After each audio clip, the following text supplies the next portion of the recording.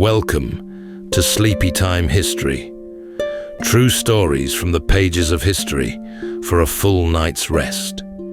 If this is your first time listening, let us know where you're tuning in from. And if you like what you hear, please consider subscribing or rating us on your preferred podcast app. And for those listening on Spotify Premium, did you know that in select regions, you can now skip ad breaks entirely by switching from audio to video? In fact, watching us on Spotify Premium Video is the best way to help us create more stories just for you. Thank you for your support. It helps us immensely. Right. We'll begin with a full 8 hours of uninterrupted storytelling after a short break.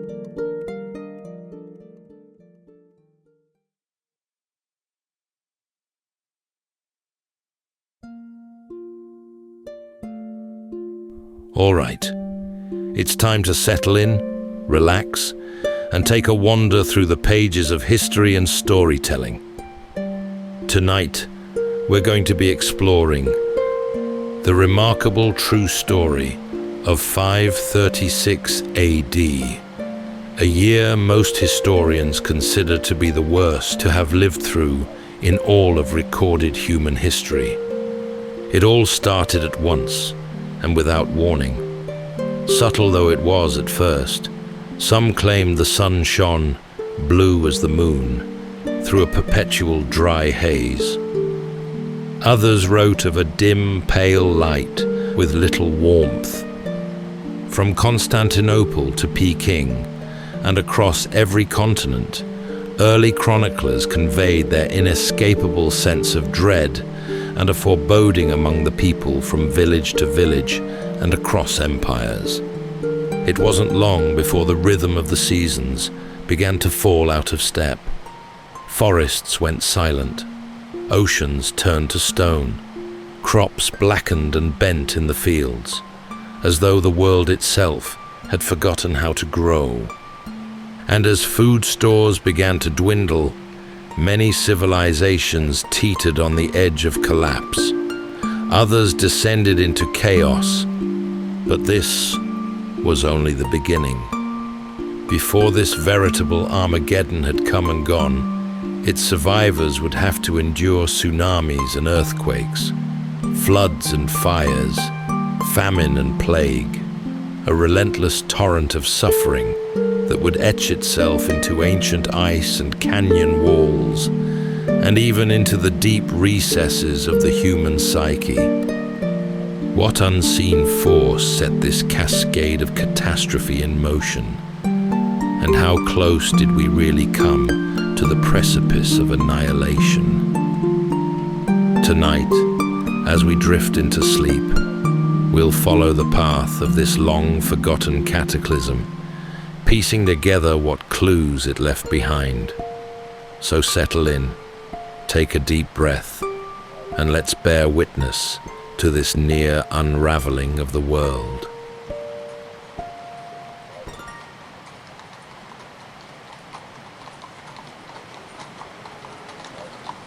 In the year that came before the darkness, the world was alive with ambition and the steady pulse of empires. 5 great realms, spanning continents, pursued their grand designs as though their way of life was set in stone. In Byzantium, the great city of Constantinople bustled, a beacon of power and progress. The emperor, known to history as Justinian, labored tirelessly, perhaps too much so, to restore the former glory of Rome. Beside him, the Empress Theodora, sharp-witted and fiercely determined, guided his hand. Their ultimate ambition was visible in stone and parchment. The towering dome of the Hagia Sophia was nearing its completion. Great legal minds were gathering the sprawling mass of Roman law into a single, cohesive document. The work was painstaking, but the city thrummed with the belief that this new Rome would endure forever. East of Byzantium, across the Mesopotamian plains, stood the rival empire of Sasanian Persia. At his magnificent court in Ctesiphon, the King of Kings, Khosrow I, held sway. He maintained a sophisticated balance of peace and tension with the Western Empire, their long border a line of mutual respect and constant preparation for war. Farther still, in China, rival courts governed in the north and south, yet the pursuit of lasting works continued across the fractures. Scholars and soldiers played their ancient roles. Vast Buddhist works, filled with profound spiritual depth, were being commissioned, and the great walls that carved up the landscape were extended, fortified, and manned. Life, despite the shifting political sands, carried on with its ancient rhythm of rice paddies, imperial edicts, and the steady beat of the seasons. Meanwhile, in Western Europe, a patchwork quilt of newer kingdoms was being sewn from the remnants of the old Roman West. Frankish kings and Gothic lords negotiated a tough reality, balancing the harsh necessity of war with the nascent structures of law. The world there felt younger, wilder, but settled in its own way, as the foundations of medieval life slowly took root in the old Roman soil. Across the great ocean, a different kind of sophistication reigned. In the Americas, the classic Maya cities were at their zenith. Their pyramids pierced the jungle canopy, and their astronomers tracked the heavens with unnerving precision. In the Andean highlands, 1,000 miles of terraces and roads crisscrossed the mountains, allowing vast communities to thrive at altitudes that would challenge a modern explorer. These worlds were not isolated. Trade was the subtle, binding thread. The Silk Road funneled luxury and ideas from east to west, while the Red Sea and the Mediterranean were thoroughfares for grain, oil, and metals. The seasonal winds powered the merchant ships across the Indian Ocean, linking markets from Arabia to China. Faith, too, shaped the daily routine, providing both consolation and discipline to the vast populations. Everything felt connected, predictable, and enduring. A vast, intricate machine that had found its perfect speed. No one could have anticipated how quickly this balance would unravel. The world was poised at a precipice, blind to the slow, unhurried catastrophe that was already descending upon them from above. The change arrived not with a thunderclap, but with a barely perceptible softening of the sun. It was an unsettling thing, a change so subtle that it frayed routines before anyone could name it. Across the busy capitals and the small industrious farms, the light itself began to feel wrong. It was pale and cool. In Constantinople, the vast market days seemed to shorten, not because of the hour, but because the strength of the sun had been drained away. People had to lean closer to their stalls, and the warm, inviting colors of the fabrics and spices seemed muted. The hearths in the city and the surrounding villages had to work harder, demanding more fuel than a typical year. It was a perpetual autumn day that refused to break into full summer. The historians and chroniclers of the age, men whose job it was to record the enduring facts of their time, were among the first to capture this uncanny sense of unease. Procopius, a Byzantine scholar and chronicler, recorded the observation with a precision that hints at his own unease. The sun, he wrote, gave forth its light without brightness, as though its very essence had been taken from it. It was still there, but it offered light without its customary warmth, creating a dry haze that simply refused to lift. Further west, in Italy, the Roman statesman Cassiodorus, who served as a minister to the Gothic court, noted the same strange phenomenon. From his vantage point, he wrote of pale skies and, crucially, untimely frosts. This wasn't just a matter of dim light. It was a shift in the engine of the weather itself, a sudden destructive cold that struck at the heart of the seasonal cycle. The sight and the feeling of the light, according to some, were enough to settle an inescapable dread upon the populace. The confidence of emperors and citizens alike began to waver, and the strange dimness became a topic of uneasy discussion wherever people gathered. John of Ephesus, a bishop and historian, wrote of a feeling of foreboding that moved from village to village and across the great empires. He recorded how the unnerving sky and the chill air unsettled even those who had faced war and famine before. The very fabric of daily life began to pull taut. The granaries felt the pinch first, their stores suddenly finite and precious under the threat of a ruined harvest. The soldiers of the great armies, used to movement and reliable supply, found themselves colder, hungrier, and more reliant on increasingly strained logistical chains.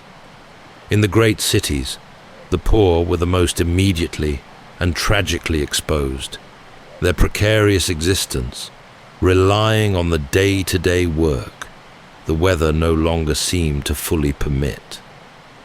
It wasn't the darkness of a storm or an eclipse which had a known and expected endpoint. This was a sustained, dry dimness that seemed to absorb the color and heat from the world. It was a celestial event that had brought a mundane disaster down to earth, threatening the most fundamental relationship of mankind, the predictable cycle of planting and reaping. The human heart was left unsettled, grappling with the certainty that whatever lay ahead, this would not be a normal year. In the vast stretch of Europe and the North Atlantic, this chain of events quickly translated into a material catastrophe. The air grew colder, and the change wasn't merely a drop in temperature. It was a fundamental shift that made the already challenging northern climate hostile to life. The harvests stumbled. In a typical year, a few poor crop yields could be absorbed by a large, diversified empire. But this event was so widespread and so persistent that it affected every major grain-producing region at once. The fields that had been reliable providers for generations suddenly failed to deliver. Where grain should have plumped and yellowed, only rotten stalks remained, incapable of sustaining the dense populations of the northern kingdoms. The disaster wasn't confined to the fields. The herds began to thin. With the early, untimely frosts and the shortened growing season, the grasses that sustained the livestock were inadequate. Hunting yields collapsed as game died off or moved on. The cold, prolonged winters became a death sentence for animals weakened by a lack of summer forage. This wasn't just an inconvenience. It struck at the core of the ancient relationship between man and land. The winters seemed to lengthen and refused to relinquish their hold. The season of short days and low fires stretched on, pushing the limits of the stored food and timber. In later Norse memory, this period would be crystallized into the chilling myth of the Fimbul winter, the great winter that precedes the end of the world. Though the context was mythic, the memory was rooted in a genuine, desperate time of cold and carefully counted rations. It was a time when the sun, which should have been their savior, seemed only to mock them. Across the sea, in the newly Christianized lands of Ireland, the scribes and monks kept their annual records, the annals. These documents, usually filled with precise details of important deaths, battles, and religious festivals, offered a record of the unfolding disaster with a chilling and characteristic spare finality. One of these Irish annals simply records for the year a failure of bread. No long lamenting descriptions of the sky or the cold, just the single devastating fact that the fundamental staple of life was gone. In the North, this crisis of rationing, salvaging, and sharing was etched into the DNA of the people. They had to rely on resourcefulness and the harsh, ancient knowledge of survival.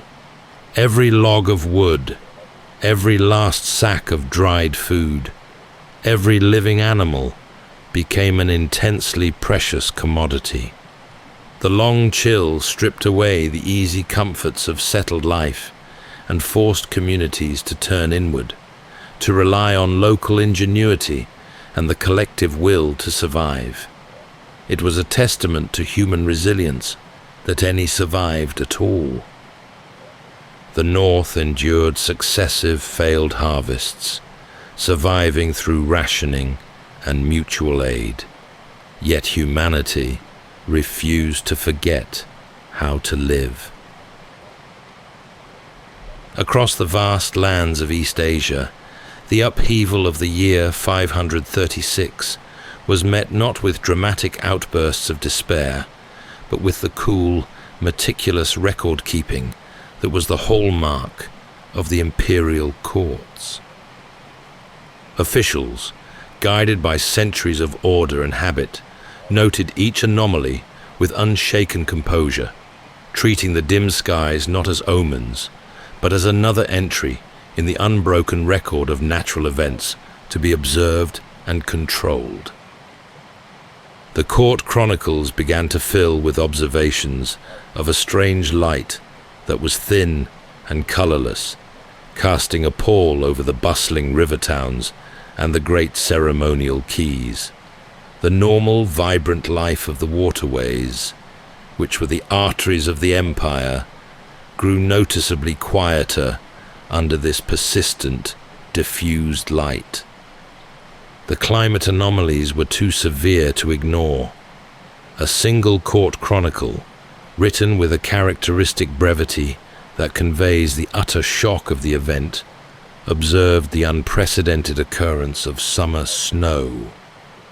Snowfall in the height of the warm season was more than a curiosity.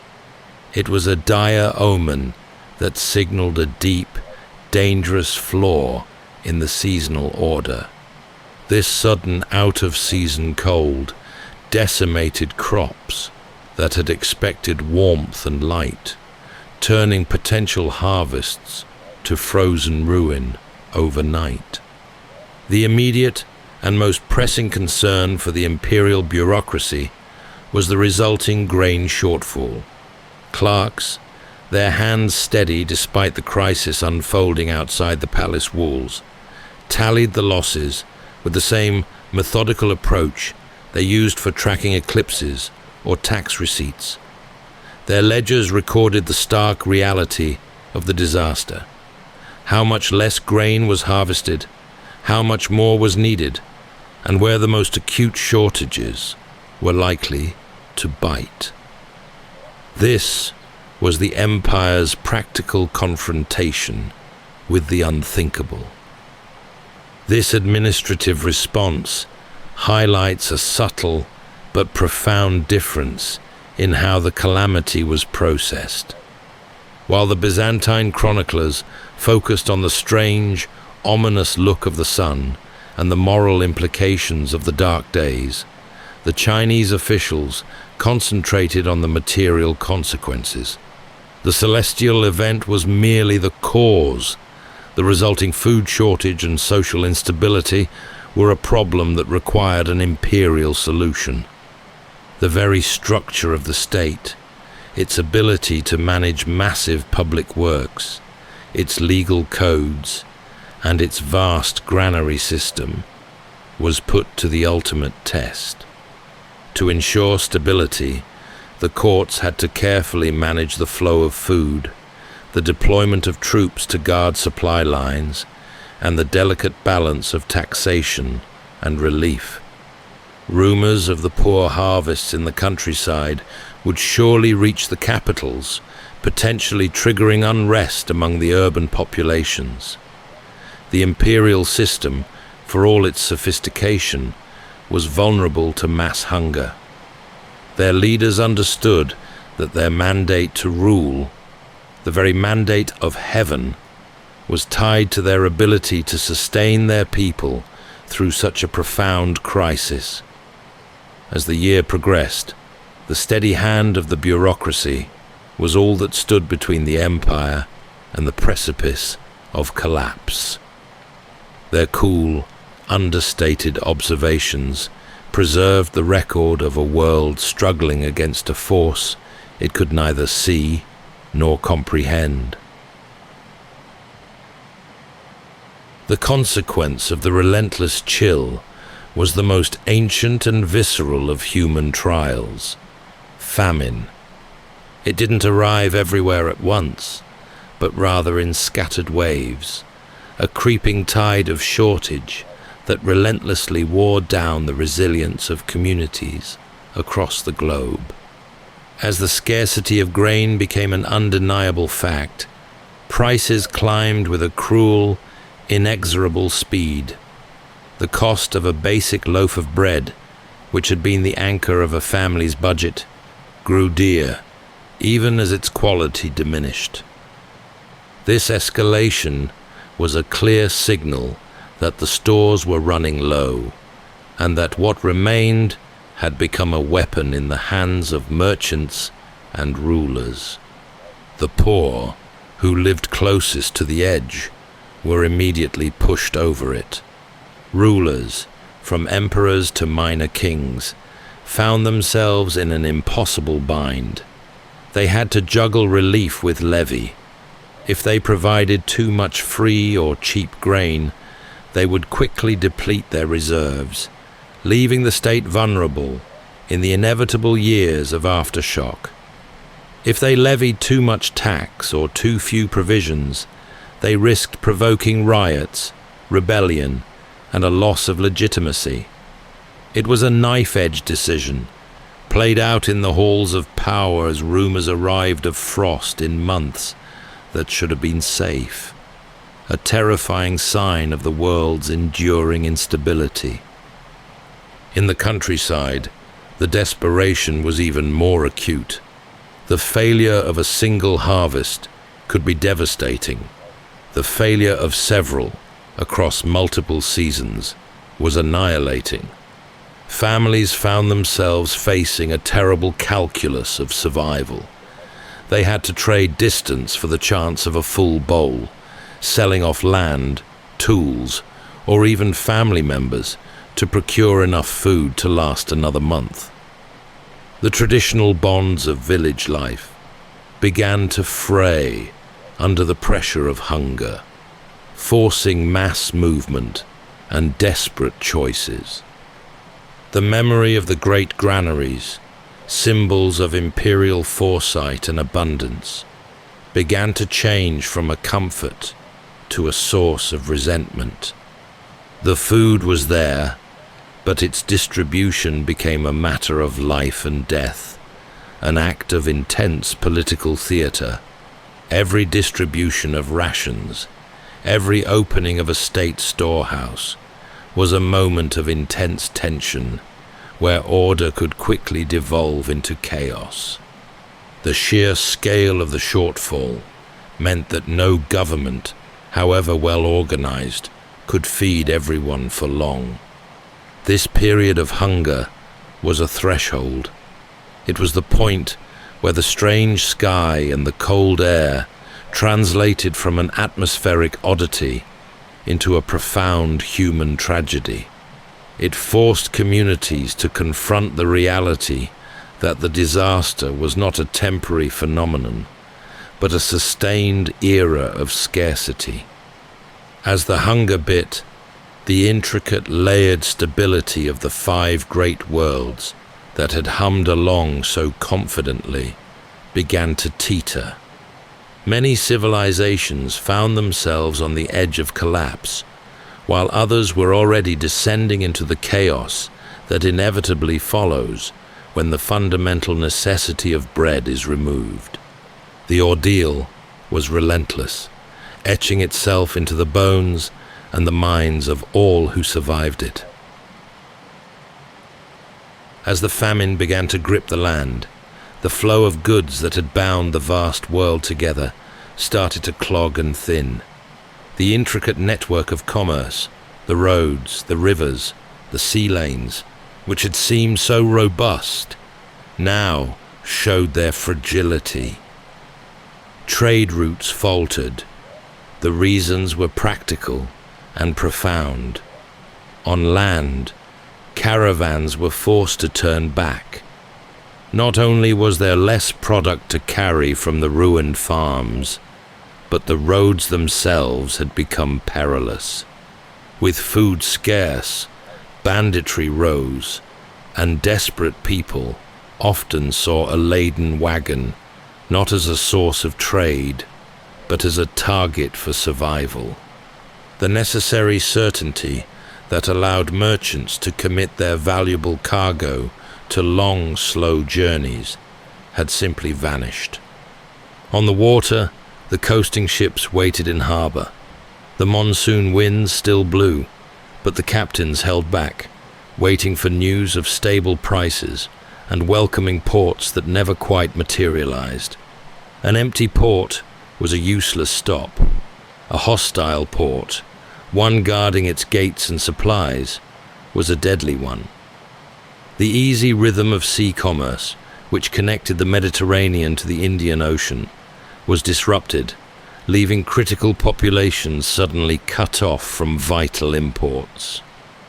The failure of trade quickly led to hard bargains and small wars. When food cannot be bought, it must often be taken. Towns began to guard their gates with intense caution, turning away strangers and even people from neighboring districts who might otherwise have been allies. The country paths, once routes of easy passage for farmers and peddlers, grew cautious and dangerous, marked by suspicion and fear. In this landscape of scarcity, migrations began.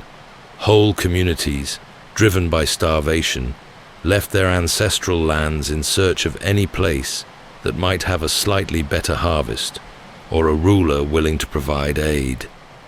These movements inevitably create tension as the starving masses put pressure on the reserves of the places they moved into, leading to fresh conflict and further destabilization of borders. The lines on the map that had been established by decades of diplomacy and warfare began to subtly shift as people moved in search of sustenance. The world's suffering felt like a single, monstrous event, but in reality, the survivors were enduring a terrifying sequence of calamities. It would only later become clear to historians, piecing together the evidence from ice cores and tree rings, that another blow was coming, and in quick succession. The initial, vast veil that covered the sun would be joined by a second, equally devastating atmospheric blow, which ensured that the brief respite between the first great famine and the next global disaster would be non-existent. The Earth had taken its first major punch, but the counterblow was already on its way, promising to prolong the long, desperate wait for the world to heal. The light did eventually begin to steady. The sun, while not immediately returning to its former brilliance, grew strong enough to once again warm the fields and permit the seasons to tentatively resume their ancient rhythm. However, even as the sky offered a measure of relief, the earth itself proved restless. The sheer, prolonged stress on the world had seemed to destabilize the planet's crust. As the long cold eased, a new wave of fear gripped the populated areas, particularly along the crowded coasts and great fault lines. Great shocks began to reverberate through the land, toppling the great stones of temples, homes, and fortifications. These earthquakes were often followed by equally devastating tsunamis. Bustling harbors that had been the lifeblood of trade and travel were suddenly ravaged, their waterfronts smashed, and their entrances choked with silt. The lesson of the Earth's instability was written into the very architecture of the cities and ports.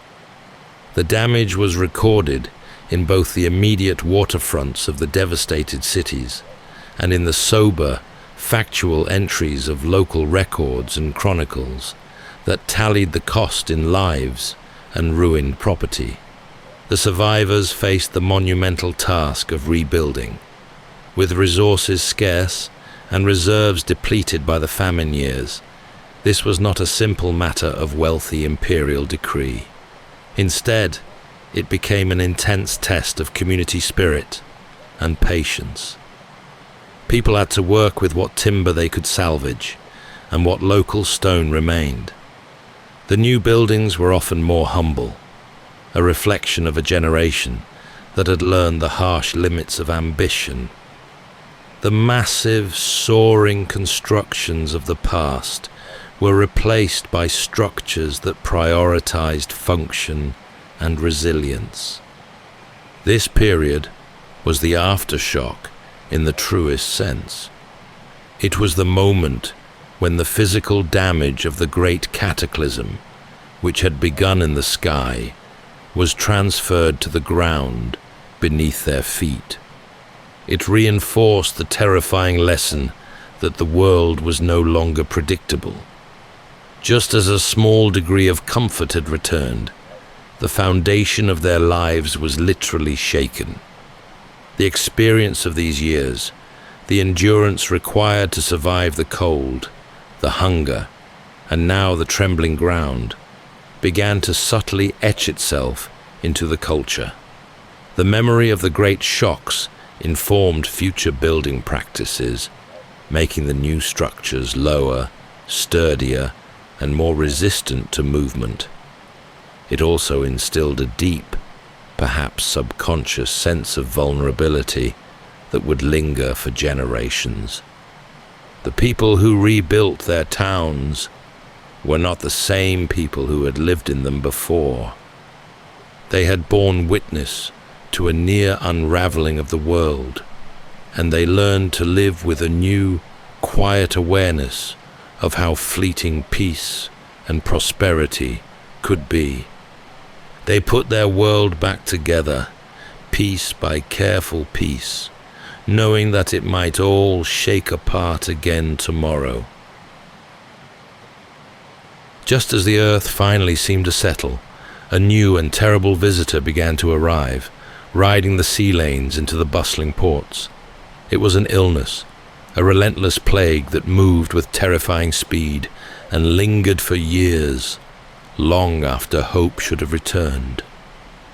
The disease, which historians would later call the Plague of Justinian, was carried by trade ships, disembarking first in the great Mediterranean hubs like Alexandria, and then quickly spreading to one of the most populous cities of the age, Constantinople.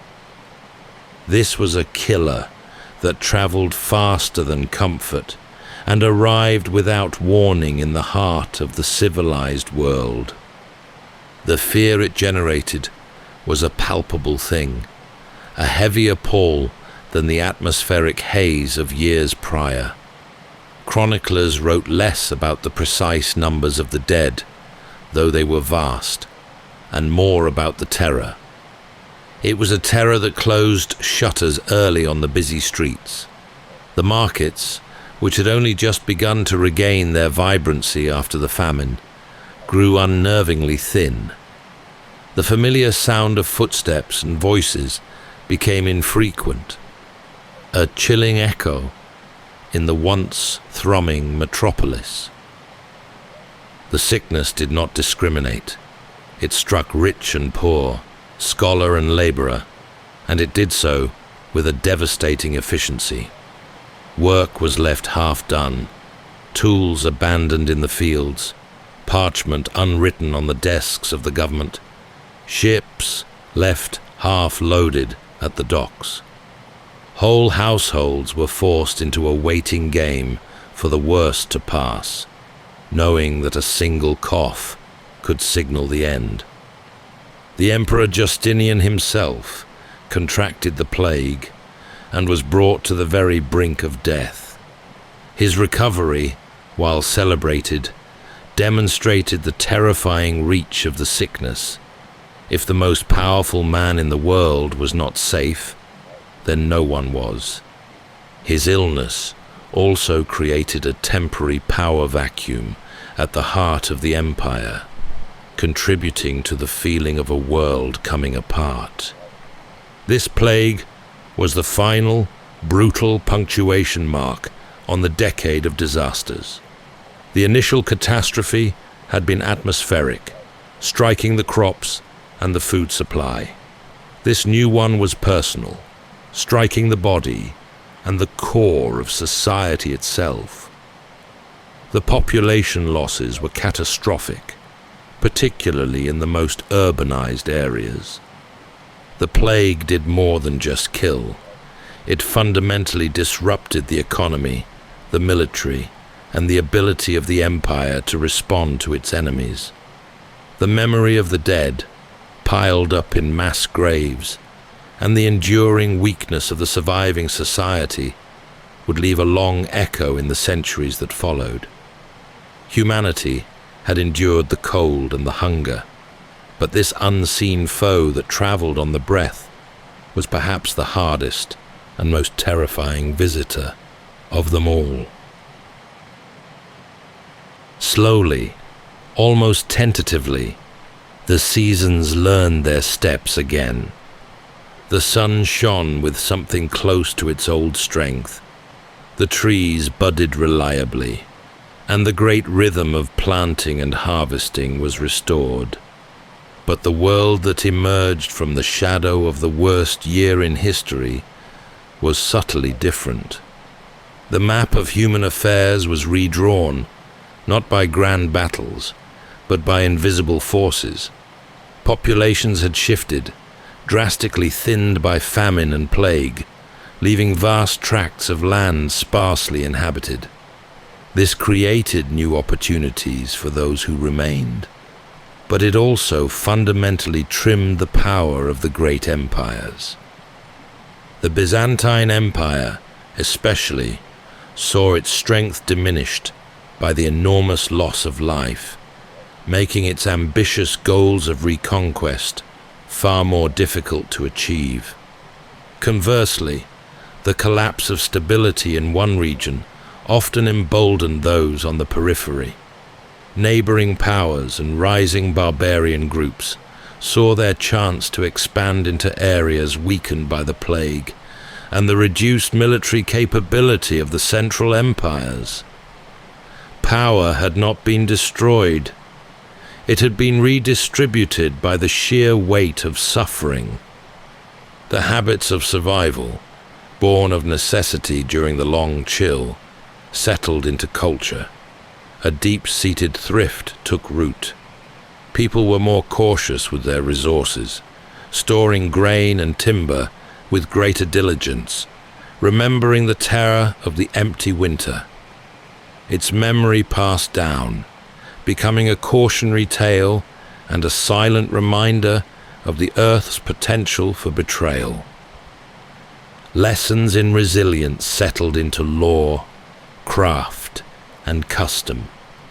Lawmakers, forced to deal with issues of abandoned property, mass migration, and the rights of the newly orphaned, incorporated new provisions into their codes.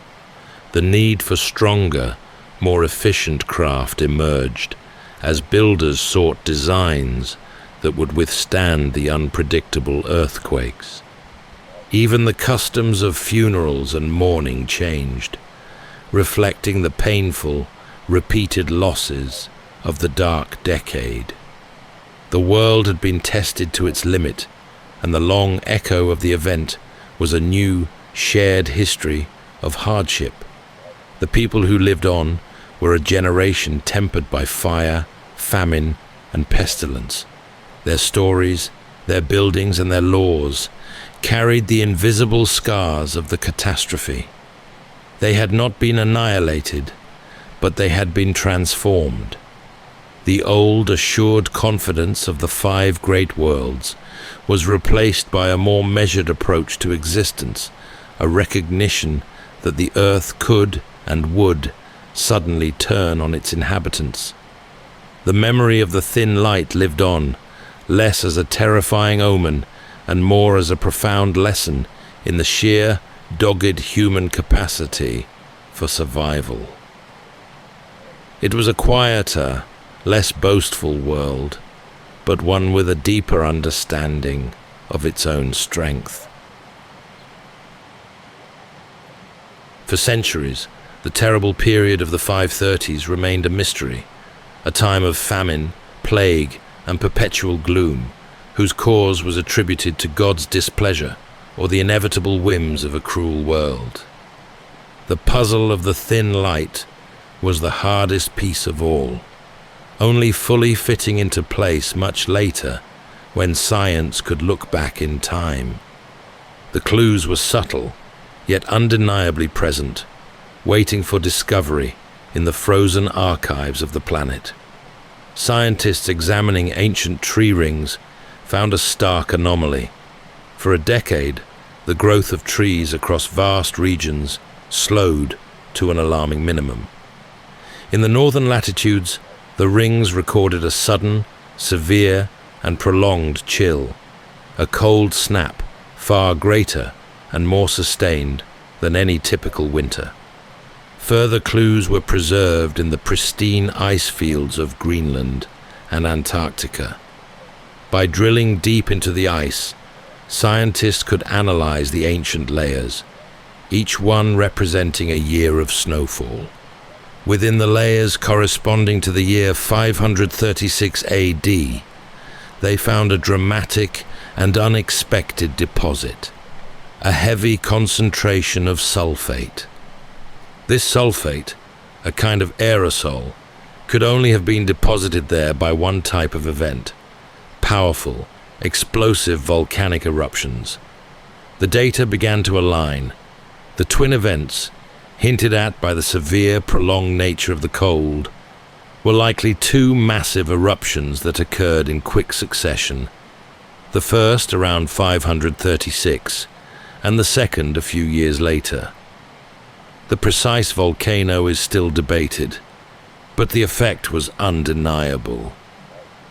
The explosions had propelled vast amounts of ash and sulfate high into the stratosphere, far above the cleansing rain. There, these particles spread across the entire globe, creating a veil that enveloped the planet. This natural screen performed a devastating trick. It allowed light to pass through, which is why the sun was visible, but it effectively cooled the world by preventing solar heat from reaching the surface. This unseen force, the smoke we couldn't see, was the ultimate cause of the long chill, the crop failures, and the resultant famine and migration. It was a global atmospheric cataclysm that set the cascade of human suffering in motion, leading indirectly to the societal weakness that allowed the Great Plague to spread so ruthlessly. The ice and the trees told the story of a world caught in the grip of a powerful natural force, a cosmic consequence of geological upheaval. It was an event of such magnitude that it remains a stark, sober reminder of the delicate balance of our planet and the profound, humbling power of nature. That's all for tonight's journey through history. Whether you're fast asleep or still drifting there, thank you for listening. And until next time, rest well.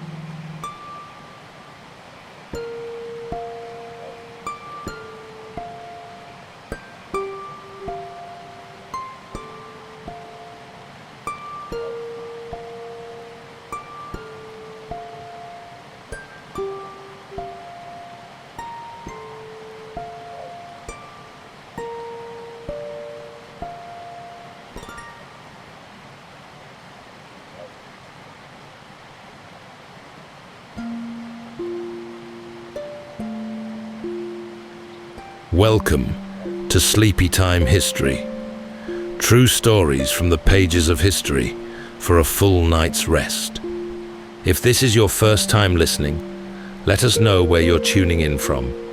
And if you like what you hear, please consider subscribing or rating us on your preferred podcast app. You can also help us choose an upcoming feature by voting in our Spotify poll. Thank you for your support. It helps us immensely.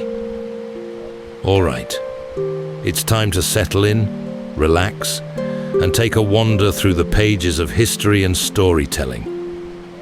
Tonight, we're going to be exploring the remarkable true story behind the myth of Count Dracula and the ruthless 15th century warlord whose reign of terror inspired the Gothic legend of an immortal, blood-sucking monster that haunts us to this very day. In the shadowed valleys of Transylvania, mist clings to the steep folds of the Carpathian Mountains. Stone fortresses rise from cliffs like the bones of a sleeping giant, their walls scarred by centuries of siege. It was here, in a land forever caught between empires, that a young prince would quickly learn that survival demanded more than courage or loyalty. It required fear. Born to Vlad Dracul of the Order of the Dragon, Prince Vlad III inherited a throne hemmed in by treachery and threat. His childhood as a hostage of the Ottoman court taught him that mercy was a language seldom spoken. When he returned to rule Wallachia, he brought with him a mind sharpened by captivity and a heart accustomed to suspicion. His reign would be short and brutal, but unforgettable. Stories of his terrible methods spread quickly across the known world. Some saw a patriot defending his homeland against impossible odds. Others saw only a monster who turned cruelty into an art form. Was he a protector shaped by violence, or the very embodiment of it? History leaves us a tangle of both man and myth, further compounded by the classic novel that transformed this obscure nobleman from the late Middle Ages into the modern-day vampire. Tonight, for this Halloween special, we'll trace the origins of a real man whose path winds through mud-choked battlefields, deep forests, and crumbling monasteries in his unholy quest for power. So settle in, take a deep breath, and let's uncover the origins of Count Dracula through the moonlit ruins of Transylvania, reawakening a story that refuses to die.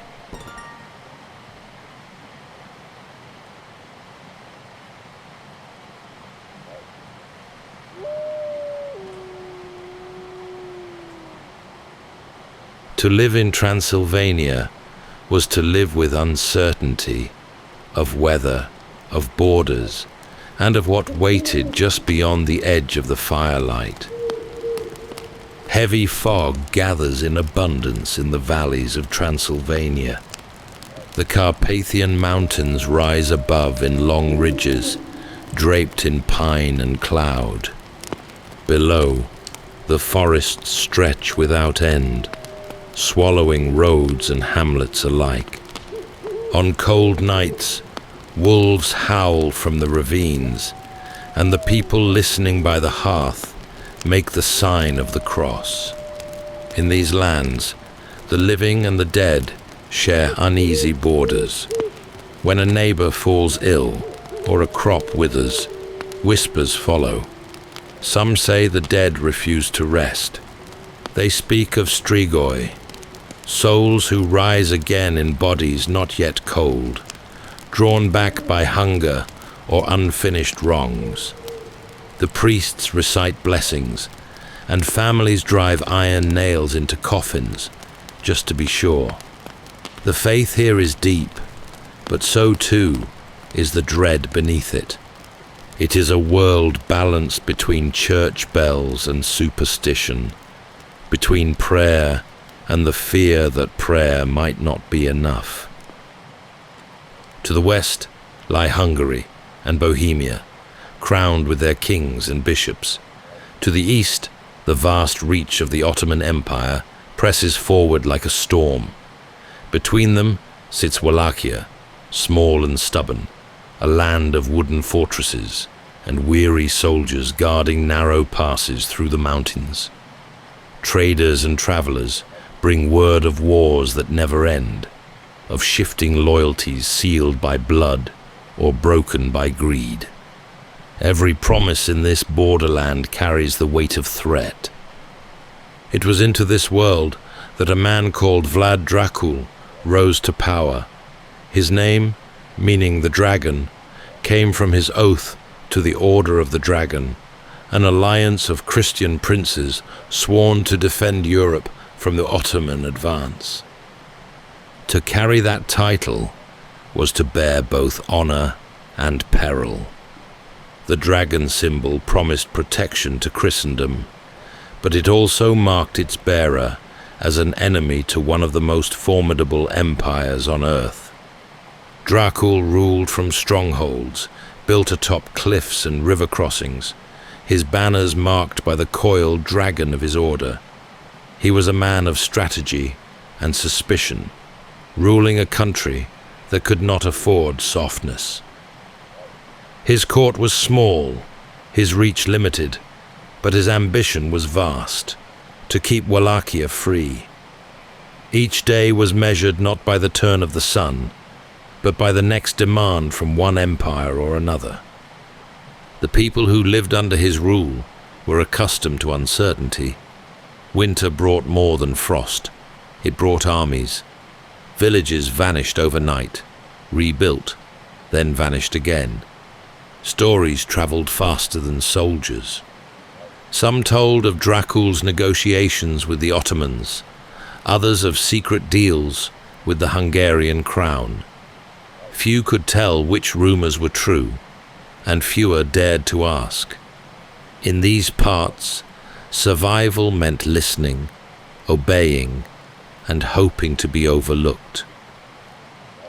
High in his fortress, perhaps on a night when the wind moaned through the towers, Dracul might have looked out over the darkened valleys and wondered what it meant to serve both faith and survival. The oath he swore to the Order of the Dragon had bound him to defend his land, yet that same oath chained him to the endless quarrels of greater powers. The dragon's mark was both shield and curse, and in his household a young boy was watching. The boy's name was Vlad too, the son of the dragon. From torchlit corridors and narrow windows, he learned what it meant to rule a place where friends could be bought. Borders could shift overnight, and fear was the only constant. In the fortress halls of Wallachia, a young boy grew beneath the weight of banners and candlelight. His father, Vlad Dracul, carried the symbol of the dragon upon his cloak, a coiled emblem of faith and defiance. For the boy, this was to be more than inheritance. It was to be his destiny. His earliest memories were shaped by whispers of siege and betrayal.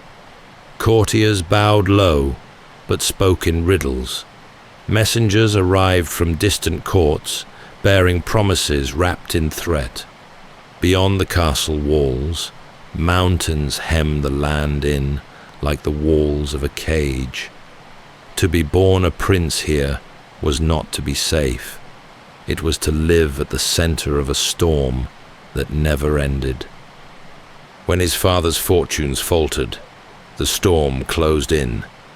In a fragile bid to preserve his throne, Dracul struck a pact with the Ottoman Empire, sending his young sons as hostages to ensure his loyalty. The boy and his brother, Radu, were taken south across the Danube to Edirne, then the Ottoman capital. There, the air was thick and fragrant with incense, and the call to prayer echoed from high domes unfamiliar to their Christian ears. In this foreign court, the boy learned the language of survival.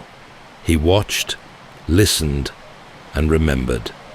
The Ottomans prized discipline and cunning, and he studied both. Tutors drilled him in their customs and tactics.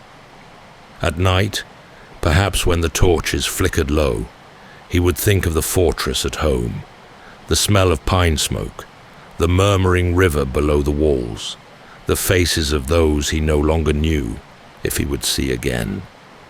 Hostage though he was, the boy was also learning to rule. He saw how men bent their will to power, how respect could be taken rather than given. In captivity, he learned patience, the kind that waits, observes, and endures. Years passed. News traveled north and south alike. Word reached him of his father's shifting loyalties, of nobles conspiring in the shadows, and of betrayal. Vlad Dracul was overthrown and killed, his body left in the open as warning. To the boy in Edirne, the message was clear. Mercy had no place in the game of rule. When he was at last permitted to return, he came back to a land broken by rival claims and distrust. Wallachia was fractured. Some nobles backed the Ottomans, others the Hungarians, and few trusted either. The throne his father had died for was still contested, the crown tarnished by fear and treachery. But the boy who returned was not the same as the one taken away. He had learned to measure words, to read men's faces. and to strike when the moment demanded it. At first, his rule was brief, a small flame in a storm of greater powers. Enemies encircled him. Betrayal came from within. Yet even in defeat, he did not yield easily. When he lost his throne, he vanished into the folds of foreign courts, biding his time. Somewhere within him, the child who had watched the Ottomans drill in perfect order remembered that discipline. The years of captivity had not broken him, they had forged him. Soon he would return again, harder, colder, and utterly determined. The land that had swallowed his father would learn to fear his name, and though the world would one day twist his story into legend, it was in these long, uncertain years that the man behind the myth was truly made. The son of the dragon, born of captivity, shaped by loss, and returned to rule a country that had forgotten how to believe in mercy. When the dragon's son seized Wallachia again, the land was weary. Smoke lingered above charred villages, and the roads were thick with mud and fear. Traders spoke in low voices, priests carried more burden than faith, and the boyars, the nobles, played their endless games of allegiance, each swearing loyalty to whichever side seemed least likely to fall. Into this uneasy soil, Vlad planted the flag of his rule. He was still young, but his eyes held the calm of a man who had already outlived trust. The throne he claimed was not offered, it was seized. His first acts were not grand proclamations, but cold reckonings. The boyars who'd betrayed his father were summoned to feast, fed, and judged. Some were made examples, others given mercy so rare it unsettled more than punishment. To rule here required not kindness, but control. The court at the Wallachian capital became a place of purpose. Edicts were written, taxes reordered, soldiers retrained. The walls of his fortresses were strengthened, and the watchtowers were manned day and night. He rebuilt bridges, repaired grain stores, and punished thieves and corrupt officials with relentless consistency. The message was clear. The age of chaos had ended. Order would return, even if it came through fear. His people, hardened by decades of invasion and betrayal, responded with wary respect. The roads grew safer, banditry dwindled. Travelers could cross the land without losing their lives or their goods. Yet the same justice that restored stability also bred unease. The prince's punishments were severe, and mercy was rare. He kept a ledger of crimes and names, but the ink might as well have been blood. Beyond the borders, the Ottomans and Hungarians watched with suspicion. Wallachia was small, but it sat like a hinge between two great empires. Whoever held it controlled the passage of armies, the flow of tribute, and the hearts of borderlands that never stopped burning. Vlad played his enemies as he once had played his captors, patiently, cautiously, waiting for their missteps. In those years, his fortress at Poenari rose higher on the cliffs above the Argesh River, a jagged crown of stone. It was rebuilt by his command, its foundations dug by those who had betrayed him. From its towers, a messenger could see the valley for miles, the lifeline of his realm. On winter nights, when the fires in the great hall burned low, he would walk the ramparts and look out over his land, listening to the wind that howled through the mountains like a chorus of ghosts. To his followers, he was a ruler of iron will, incorruptible and unswerving. To his enemies, he was unpredictable and dangerous. Both views were true. He understood that in Wallachia, Power alone was not enough. It had to be visible. A single act of weakness could unravel years of rule. And so his authority grew not only through his armies and decrees, but through the legend that began to form around his name. In the villages, people spoke of his justice in the same breath as his cruelty. A merchant who lied about his wares was said to have been impaled outside the city gates. A thief found hanged with his stolen goods at his feet. Whether all the stories were true hardly mattered. Fear became as effective a wall as any fortress. The rivers of Wallachia ran dark that spring. Across the southern plains, the Ottoman armies advanced, their banners catching the wind like a storm front of silk and iron. Vlad's spies brought word of camps stretching for miles, of generals boasting that the prince would soon bow to the Sultan.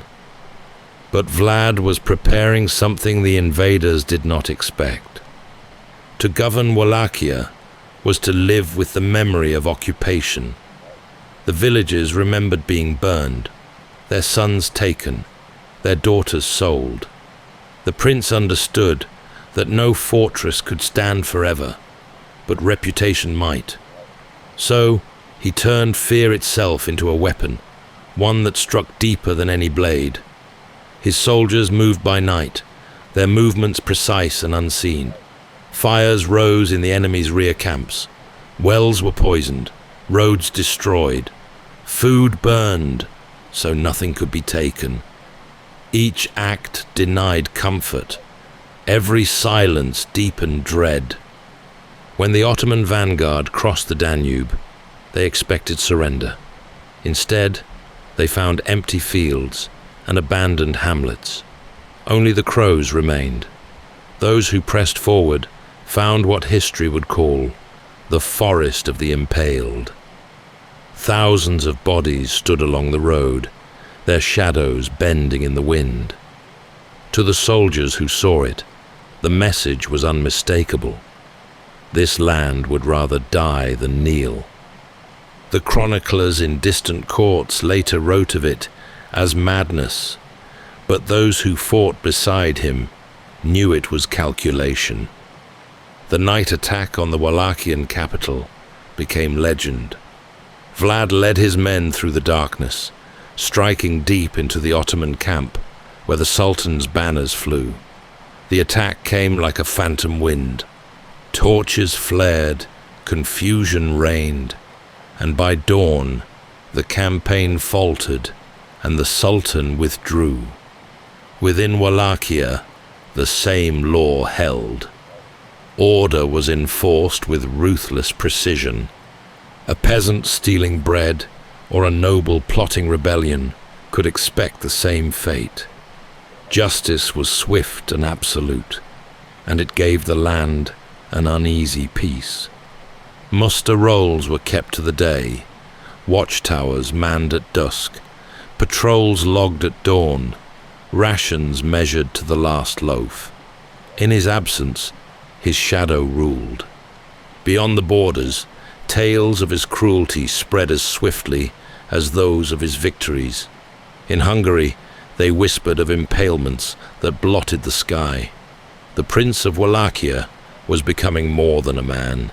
He was becoming a symbol of dread. The truth of his rule mattered less than the fear his name inspired. He rode often at dusk, his armor catching the faint light like a burnished mirror. Perhaps he understood what he had become, or perhaps he no longer cared. To hold power in Wallachia was to dance on the edge of survival, and he had learned long ago that pity was a step toward ruin.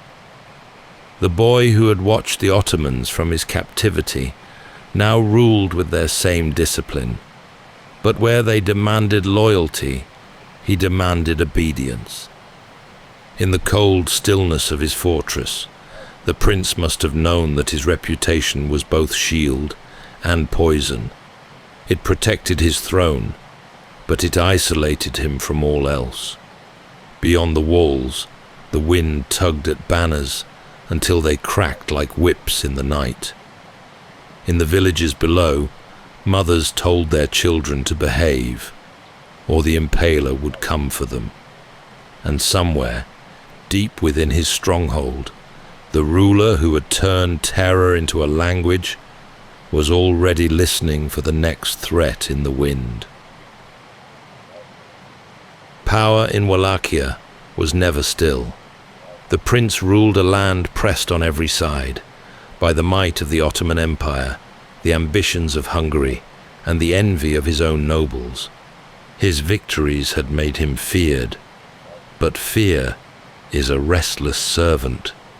It breeds obedience for a time, and treachery soon after.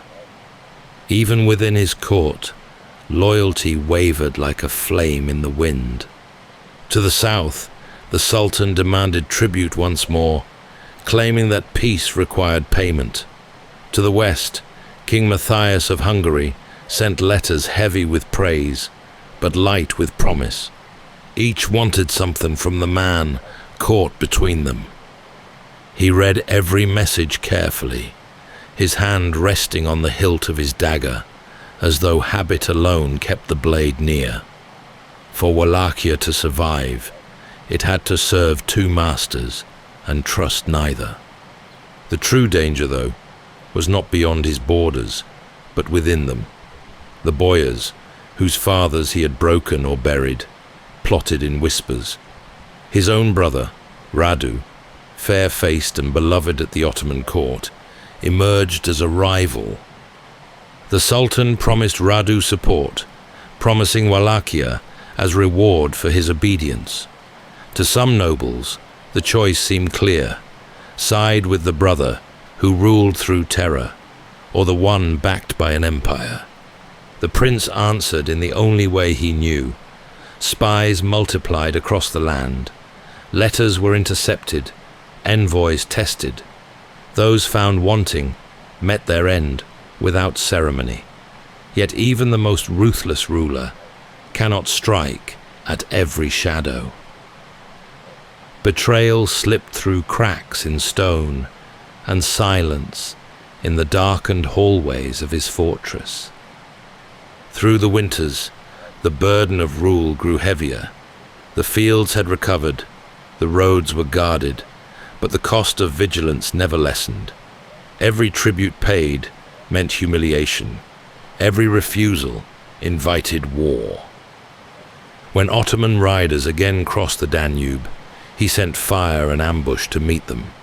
When Hungarian envoys came demanding allegiance, he offered them feasts and sent them home empty-handed. Each decision bought time, never peace. The people endured it all: raids, rebuilding, and the uncertain balance of a ruler who protected them with relentless resolve. Some still prayed for him in church. Others prayed to be forgotten by him altogether. Yet none could deny that the frontiers held fast. His soldiers, once ragged and hungry, now marched in perfect lines, their discipline a reflection of their master's will. Late in his reign, stories tell of nights spent alone in the great halls of power, the fires burning low. Around him hung the banners of past victories, trophies from battles both won and survived. Perhaps he knew that no ruler of Wallachia had ever died peacefully, that his enemies outnumbered his allies 100-fold. Still, he sat upright in the carved oak chair that served as his throne, studying maps, plotting moves in a game he could never truly win. When betrayal finally came, it arrived not with armies, but with ink and seal. The Hungarian king, who had once called him ally, declared him enemy, branding him traitor to Christendom. Captured by deception, rather than defeat, the prince was taken north, imprisoned far from his land. In his absence, his brother ruled under the Sultan's hand. and Wallachia bent once more to foreign will. When the prince vanished from his throne, his story began to travel farther than he ever had in life. Across Europe, printers and scribes found a new subject for their presses. In the taverns of Saxony and the marketplaces of Nuremberg, travelers spoke of the ruler of Wallachia, whose punishments outstripped all imagination. The printing press was still young, but its hunger for sensation was endless. Pamphlets described forests of impaled enemies stretching to the horizon, rivers running red, and banquets eaten beneath the hanging bodies of the condemned. Each retelling added another layer until the prince became less a man and more a warning. To some, he was a devil cloaked in armor. To others, a grim defender of Christendom, unflinching where softer kings had failed. In the German states, woodcuts showed him seated at a feast, while victims writhed upon stakes outside his window.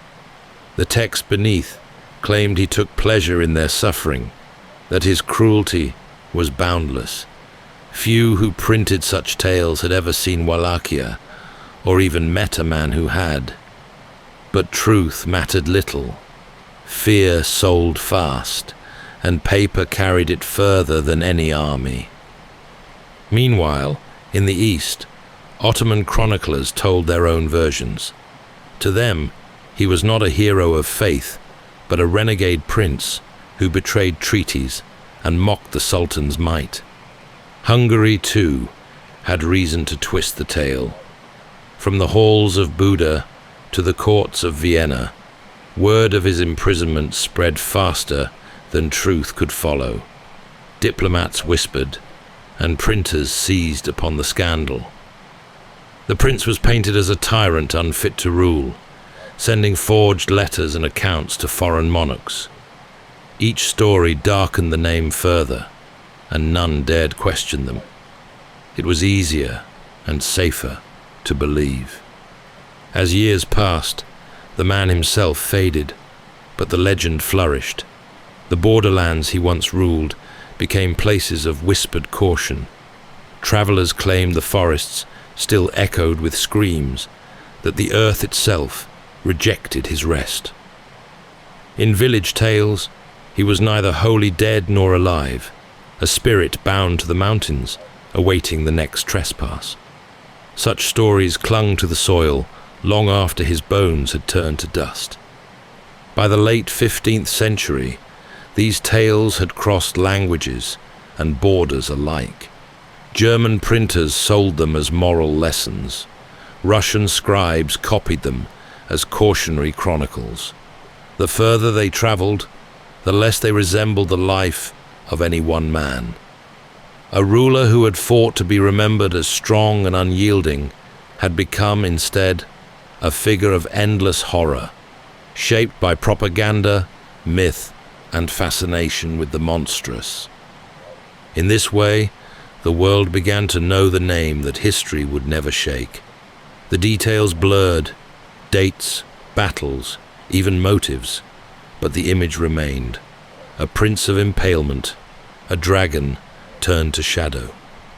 Long before anyone dreamt of vampires, the myth of Dracula had already begun to breathe. Long after Vlad was gone, the lands he ruled kept his memory close. His castles fell to ruin, his banners to dust, yet his name lingered in the mouths of shepherds and villagers who spoke of him as though he had never truly died. In Wallachia and beyond, death was never the end. It was a passage uncertain and sometimes incomplete. The people of these borderlands had lived too long with war and plague to believe that the grave was final. When a body failed to decay, or when sickness swept through a family soon after a burial, they feared the restless dead. The Strigoi, they said, walked again. Some returned to steal the strength of the living. Others came only to wander, lost and hungry for what they once had. In the dark, even a loose board or a moaning wind could stir unease that someone's soul was not at peace. Priests knew these fears well. They read prayers over the dead, lit candles that burned for days, and sprinkled holy water on graves. Still, the old remedies endured. Villagers placed thorns in coffins, or drove iron through the shrouds to keep the bodies still. A few buried their dead face down, believing that if they rose, they would dig deeper into the earth instead of toward the living. Such acts were not cruelty, but caution, simple insurance in a world where life itself was uncertain. In these same valleys, the memory of Vlad lingered. Some told their children that his cruelty had cursed him, that his soul could find no rest. Others said he watched over the land still, punishing those who broke oaths or stole from the church. The stories shifted with each generation, until it was no longer clear whether he haunted the people or protected them. His name, Dracula, became less a title and more a spell, something spoken softly, never mocked. By the 17th century, the tales of the Strigoi had spread far beyond Wallachia. Travelers wrote of exhumations, where villagers dug up corpses said to move or bleed. In one account, a farmer's wife claimed she heard her dead husband knocking at the door each night until the local priest intervened. When the grave was opened, the body was pink, the mouth wet with what they believed was stolen blood. The villagers drove a stake through his heart and buried him again, satisfied that the visitations would cease. Such stories were retold in monasteries, and from there to curious readers in Vienna and Prague. In the West, scholars and physicians tried to explain it all. They wrote of decomposition, disease, and panic, but the people who lived among the mountains remained unconvinced. The unseen world was too near, too familiar to be dismissed. The line between faith and superstition had never been more than a thread.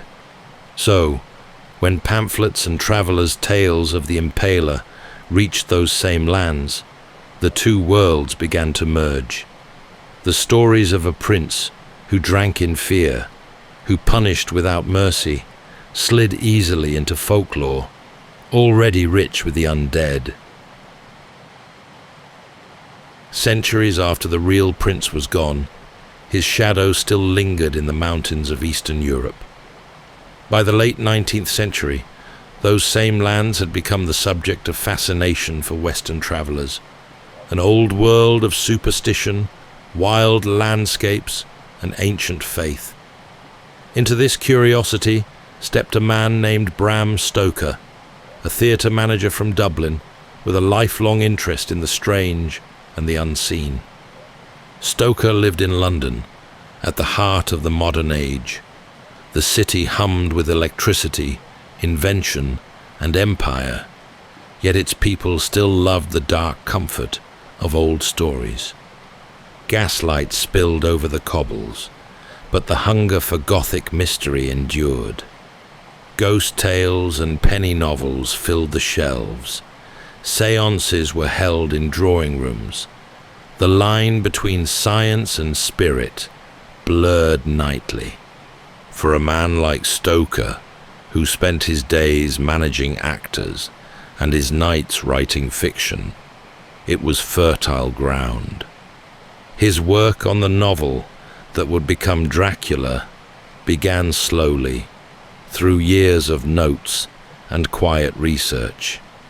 He read widely, travel journals, histories of the Carpathians, and collections of regional folklore. Among them was Transylvanian superstitions by Emily Gerard, a Scottish writer who described the beliefs of peasants living in the shadow of the Carpathian Mountains. She wrote of the Strigoi, the restless dead who left their graves to trouble the living. Her tone was academic, but Stoker saw the power in it. In his notes, he scribbled down fragments: vampires, superstition, disease, fear of the foreign. He jotted the word Dracula, having found it in a reference to a ruling prince of Wallachia. He soon discovered the word meant son of the dragon in one tongue and devil in another. It was a name that carried its own weather, hard, ancient, and magnetic. What he did not know, or perhaps did not care to know, was how little the real man resembled the creature he would soon imagine. Stoker never traveled to Transylvania. His version of the place came from maps, guidebooks, and the fog of imagination. Yet he captured its essence: the steep mountain passes, the isolation, the sense of something vast and unbroken by modernity. In his study, surrounded by papers and candlelight, he shaped his count not as a ruler of men, but as a predator of souls, eternal and unknowable. He worked with the patience of an archivist, but his goal was not history, it was fear. He saw in the vampire a reflection of Victorian anxieties: disease carried by touch, forbidden desire, the invasion of the foreign into the domestic. The Count would arrive in London by ship, bringing the old world into the new, and the struggle between them would form the spine of his story. Friends who read early drafts spoke of the novel's unsettling realism. Stoker used letters, diaries, and ship logs to tell his tale, grounding the impossible in the everyday. When Dracula was published in 1897, it entered a world ready to believe in it. The critics called it original, chilling, and strangely believable. The name that had once belonged to a forgotten nobleman of Wallachia now had a new life. Stoker died without ever seeing the full reach of what he had created. His Count would outlive him, cross oceans, and slip into every form of storytelling that followed. Yet in that small study in London, he unknowingly bridged centuries. A medieval prince who had ruled through fear was reborn as a creature who fed upon it. And through the imagination of one writer, the boundary between history and nightmare disappeared forever. In the spring of 1897, the world met Dracula. The novel slipped into London bookshops, thick, somber, and unlike anything else. It carried readers from modern streets into the shadows of centuries past. Told through letters, diaries, and telegrams, it framed a struggle the Victorians craved. Science against superstition, day against a night that would not end. The book landed on nerves already frayed. Empire stretched wide, while certainties at home thinned. Disease, industrial change, and shifting roles made progress feel fragile. Stoker's vampire was more than a monster. He was an idea: invasion, temptation, and the fear that civilization could be undone from within. Reviews called it morbid, extraordinary, disturbingly plausible. Few knew the name came from a Wallachian ruler. Fewer cared. The Count had slipped his origins.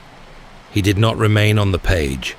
Within a generation, the vampire returned on film, most famously in 1922, when a German director recast the tale as a silent nightmare. Rights were challenged. Prints were ordered destroyed.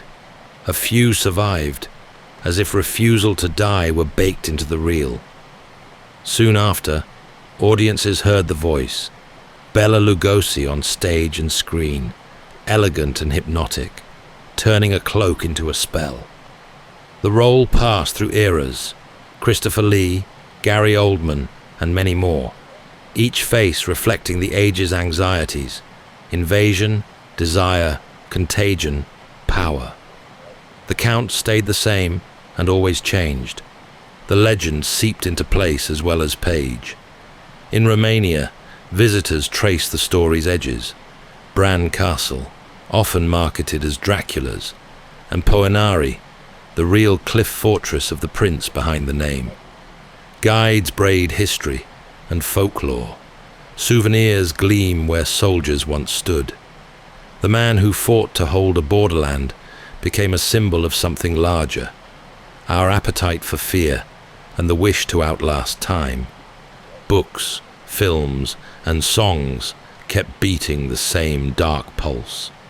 Dracula became a figure of longing as much as terror, the dream of permanence when everything else decays. He outlived the superstition that birthed him and the modernity that mocked it.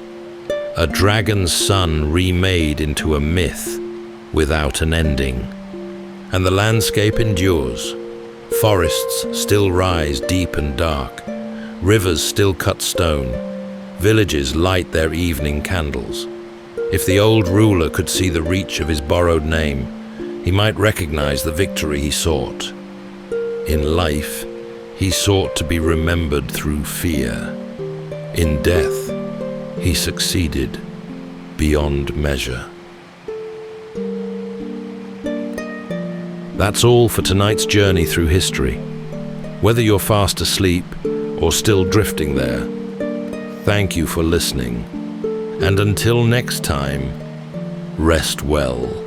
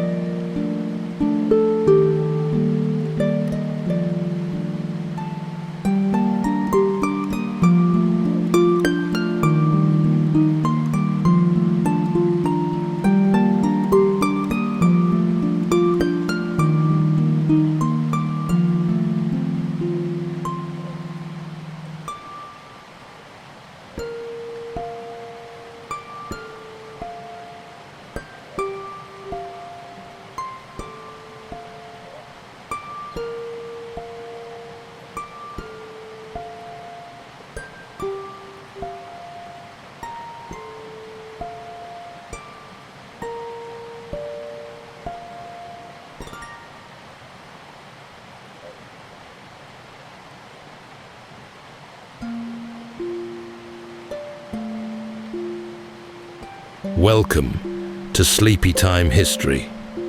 True stories from the pages of history for a full night's rest. If this is your first time listening, let us know where you're tuning in from. And if you like what you hear, please consider subscribing or rating us on your preferred podcast app. You can also help us choose an upcoming feature by voting in our Spotify poll. Thank you for your support. It helps us immensely. All right, it's time to settle in, relax, and take a wander through the pages of history and storytelling. Tonight, we're going to be exploring the remarkable true story of the infamous and inescapable prison of Alcatraz Island and the 3 inmates who just might have made it to freedom. Standing alone in the yawning mouth of the frigid San Francisco Bay and perched atop a barren rocky jut, Alcatraz was built like a great fortress turned inward. Bleak and isolated, this monument to finality made manifest Dante's solemn warning at the gates of the Inferno. Abandon all hope, ye who enter here. The prison guards at Alcatraz were meticulous about rules and routine. But routines turn into patterns, and patterns can be exploited. For 3 inmates in particular, these patterns became their doctrine, patience, their religion. Weeks turned into months as they sketched detailed maps and gathered their materials, dining utensils, life jackets, paper mache, and hair swept up from the prison barbershop floor. Every day they charted their progress, telling no one, and concealing their contraband from the guards, even during surprise shakedowns. Resourceful and discreet, they accumulated every small advantage, quietly preparing for one moonless summer night when they would hazard everything to reach the water's edge. But this is where the facts end and speculation begins. Is it possible the battling currents bore them all the way to safety? Or did the odds dogging their escape plan from the outset finally hasten the end that Alcatraz was always meant to deliver? Tonight, as we drift into sleep, we'll trace this story from cell to shoreline and scale the walls that divide certainty from conjecture. So settle in, take a deep breath, and let's journey alongside these daring figures into the space between safety and freedom.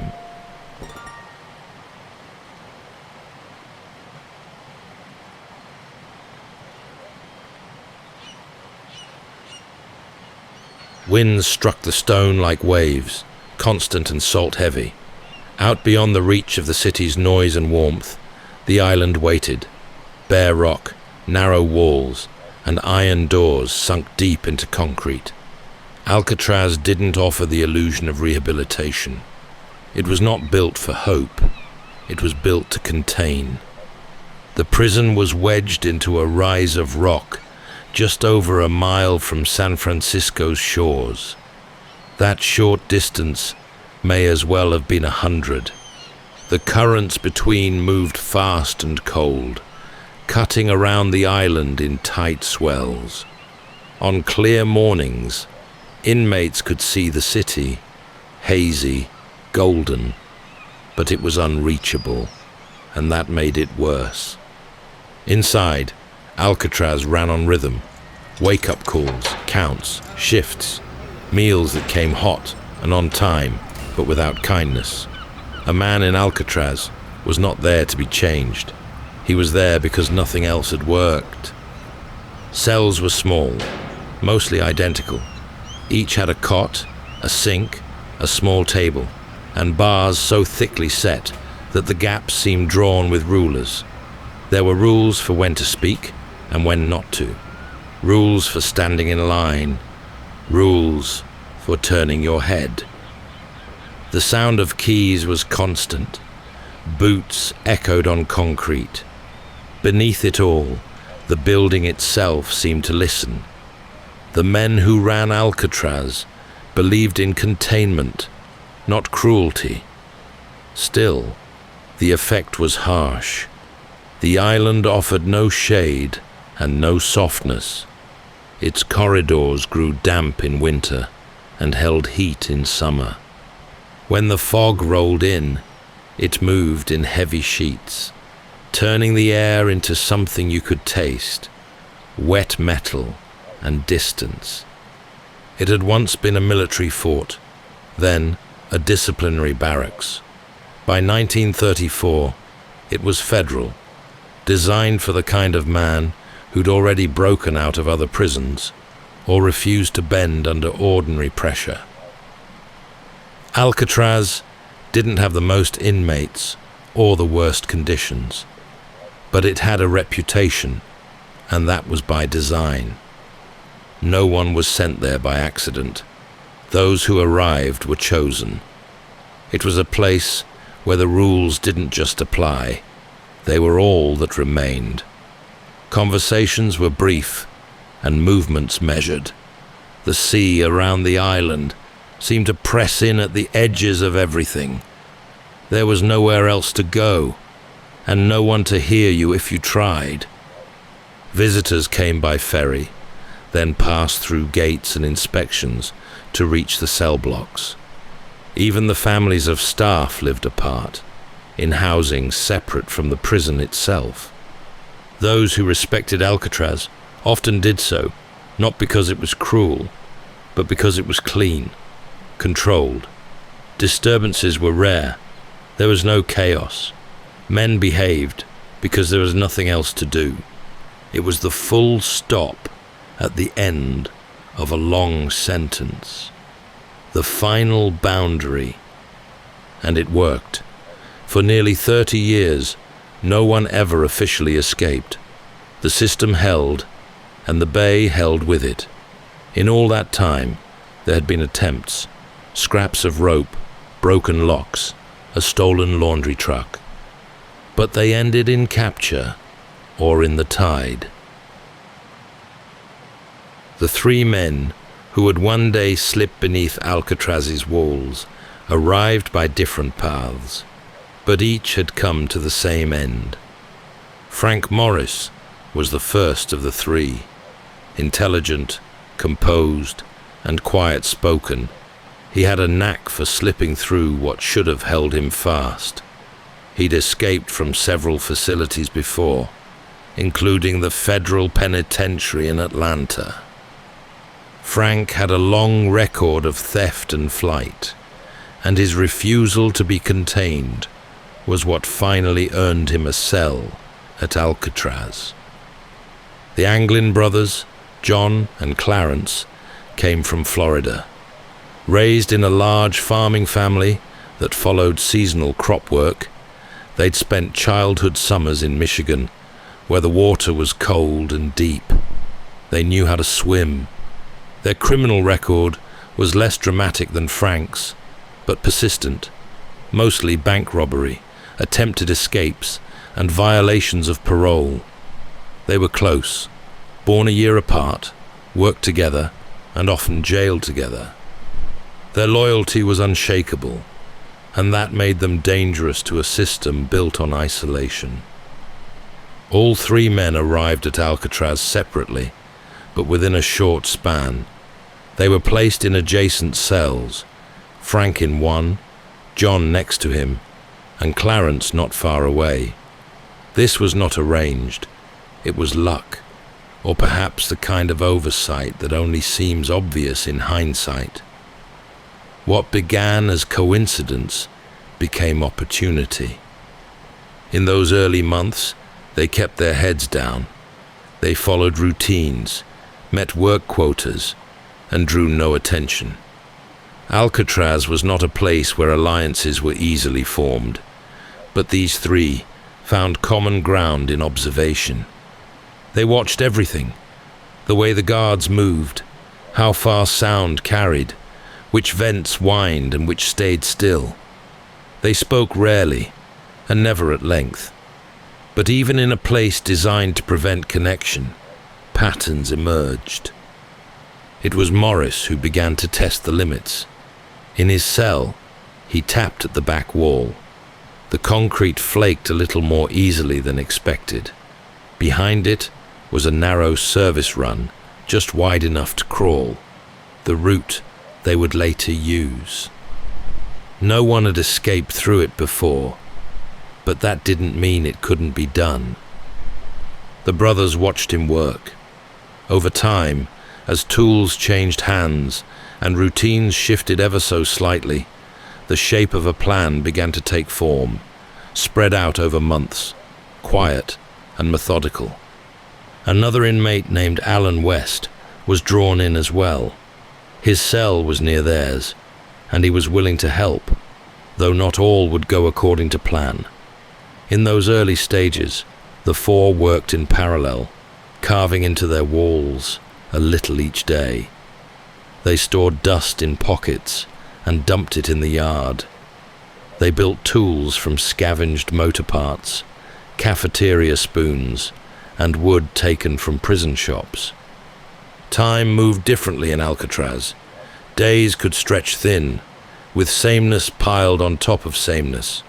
But for these men, each hour brought progress. A screw loosened, a vent widened, a tool sharpened just a little more. They lived like the others, rising to bells, working assignments, enduring head counts. But beneath the surface, something shifted. They were no longer just surviving time. They were shaping it. They knew they might fail, that the attempt could cost them their lives. But they also knew this: there was no second plan, no other door. If they were to leave, it would be through this, through the holes they made with stolen tools and steady hands, through the crawl space no one thought to guard, and out into the black water waiting beyond the fence. In Alcatraz, every day unfolded the same way. That was the point. Routines created order, and order dulled the edges of defiance. The bells rang at set hours. Meals arrived in silence. Inmates moved in single file, heads down, steps counted. To live there was to live in repetition. But repetition, if watched closely enough, could begin to reveal its seams. Frank Morris had always been observant. From his cell, he studied the rhythms, how long guards lingered, where shadows fell during each round, which officers rushed their counts and which ones checked twice. Over time, what looked like discipline revealed something else: structure, predictability. And where there's predictability, there are openings. John and Clarence Anglin watched as well. The showers were one such window. Water pressure dipped slightly at the same time each day, likely tied to other routines across the facility. Tools were locked away in the shops, but not always counted thoroughly. Janitorial rounds overlapped with guard shifts, which meant that for a few minutes each afternoon, no one was watching the same place at the same time. They began to test things, small gestures, a scrape masked by the radio, a whispered word passed between shifts. It wasn't the guards they needed to outsmart, but the rhythm itself. If they could understand the structure, they could move between the beats. The cell block offered few places to hide anything of use, so they made space. Behind each man's vent was the utility corridor. By slowly widening the vent holes, scraping at concrete with spoons, and filed down tools, they created crawl spaces just wide enough to slip through. When the holes grew large enough, they concealed them. During cell inspections, the covers held. No one looked closer. The noise of their work was one of the biggest risks. Chiseling concrete leaves a trace. But the prison had a detail that worked in their favor: a daily music hour. Each afternoon, radios played over the PA system in the cell block. It wasn't loud, but it was just enough. They timed their loudest work to the music, chipping away beneath the sound of saxophones and violins. As the plan took shape, they began moving materials in small, careful quantities: stolen spoons, motor parts, glue, pieces of wood smuggled from workshops, raincoats taken one at a time from the laundry detail. To keep track of progress, they etched marks into the back walls, hidden where no guard would ever think to check. Over time, the three men, along with Alan West, developed a shared understanding. They didn't speak about the plan aloud. They didn't write anything down, but each knew the tasks ahead: widen the hole, build the tools, shape the raft. Piece by piece, hour by hour, it came together. Evenings were the most dangerous. At night, the prison settled into itself, and every sound felt exposed. But that was also when the plan advanced the most, when head counts were complete, lights dimmed, and the guards settled into their rounds. Then came the chiseling, the fitting, the slow shaping of escape.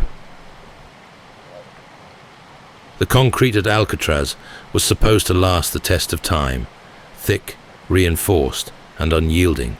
Yet even the strongest walls can soften under time and salt air. Behind the paint and steel of each cell vent lay a thin skin of cement, poured years before and never meant to be inspected closely. Frank Morris discovered this first, a tentative scrape with a spoon that flaked off more than he expected. Beneath it, a narrow shaft ran up the length of the block, a hidden artery of pipes and cables. It wasn't wide enough to stand in, but it was wide enough to hope. From that first discovery came the slowest work of all. Each night, after head counts and lights dimmed, they chipped at the openings, tiny movements, calculated strokes. Dust and concrete shards were emptied into their pockets, then sprinkled out in the yard during exercise periods. Every fragment removed was another step closer to freedom, and yet also another chance for discovery. They could not afford even one mistake. To disguise the holes, they fashioned false vent grills from cardboard, soap, and paint. Each cover was hand-shaped to match the wall, with shadows drawn in pencil to mimic depth. From a guard's vantage point on the catwalk, the difference was invisible. By day, the covers sat in place as though nothing had changed. By night, they came away, revealing a gap that grew imperceptibly larger with each week. Tools multiplied in secret. Spoons taken from the mess hall were filed into chisels. They needed a drill as well. A ladder was planned too, to reach the upper plumbing once they broke through to the utility corridor. Everything had to be made from scraps, wood lifted from workshops, bits of wire tucked into sleeves, glue mixed from whatever adhesives they could find. Their work became a kind of ritual. Each man took his turn, scraping until his hands cramped, then sliding the tools to the next cell through holes drilled between the walls. Alan West was part of it as well, working on his own vent while the others moved ahead. At the end of each session, the cardboard covers went back up, the dust vanished, and the cells looked untouched. The corridor behind the cells became their secret storehouse. It was narrow, filled with pipes and stale air, but it was out of sight. They stashed tools there, along with raincoats, glue, and bits of wood for the ladder. No guard had reason to go inside. In a place built on constant watch, they had found a pocket of darkness no one bothered to see. Meanwhile, the wall gave slowly, but it gave. Each man measured progress, not in inches, but in handfuls of dust, in the way his shoulders could slide a little further through the opening. Every flake of cement was an act of defiance. Each breath in that cramped corridor behind the cell was a taste of possibility. The rock was built to be permanent, but permanence was an illusion. The men had found the seam in the stone, and now they were prying it open. For all its restrictions, Alcatraz had one flaw its designers never accounted for. The prison needed to function. That meant movement. Workers, supplies, tools, and movement meant opportunity. The inmates learned quickly that control didn't mean perfection. It simply meant paying close attention. The idea of using raincoats came from a sliver of practicality.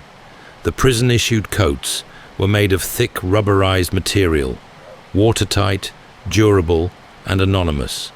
The men gathered them one at a time, stolen from laundry bins or claimed during detail assignments, always careful to replace what they took so as not to trigger suspicion. Over weeks and months, they amassed more than 50. These were stitched into a raft and life vests using needles carved from metal scraps and thread pulled from seams. Paste, heat, and pressure sealed the joins. To test for leaks, they inflated the vest bladders by mouth and watched for sag. When one held its shape overnight, it was judged ready. The raft was folded flat and hidden with the rest of their stash. There would be no practice run. The first attempt had to work. Tools were harder. They fashioned a drill from a vacuum cleaner motor, discarded from maintenance, mounted onto a wooden frame, and spun with a handle from an old metal spoon. It was enough to bore holes through steel plates. Their chisels were spoons, flattened and sharpened. For glue, they used whatever adhesives they could get. Soap mixed with concrete dust, shoe polish, even the residue from old paints. Each component of the plan demanded attention to detail. Measurements were taken by counting floor tiles and estimating pipe widths. They watched how long it took guards to circle back, how often inspections were skipped, how late lights flickered out. They sketched the layout from memory, redrawing sections again and again until the picture felt exact. Maps were traced on scraps, then committed to memory and destroyed. Some things couldn't be made, only understood. The tides in San Francisco Bay were among the most treacherous in the world. The men tracked them carefully. Every paper or report that passed through inmate hands was scoured for weather data, tide charts, any clue that could inform their choice of night. They learned that outgoing tides just after dark flowed strongest toward the Golden Gate. That was the current they needed. West, Morris, and the Anglins operated like a crew. No orders, no rank, just shared necessity. They moved tools discreetly between their cells, kept timings tight, and never spoke of the plan in earshot of others. Secrecy was vital. Any leak, even a whisper, could collapse the entire thing. Other inmates must have known something was strange. Extra time in cells, strange materials vanishing, but no one spoke. Whether out of fear, respect, or simple indifference, no one gave them away. By late spring of 1962, nearly everything was in place. The vents had been widened. The raft was folded, packed, and stashed behind the wall. The ladder for the final roof climb sat disassembled in the corridor. Only one step remained, and with it, the risk that everything they'd worked toward, every scraped wall, every stolen spoon, could be undone in a single moment. Night came early to Alcatraz. After the final count, the cell block settled into a hush, layered with coughs, shifting mattresses, and the hum of fluorescent lights. But in 3 cells along the west end of B block, something else stirred. A ritual of deception more elaborate than anything the guards had reason to suspect. The human eye is trained to expect shapes: a head on a pillow, shoulders under a blanket, a face just visible in dim light. The men used this to their advantage. They had spent weeks building their decoys, not crude mannequins, but near-perfect stand-ins. Their faces were sculpted from soap, dust, and toilet paper, then hardened with layers of paint and paste. The texture was coarse, but from the tier above, they looked like sleeping men. Hair completed the illusion. Glued to the heads in uneven patches, it was just enough to break up the light and mimic the real thing. Blankets were shaped to suggest curled bodies. Breathing couldn't be faked, but most guards never looked that closely. The placement of the heads became a ritual. Each night, when the lights dimmed and final movements echoed away, the men arranged their beds carefully, tested the positioning, checked the shadows. It had to hold up through flashlight sweeps and routine glances. For the guards, it was just another evening on the tier. For the escapees, it was their greatest gamble. Timing was everything. The dummy heads bought them hours, precious time to move through the wall, gather their tools, and reach the utility corridor unseen. A discovery before dawn would trigger a full lockdown. But if they could delay it until morning count, they might already be far from the island's edge. Each man rehearsed the steps in his mind. Remove the vent, slip through the opening, reassemble the cover, enter the corridor, collect the raft, the life vests, the ladder, crawl past pipes, climb to the roof, and disappear into the night. Every link in the chain had to hold. The psychological weight was considerable. There could be no wavering, no second thoughts. To make it work, they had to trust the decoys completely. There would be no going back once they left the tier behind. Others on the block heard sounds from time to time: metal tapping, muffled scraping. 1 or 2 might have suspected something, but no one ever said a word. Whether out of loyalty, caution, or simple resignation, the tier remained silent. As the plan neared its final stage, the tension grew. West was struggling in his efforts to widen the vent in his cell. Whether he misjudged the time or underestimated the task, he fell behind, and with each day, the stakes grew sharper. The dummy heads became a strange comfort. Night after night, they lay in place like masks, fooling those paid to notice. It was a trick, but a trick grounded in patience and nerve, and it worked. By early June, the raft had been stitched, the tide chart studied, and the final plan etched into their minds. Soon, it would be time to use it. They slipped back into the same utility run and followed it to the fan shaft they'd already loosened. It wasn't on any prisoner's route. It wasn't meant to be accessed without keys and supervision. But for the 3 men planning their escape, this narrow service passage was the spine of their route, the artery that ran between confinement and open air. Accessing it required more than just breaking through the wall. They had to move without being seen, without triggering motion or noise that would carry through the steel and stone. Every inch of progress had to be earned slowly. They crawled through jagged openings behind their cells, squeezing into crawl spaces designed for maintenance, not people. Once inside, the ceiling closed in low and close. They moved on elbows and forearms, dragging tools behind them, brushing past hot pipes and loose grit.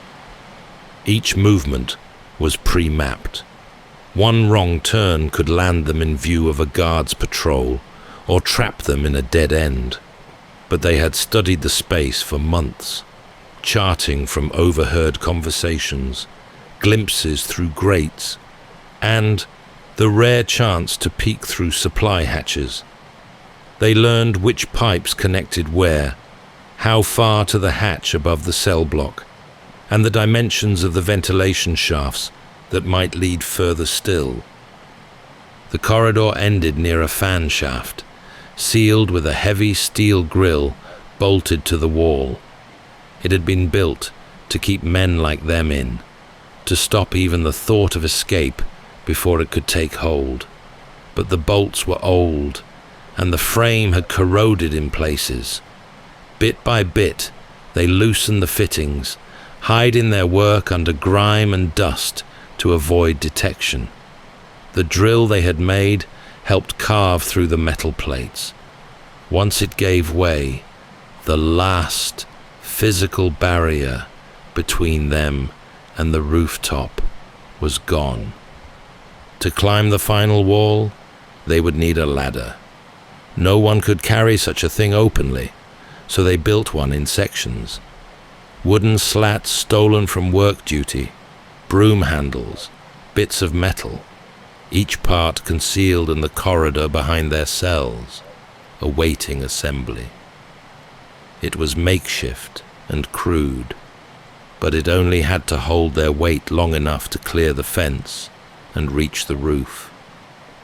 Above them, the rooftop lay exposed to the elements and watched by guard towers. They couldn't linger.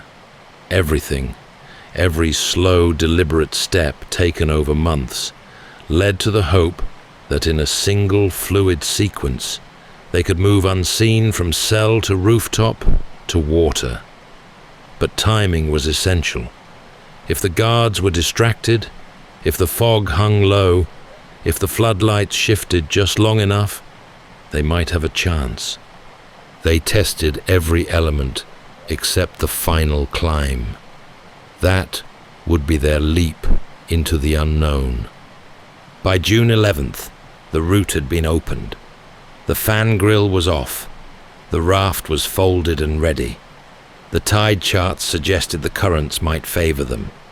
There was no certainty, only preparation, nerve, and the raw audacity of believing they might just slip the boundaries of America's most secure prison. Earlier that day, nothing in the rhythm of the island suggested anything extraordinary.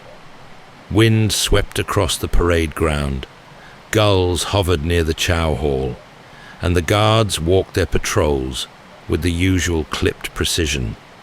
The cells were counted, meals served, and chores assigned. Within the rigid patterns of Alcatraz, normalcy was its own camouflage. For the three men preparing to vanish, it was a day of stillness and exacting focus. They said nothing. They behaved as always. There could be no deviations, no nervous glances, no rush of motion to betray what was coming. They folded sheets, scrubbed trays, and reported for duty like any other Monday. Even West, who had fallen behind in his preparations, gave no sign of desperation. But beneath that still surface, the day carried a strange weight. Every moment became a final one. Last meal in the mess hall, last glance down the tier, last chance to test the weather. The sky was favorable. The fog had settled low over the bay, dulling the lights from the city and muffling the noise that drifted across the water. In their cells, final checks were made. The heads were already placed. The raft lay ready behind the utility wall, their makeshift paddles lashed to it. Each man wore a flotation vest under his clothing, invisible unless searched. West had the most to lose that night. His vent wasn't fully cleared. He'd tried, but the concrete had resisted. He chipped away slowly throughout the day, measuring time in muscle and dust. But as night approached, it became clear he would not break through in time. The others could wait only so long. The longer they delayed, the greater the risk. By nightfall, all that remained was to climb. Lights out came just after 9:30 p.m. on June 11th. The guards moved through the tier, glancing into each cell as they passed, their eyes registering shapes and shadows. What they saw, 3 resting heads, each turned away, gave no cause for alarm. Behind the cells, the men were already moving. Morris first, then the Anglins. West remained behind, frantically working to widen the last edge of his vent. It had seized up with cement dust, hardening just enough to trap him inside his own plan. He scraped and twisted, but time was running out. At some point, the others had to go. They passed through the utility corridor one final time. No turning back now. The raft, folded and bound, was slung between them. The paddles had been wrapped in cloth to avoid a telltale knock against the pipes. They crawled through the service passage, blinking through heat and dust, reaching the top of the block. The roof hatch opened without sound.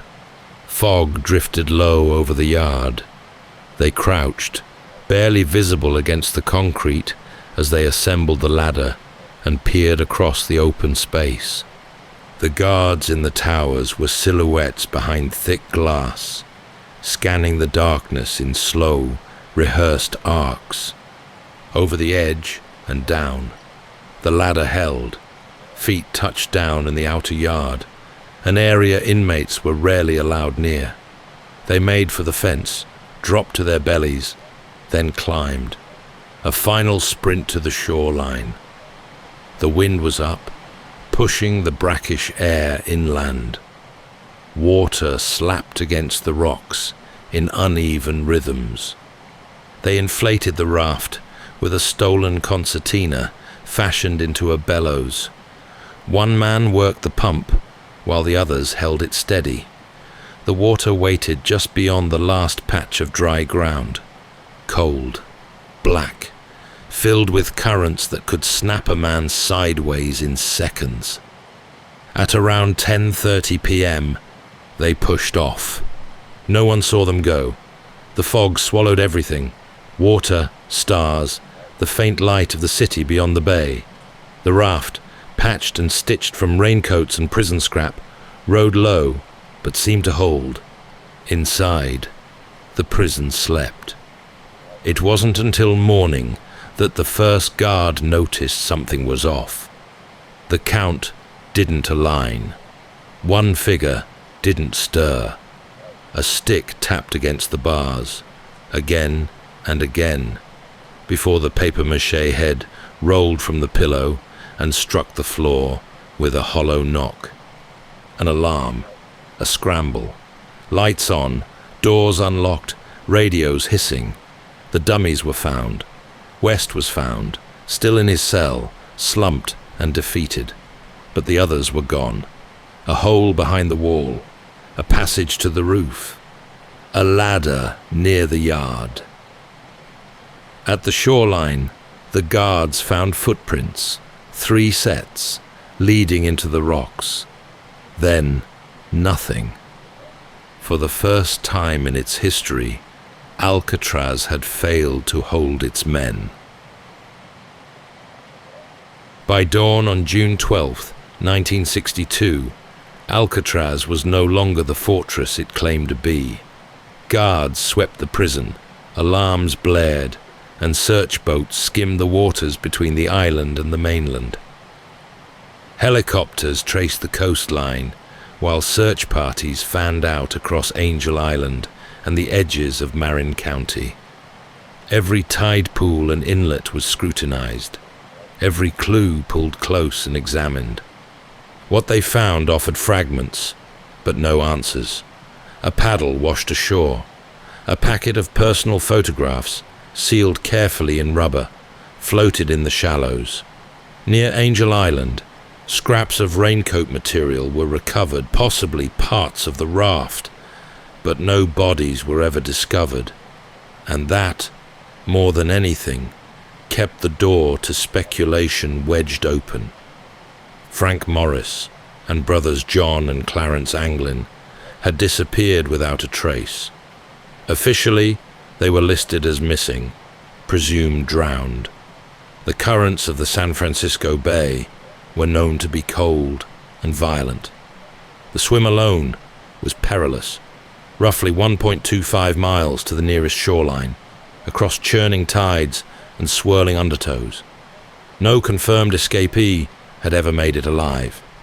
The odds were, by any measure, brutal. But there were doubts.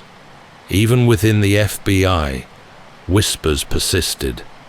The Anglins were strong swimmers, raised on the rivers of Florida. The raft, for all its crude materials, had been cleverly engineered. The tide charts suggested that, if launched at the right moment, their path could have led them to Horseshoe Bay. Some even believed they had inside help, unproven, but not impossible. Their family held to that hope. Over the years, the Anglins' relatives claimed to have received unsigned postcards, phone calls with no voice on the line, even blurry photographs showing two men in Brazil. Some dismissed these as hoaxes. Others believed them signs of something more. The FBI kept the case open for 17 years. In 1979, it was passed to the U.S. Marshals Service, which still considers it active. By now, the three men would be over 90 years of age if they survived at all. No death certificates have ever been issued, no bones found, just rumors, theories, and an enduring question. In popular imagination, the escape became legend. Hollywood took it up, romanticizing the men as underdogs against the machine. Books were written, documentaries aired, conspiracy theorists pored over tide charts and grainy mugshots, drawing red lines between half-seen connections. Alcatraz itself, long since decommissioned, opened as a tourist attraction, and the escape became its most asked-about story. Some insist the bay claimed them, that the raft punctured or drifted off course, and the men, too exhausted to swim, slipped beneath the waves.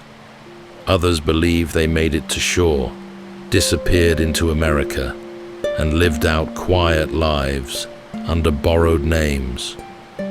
Every few years, a new tip surfaces, an old letter, a faded photo, a deathbed confession, but none ever lead to the men.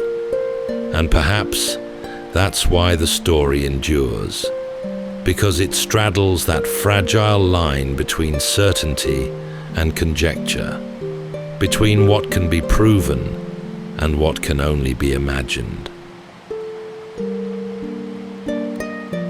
That's all for tonight's journey through history. Whether you're fast asleep or still drifting there, thank you for listening. And until next time, rest well.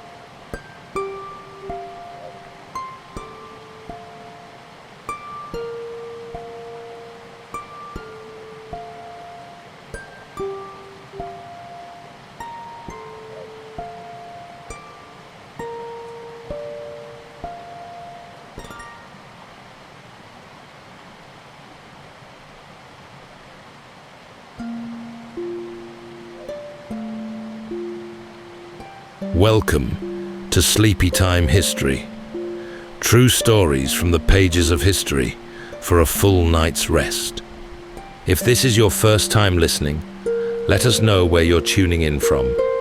And if you like what you hear, please consider subscribing or rating us on your preferred podcast app. You can also help us choose an upcoming feature by voting in our Spotify poll. Thank you for your support. It helps us immensely. All right, it's time to settle in, relax, and take a wander through the pages of history and storytelling. Tonight, we're going to be exploring the remarkable true story of Yasuke, a once enslaved African man who was bestowed with the noble title of samurai and rose into the inner circle of feudal Japan's most ruthless and powerful warlord. After traveling across continents and oceans in the service of Jesuit missionaries, Yasuke arrived among the misty warring islands of Japan. At over 6 feet tall with a dark complexion, Yasuke set foot into this homogeneous and insular world as something completely alien, a figure who seemed to have emerged from another realm entirely. This enigmatic visitor soon beheld towering castles rising from the hilltops, their colorful banners snapping in the wind. He witnessed armies clashing in battle, each warrior bound to an immutable code of courage, honor, and loyalty to his daimyo. This was feudal Japan in the late 1500s, a land fractured by shifting alliances and rival warlords. Yet alongside the seemingly endless violence was ceremony and grace, a world of order woven into the chaos. In this delicate balance of battle and beauty, Yasuke would somehow navigate its unfamiliar and unforgiving culture and customs, eventually securing his place in legend as Japan's first foreign-born samurai, and a powerful one at that. But in a world where jealousies ran deep, ambition burned hot, and even the most discerning warriors could fall victim to treachery, Yasuke's meteoric rise placed him in an increasingly perilous position, one from which few could hope to emerge unscathed. Tonight, as we drift into sleep, we'll wander through the courts and military campaigns of a turbulent age. So settle in, take a deep breath, and let's journey alongside Yasuke into the shifting tides of a realm divided.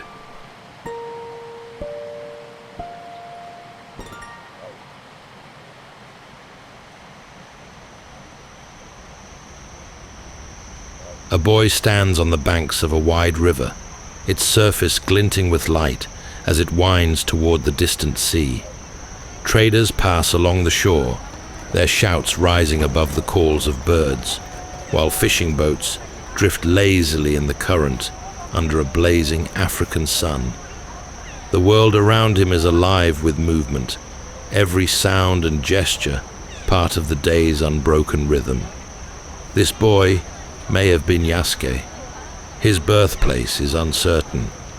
Some historians suggest the coast of Mozambique, where Portuguese influence pressed ever deeper inland. Others believe he may have come from Nubian lands along the Nile, where kingdoms rose and fell with the currents of empire. What is known is that Yasuke was swept into the great upheavals of the 16th century, a time when the oceans themselves became vast routes for trade, faith, and human bondage. Perhaps he was taken during a raid, seized as spoils of conflict, or sold in desperation during a time of famine. Bound to others, he would have been marched to the coast, where European and Arab traders gathered their human cargo. The sea journey that followed was brutal. Storms roared against the hull, space below deck was suffocating, and the horizon seemed endless. Yet Yasuke survived, and in surviving, grew into the imposing figure later described in Japan. By the mid-1500s, Jesuit missionaries had spread across Asia. Yasuke became part of their entourage, perhaps at first a porter, later a guard. Some accounts hint that he traveled through India, maybe as far as Goa, where Portuguese forts overlooked crowded harbors, brimming with voices, colors, and smells from across the known world. Here Yasuke would have absorbed new languages, adapted to foreign customs, and honed the discipline that set him apart.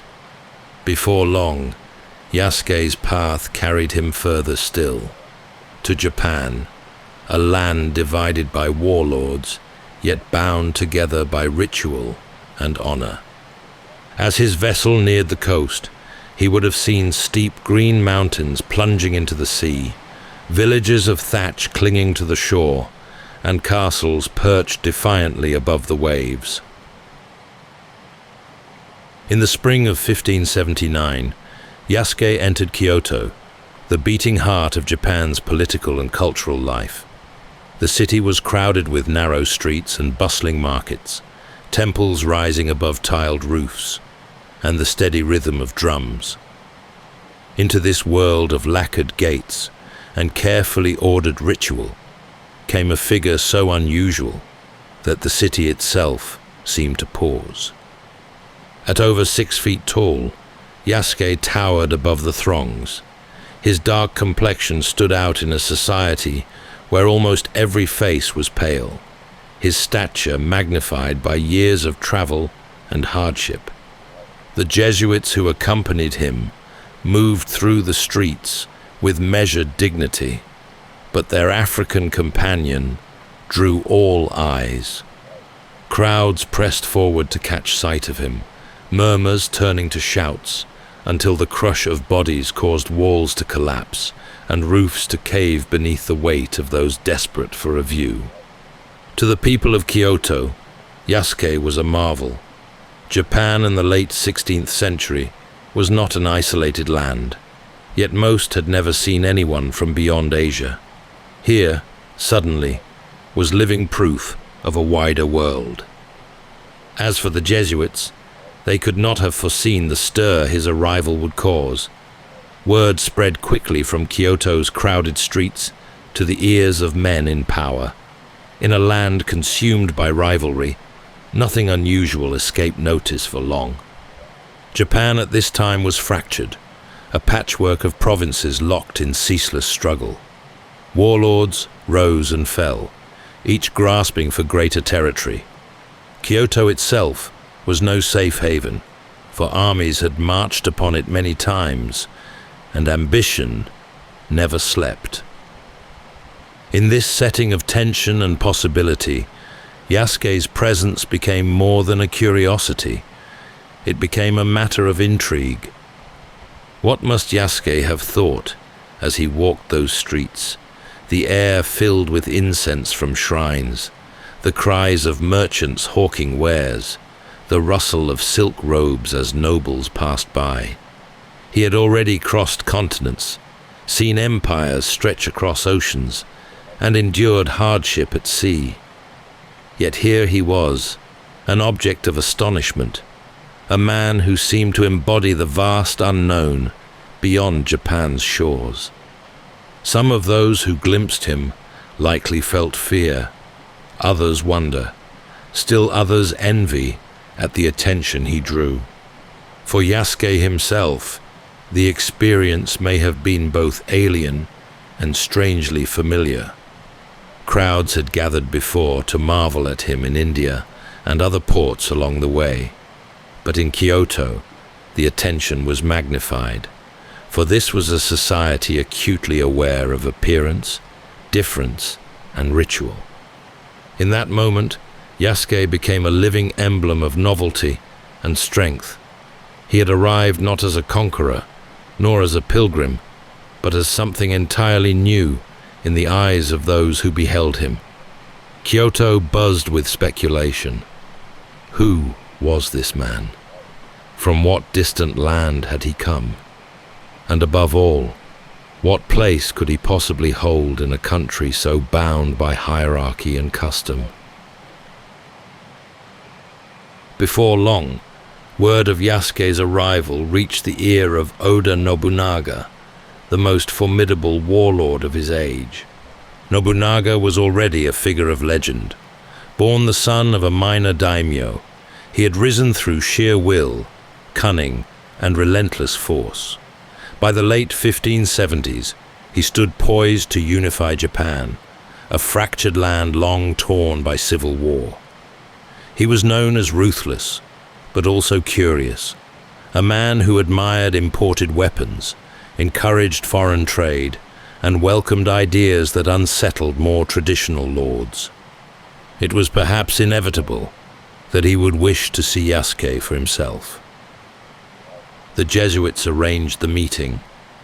Within the halls of Nobunaga's Kyoto residence, courtiers and retainers gathered as Yasuke was brought before their master. The air was heavy with incense.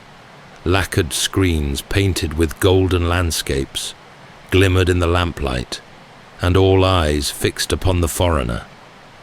He stood taller than any warrior present, his dark skin striking against the pale robes of the Jesuit priests. Accounts from the time suggest Nobunaga tested him in subtle ways. He ordered Yasuke to strip his upper body and be scrubbed, perhaps to determine whether his color was natural or painted.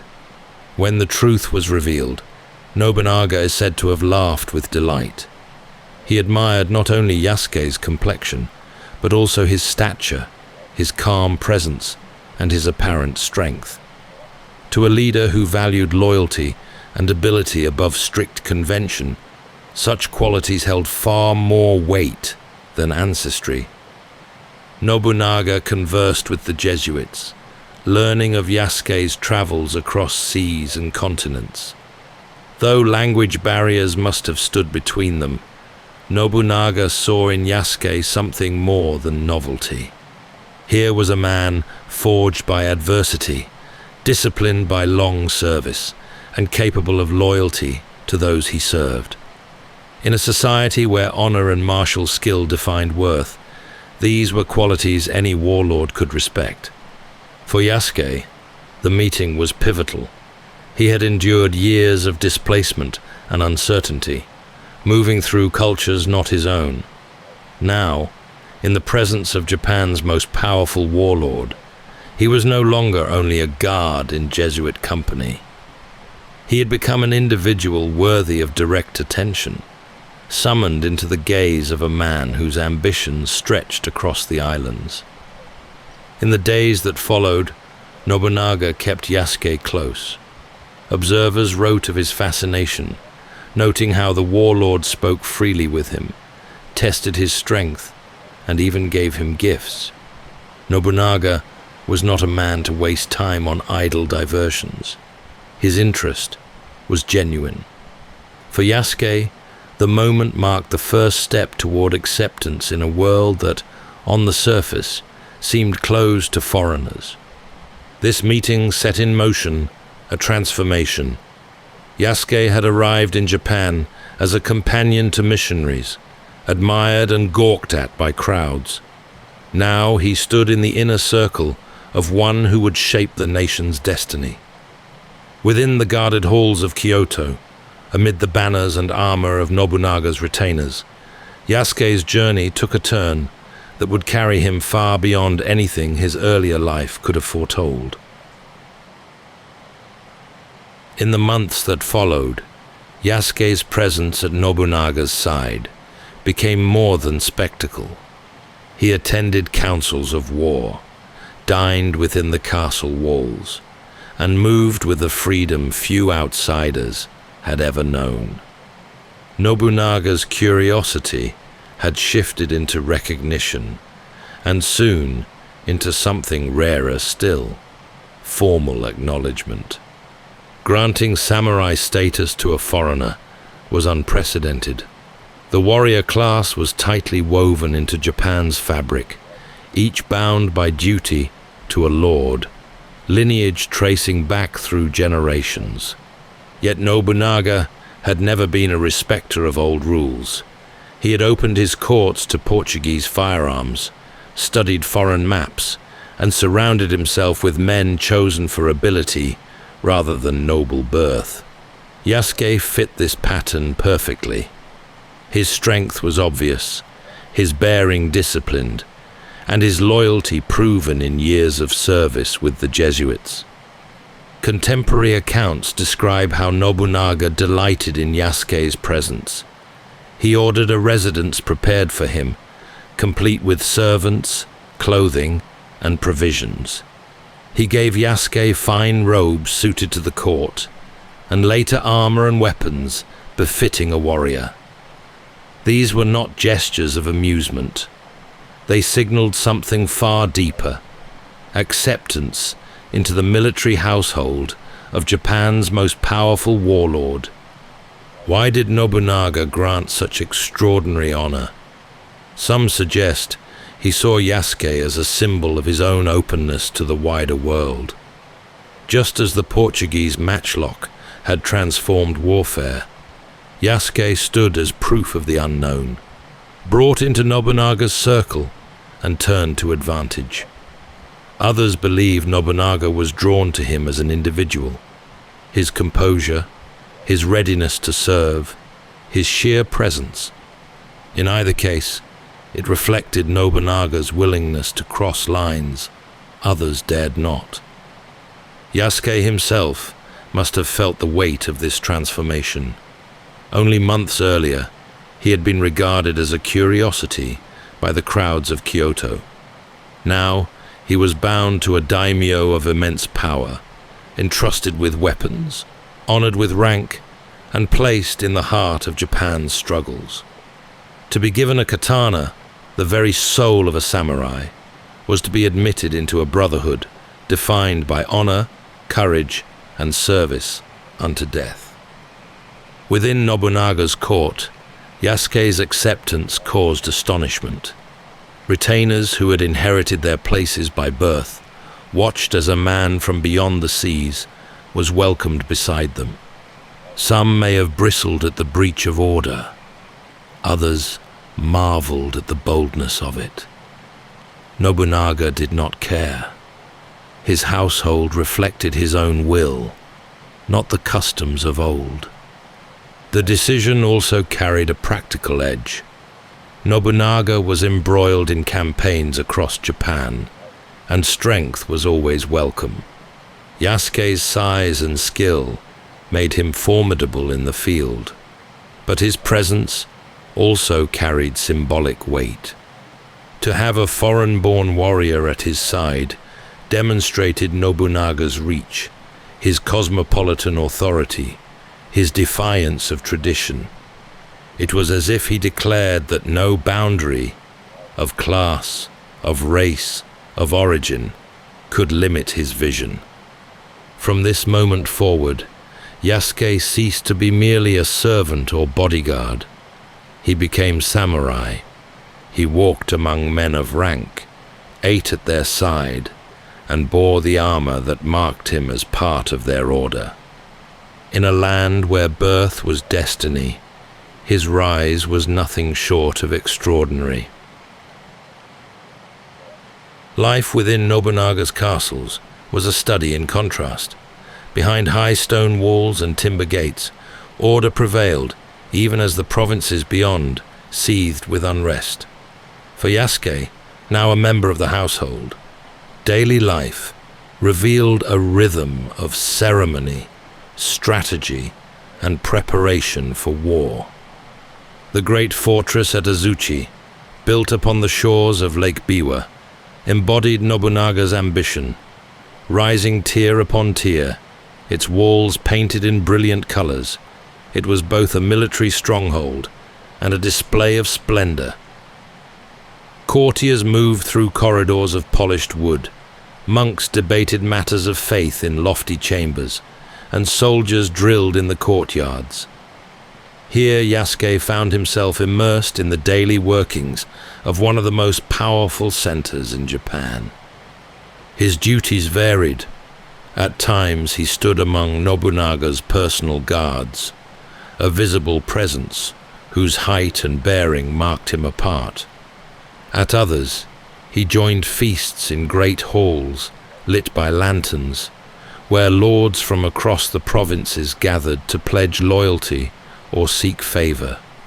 Musicians played flutes and drums, dancers moved with deliberate grace, and food was served in abundance. The Jesuits who visited Nobunaga's court recorded their astonishment. Louis Froys, a missionary chronicler, wrote of the African samurai with admiration, noting his strength and discipline. Foreign envoys, too, marveled at him, for his very presence reflected the scope of Nobunaga's rule. Within the warlord's circle, Yasuke became more than a warrior. He was a symbol of Nobunaga's openness to the wider world. Amid splendor, the reality of war was never far. Nobunaga held councils of strategy, maps spread before him, messengers bringing word of shifting alliances and rival armies. Yasuke would have seen the precision with which plans were laid, the stern discipline expected of every commander. He witnessed the energy of a man determined to break centuries of division and bring the nation under one hand. Castle life also exposed Yasuke to the codes of etiquette and ceremony that underpinned samurai society. Bowing at the correct angle, addressing lords with the proper words, observing rituals at shrines, each detail mattered. For a foreigner, mastering these customs was no small task, yet Yasuke adapted. His discipline, already proven through years of service, now served him in navigating the subtleties of a culture vastly different from his own. Nobunaga, though ruthless in battle, valued refinement. He collected art, hosted tea ceremonies, and engaged in discussions of poetry and philosophy. Yasuke, standing at the edge of such gatherings, absorbed a world in which elegance and violence coexisted. In the same halls where poems were recited, armor was polished for the next campaign. At Azuchi and other fortresses, Yasuke's presence was more than tolerated. It was celebrated. Nobunaga took pride in showing him to visiting dignitaries, not as an oddity, but as proof of his own authority and discernment. To have a foreign-born samurai by his side was to declare his power extended beyond the traditional order. For Yasuke, life in the castle must have carried both wonder and burden. He had traveled further than most men could imagine, and now he stood at the center of a court where splendor and strategy intertwined. The red glow of torches against painted walls, the sound of armor clattering in the courtyards, the faint scent of incense drifting through corridors. These became the texture of his days. Life at court was only one side of a samurai's duty. For Yasuke, the other side came with the clash of weapons, the smoke of burning villages, and the weight of armor carried into battle. Nobunaga was constantly on campaign, striking at rival warlords who contested his rise, and Yasuke marched with him into the fractured provinces of Japan. The armies of the 16th century were vast and disciplined. Long lines of ashigaru foot soldiers carried spears, their armor simple but effective. Archers loosed arrows in volleys, while musketeers armed with Portuguese matchlocks unleashed thunder that echoed across the valleys. Among them rode samurai of higher rank, bearing polished armor and banners marked with the crests of their lords. Yasuke, dressed now in lacquered iron plates and carrying his own katana, became one among these warriors. Accounts do not detail every battle he fought, yet they speak of his presence in the field. To fight beside him would have been a reassurance. To face him, a daunting prospect. On horseback or on foot, Yasuke's strength and discipline were said to shine in the chaos of combat. Campaigns carried the army through rugged landscapes. They marched across river valleys where mist clung to the water, climbed mountain passes where roads twisted between pines, and advanced on castles perched high on ridges. Supplies followed in long trains: rice, arrows, powder for muskets, each step measured and calculated. Yasuke learned to live by the rhythm of the march, to endure fatigue, and to keep vigilance when campfires glowed against the night. War was relentless.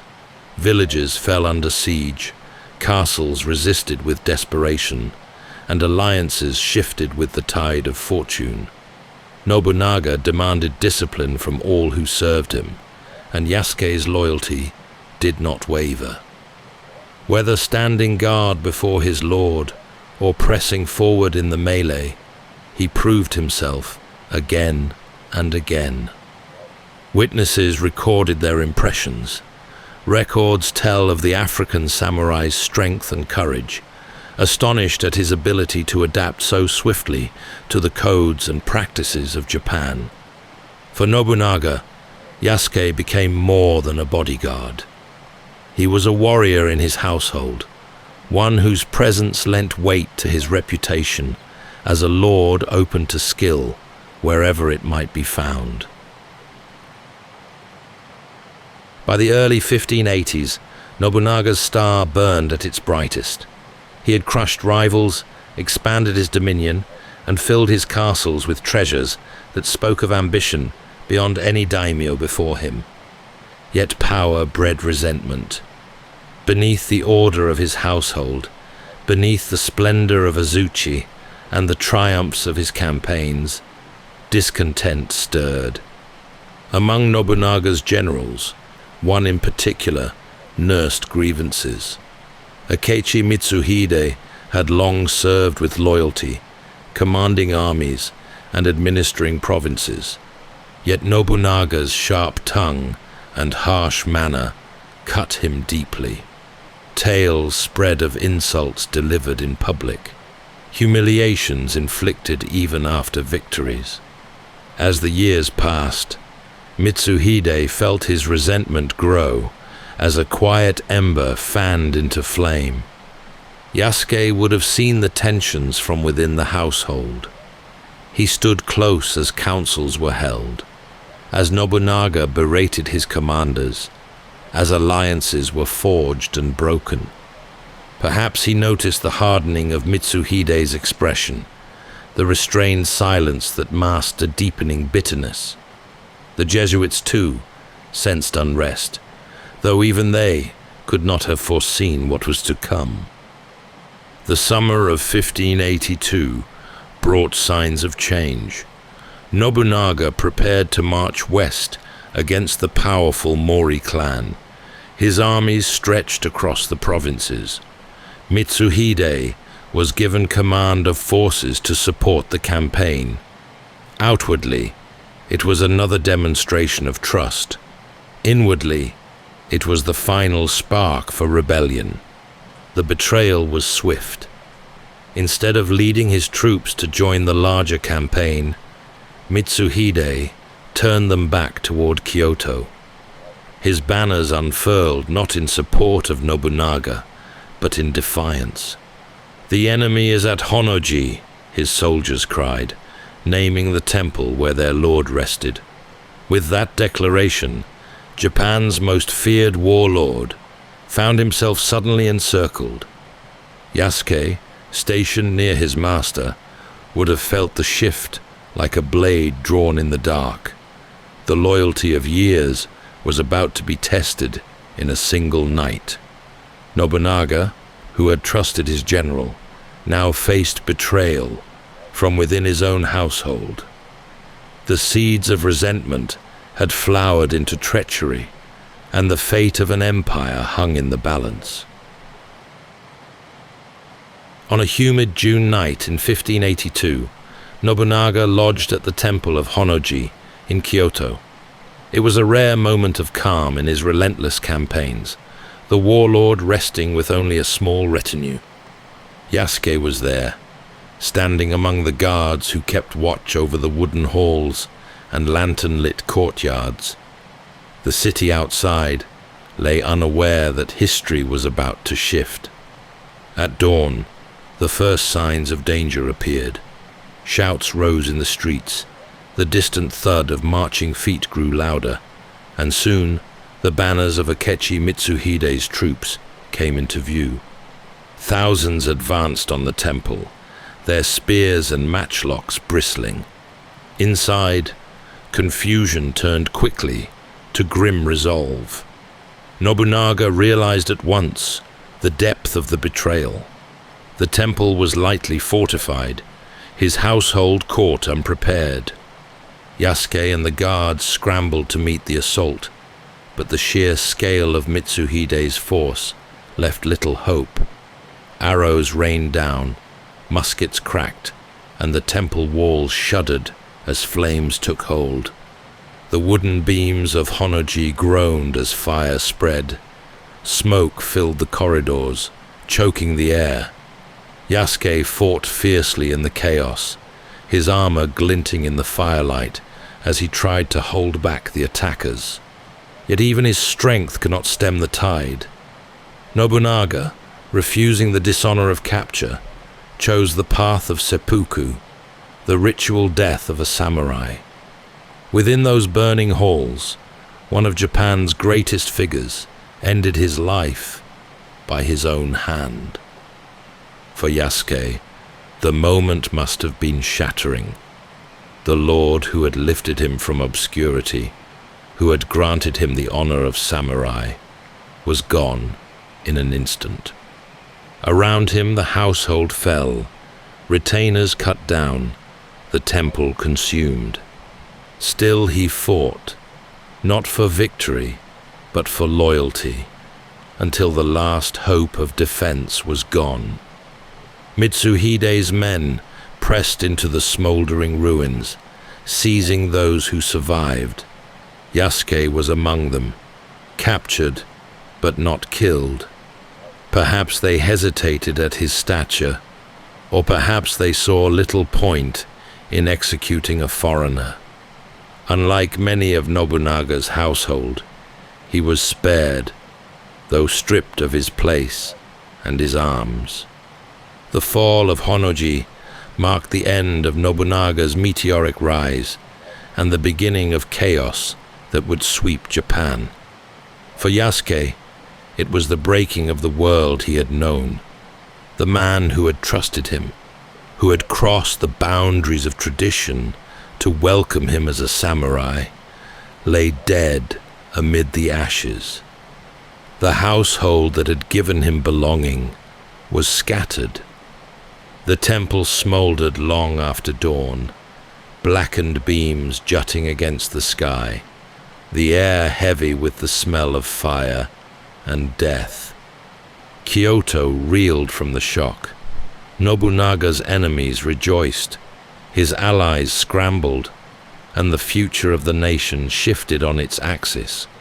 Yasuke, the African warrior who had stood at the heart of it, now faced an uncertain fate.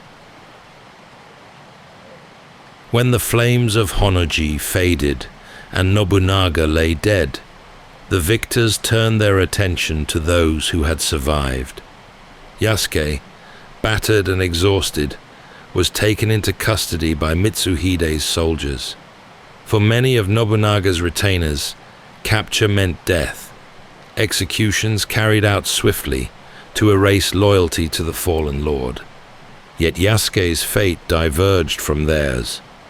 Some chronicles suggest that Mitsuhide dismissed him, remarking that the African warrior was a man of little consequence.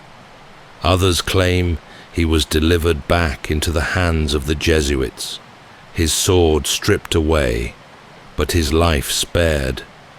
Whatever the case, Yasuke did not meet the fate of so many others in Nobunaga's service. He disappeared from the battlefield of history almost as abruptly as he had entered it. What happened to him afterward is unknown.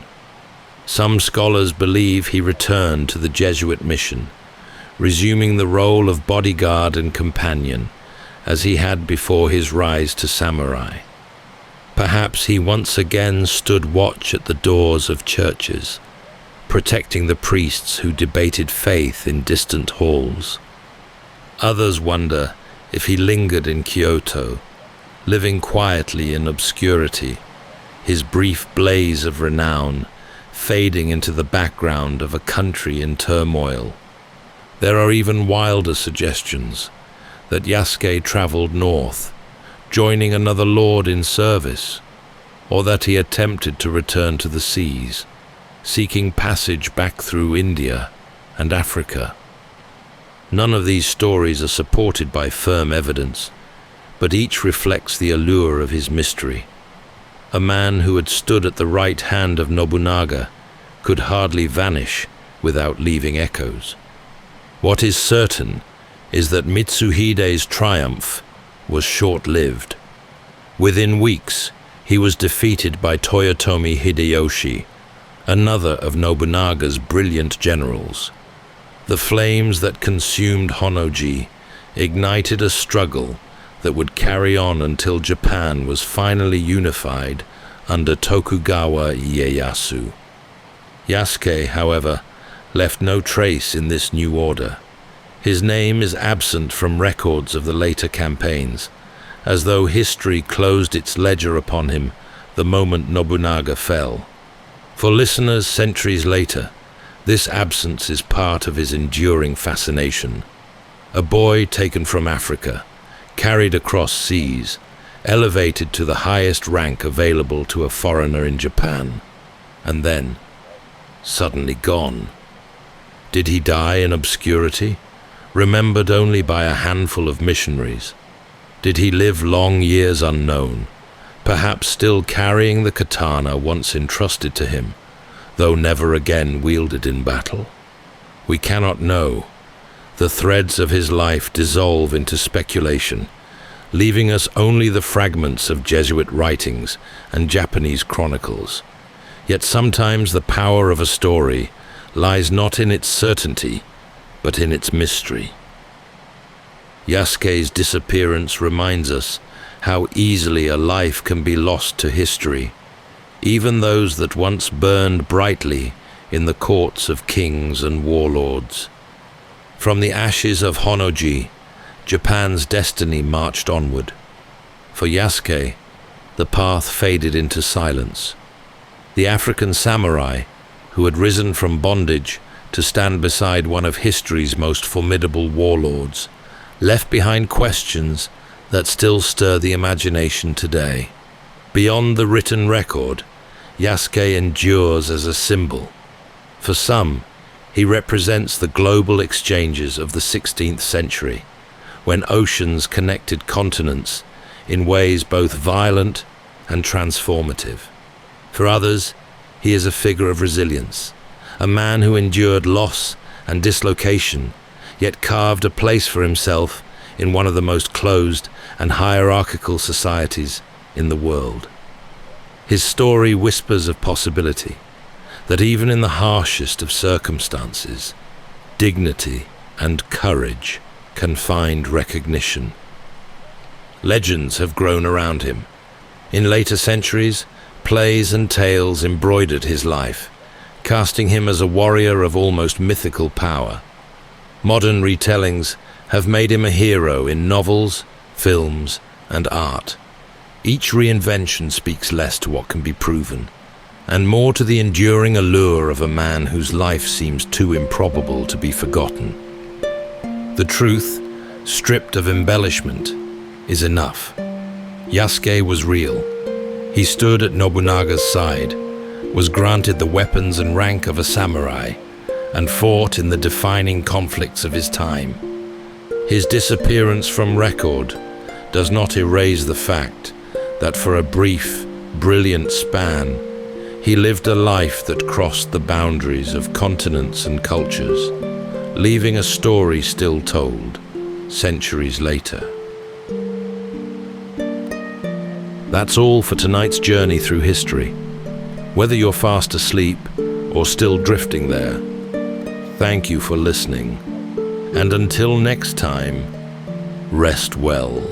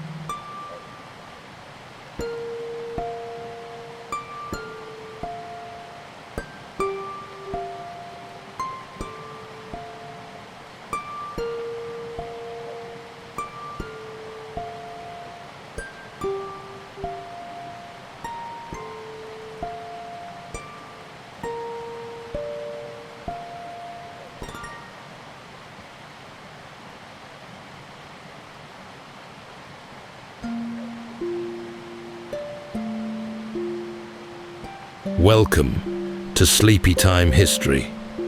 True stories from the pages of history for a full night's rest. If this is your first time listening, let us know where you're tuning in from. And if you like what you hear, please consider subscribing or rating us on your preferred podcast app. You can also help us choose an upcoming feature by voting in our Spotify poll.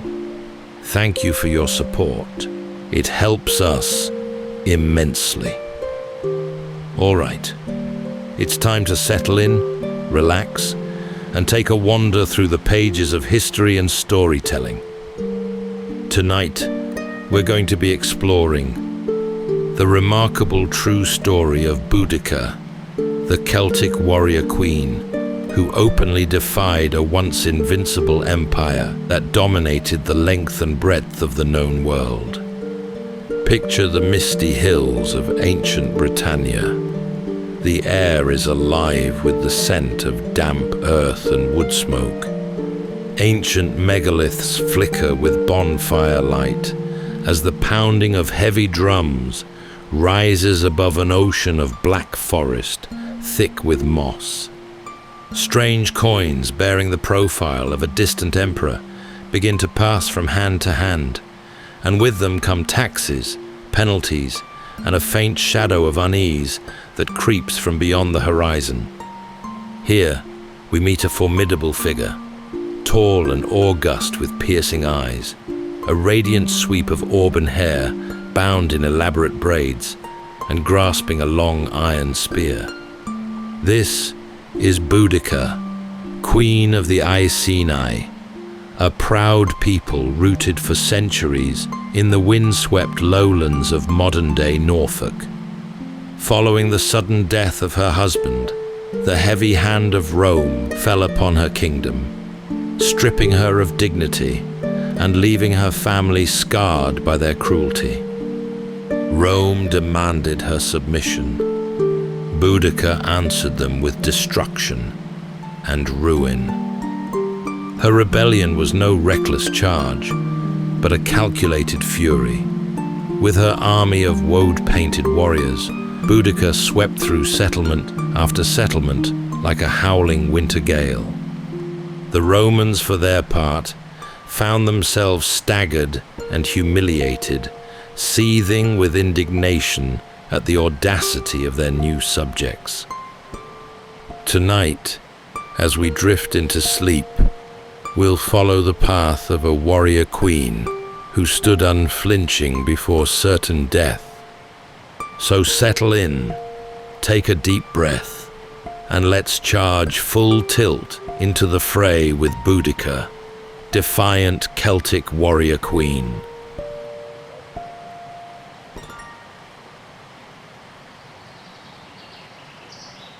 The Britain of the 1st century was a land of mist, marsh, and deep green forests, where rivers cut through the earth like silver ribbons, and the sky seemed always in motion. Among its tribes, life carried on in ways older than memory. Round houses of timber and thatch clustered on low hills, smoke rising from hearth fires, while herds grazed in meadows fenced with woven branches. These were people bound to the land. They worshipped in groves of oak and yew, believing the spirits of gods and ancestors lingered in the roots and stones. Druids kept knowledge alive in song and memory, for no sacred law was written. The tribes were proud and varied, each with their own customs, sometimes allies, sometimes enemies. They raided one another as they had for centuries, but nothing in their past rivaled the power that had begun to press from the south. Rome's legions had first landed decades earlier under Julius Caesar, though that invasion had faltered. Later emperors returned with greater determination, until Britain, or most of it, was drawn into their vast dominion. Across the island, the marks of empire spread. Straight roads cut through woodland, coins stamped with imperial faces clinked in trade, and new towns rose with stone walls and tiled roofs. Roman order seemed unshakable, yet beneath it, resentment simmered. Among the tribes, some tolerated Rome for trade and protection. Others bristled at tribute, taxes, and the swagger of foreign officials. On the broad flatlands of what is now Norfolk, the Iceni stood on that fault line. Their chariots rattled over open fields, horses bright with bronze fittings, and warriors stepped out with skin stained with blue swirls of woad. It was into this world that a tall, striking woman came to prominence. She carried herself with dignity, her presence commanding, her gaze direct, and her bearing regal. She was queen beside her husband, Praesatagus, who ruled the Iceni through an arrangement with Rome. For a time, this arrangement seemed to work. Praesatagus retained his lands and was allowed to govern his people so long as he acknowledged Rome's supremacy and paid the expected tribute. The Iceni prospered in relative peace. Trade goods flowed from the continent in abundance. Yet even in those years, mistrust lingered. The tribes understood that Rome gave only with one hand, while taking far more with the other. Life in these years was filled with both beauty and tension. Children chased each other through reed beds, while elders told stories around fires. Markets bustled with the sounds of barter, yet in the distance, marching feet on Roman roads echoed like a warning. Soldiers in segmented armor passed through, their eagle standards gleaming, their discipline unbending. They were a reminder that sovereignty was tolerated, not guaranteed. As the seasons turned, the people of Britain could not have known that their land would soon tremble.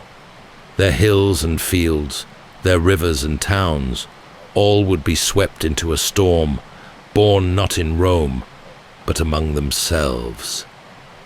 At the heart of it would stand the woman whose defiance would make her name endure for nearly 2,000 years. In the flat, windswept lowlands of eastern Britain lay the lands of the Iceni.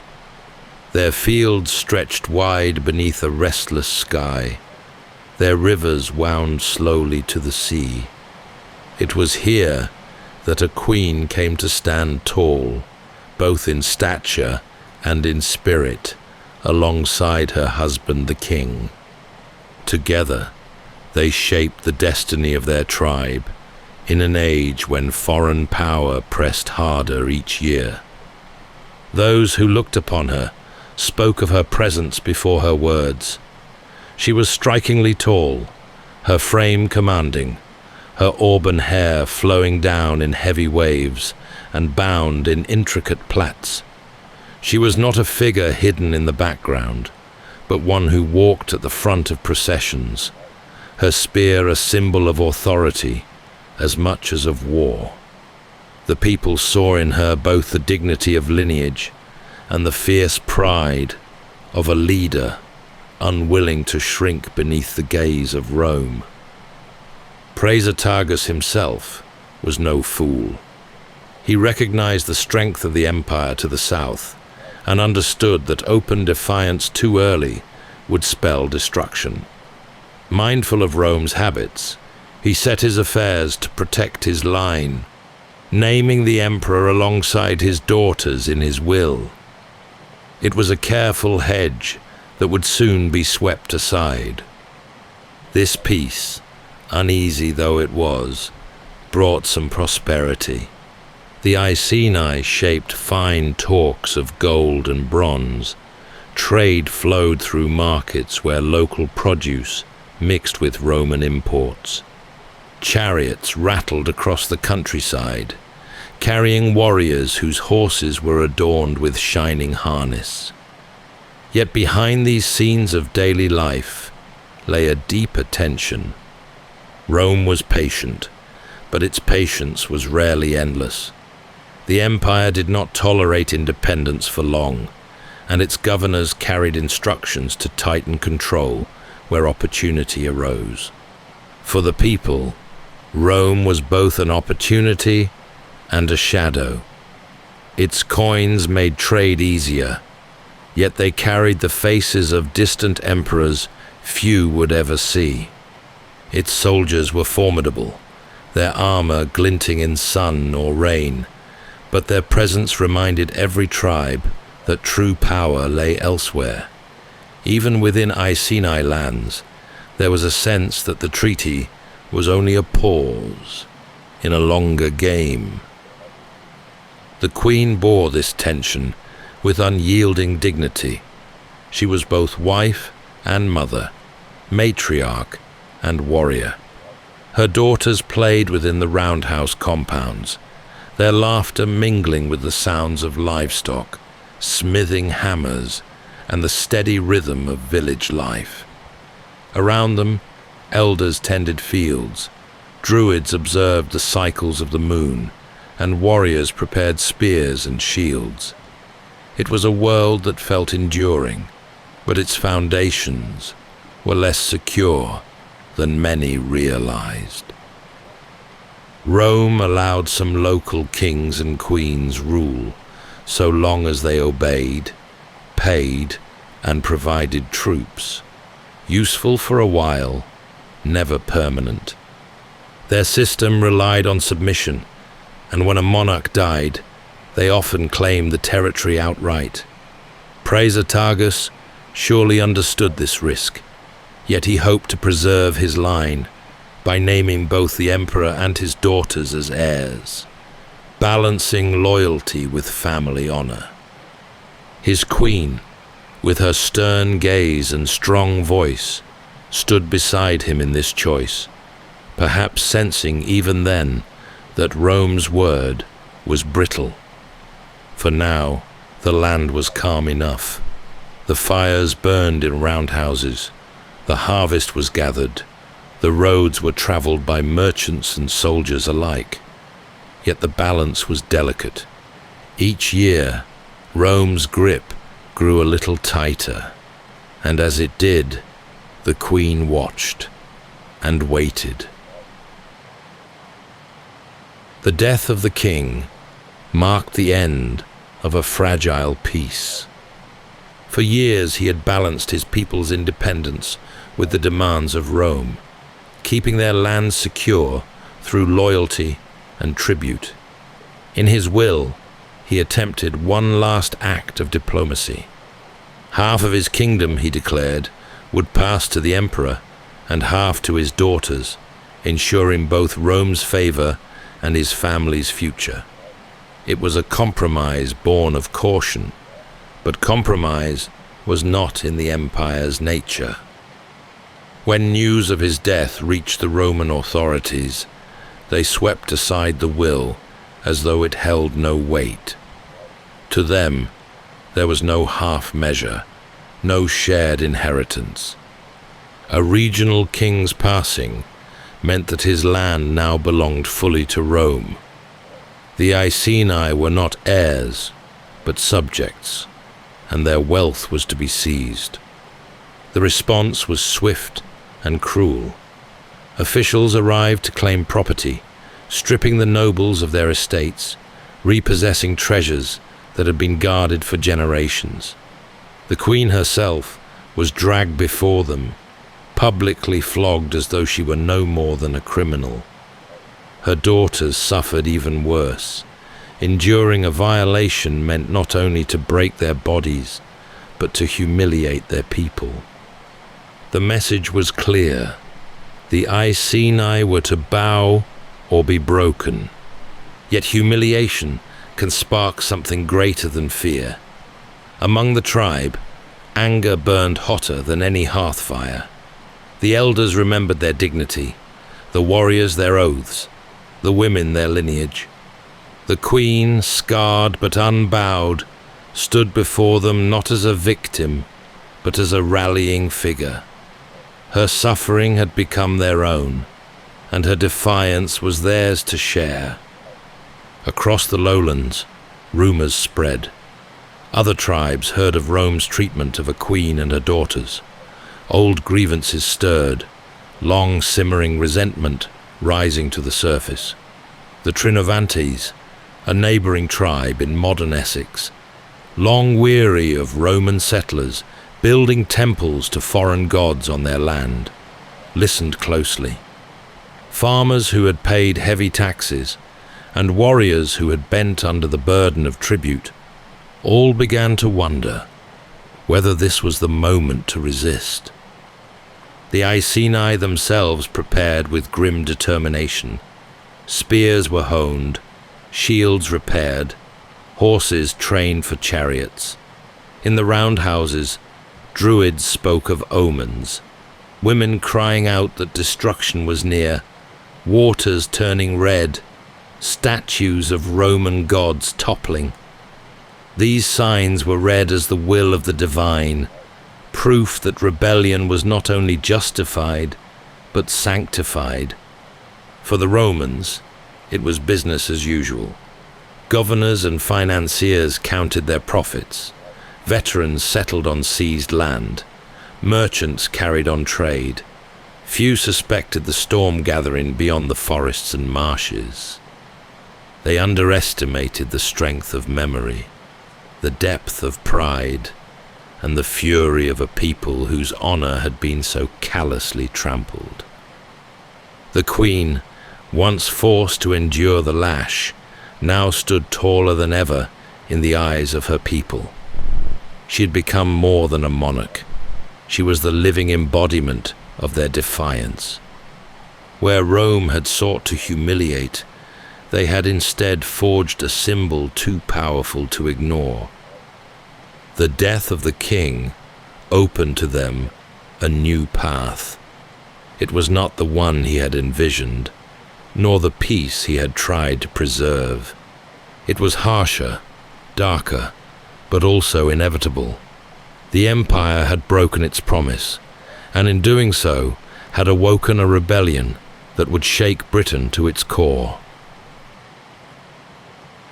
In the wake of Rome's cruelty, the Iceni did not stand alone. Across the fields and forests, word travelled swiftly, carried on the lips of traders, travellers, and discontented farmers.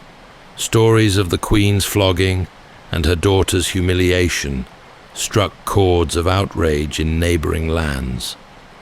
The Trinovantes, already resentful of Roman settlers who had taken their fertile ground and raised a grand temple to the emperor at Camulodunum, were the first to respond. Their hatred had been simmering, and now it found its spark. Around the campfires, leaders spoke of old grievances, taxes that drained harvests, land confiscations that pushed families from their homes, and the endless arrogance of Roman officials who dismissed Celtic laws as if they were nothing. The Queen's defiance became a rallying cry, her suffering proof of Rome's contempt. In villages from the eastern coast to the wooded valleys, chiefs listened to envoys from the Iceni and weighed their choices. Some feared Rome's retribution, yet others saw a chance to reclaim freedom. Preparations began quietly, but with determination. Chariots were pulled from storage, their wooden frames strengthened, their wheels bound with iron. Spears were sharpened, shields repaired with new hides. Warriors readied themselves for battle. Women, too, joined the gatherings, carrying food, tending fires, and singing chants that bound the assembly with a sense of purpose older than empire. At the center of it all stood the Queen. She was not hidden behind walls or veils, but visible, her tall form commanding attention, her hair catching the light of fire and torch. She spoke to the assembled tribes of justice denied, of the gods who would not allow such insult to pass unanswered. Her words were measured yet fierce, her presence a living reminder of what Rome had done. The Druids lent their voices as well. They spoke of omens, statues of the goddess Victory turning from the Romans, the sea foaming red with strange tides, and voices heard in sacred groves predicting the fall of cities. These prophecies, whether born of faith or fear, deepened the conviction that the gods themselves favored rebellion. In this sense, the struggle was not only against legions, but against fate itself, and fate had shifted to their side. The Roman presence in Britain was formidable, yet their forces were stretched thin.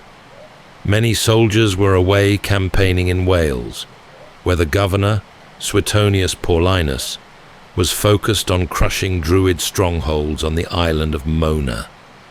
This left settlements in the east less defended, their garrisons small and complacent.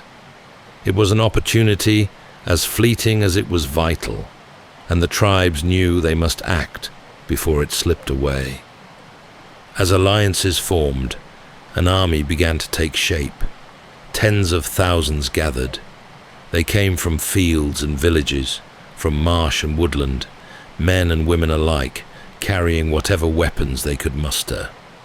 The host swelled, a tide of humanity driven not by pay or command, but by fury, memory, and the desire for vengeance. In these moments of gathering, the land itself seemed to tremble with anticipation. Fires burned through the night, drums sounded across hills, and the breath of countless horses steamed in the cool air. For generations the tribes had lived with rivalry and division, Yet now they were bound together by something greater than old disputes. Rome had overstepped, and in doing so had unified those who once stood apart. The first blow fell upon Camulodunum, the Roman colony known today as Colchester. Built upon the site of an old tribal capital, it had been reshaped in stone and tile, its streets laid out in orderly lines, its walls more symbolic than strong. At its heart rose the temple of Claudius, a gleaming monument to the emperor that to the tribes stood not as a shrine, but as a fortress of arrogance built with their labor and taxes. The settlers within the town were veterans of Roman campaigns, men who had been granted land as reward for their service. They lived with the assurance that their empire was eternal, and they treated the local Britons with disdain. Few believed the rumors of rebellion that spread through the countryside, even as reports reached them of tribes gathering in vast numbers. The colonists imagined that the governor would soon return with legions to scatter the discontented. But when the host arrived, the iron-bound wheels rattled the field strips and hedge banks for miles. Iceni chariots rolled across the fields.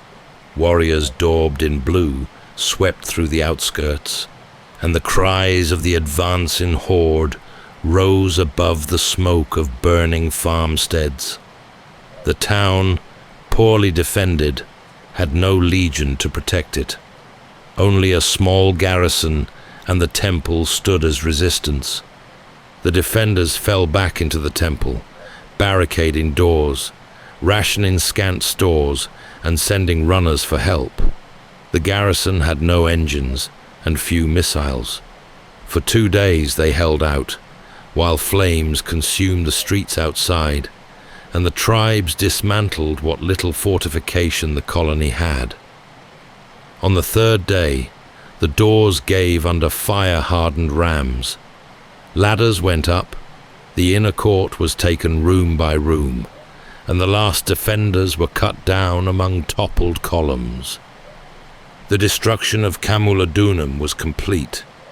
Houses and villas crumbled into ash, fields were stripped bare, and the colony, that had been Rome's proud foothold in the east, was swept from the map.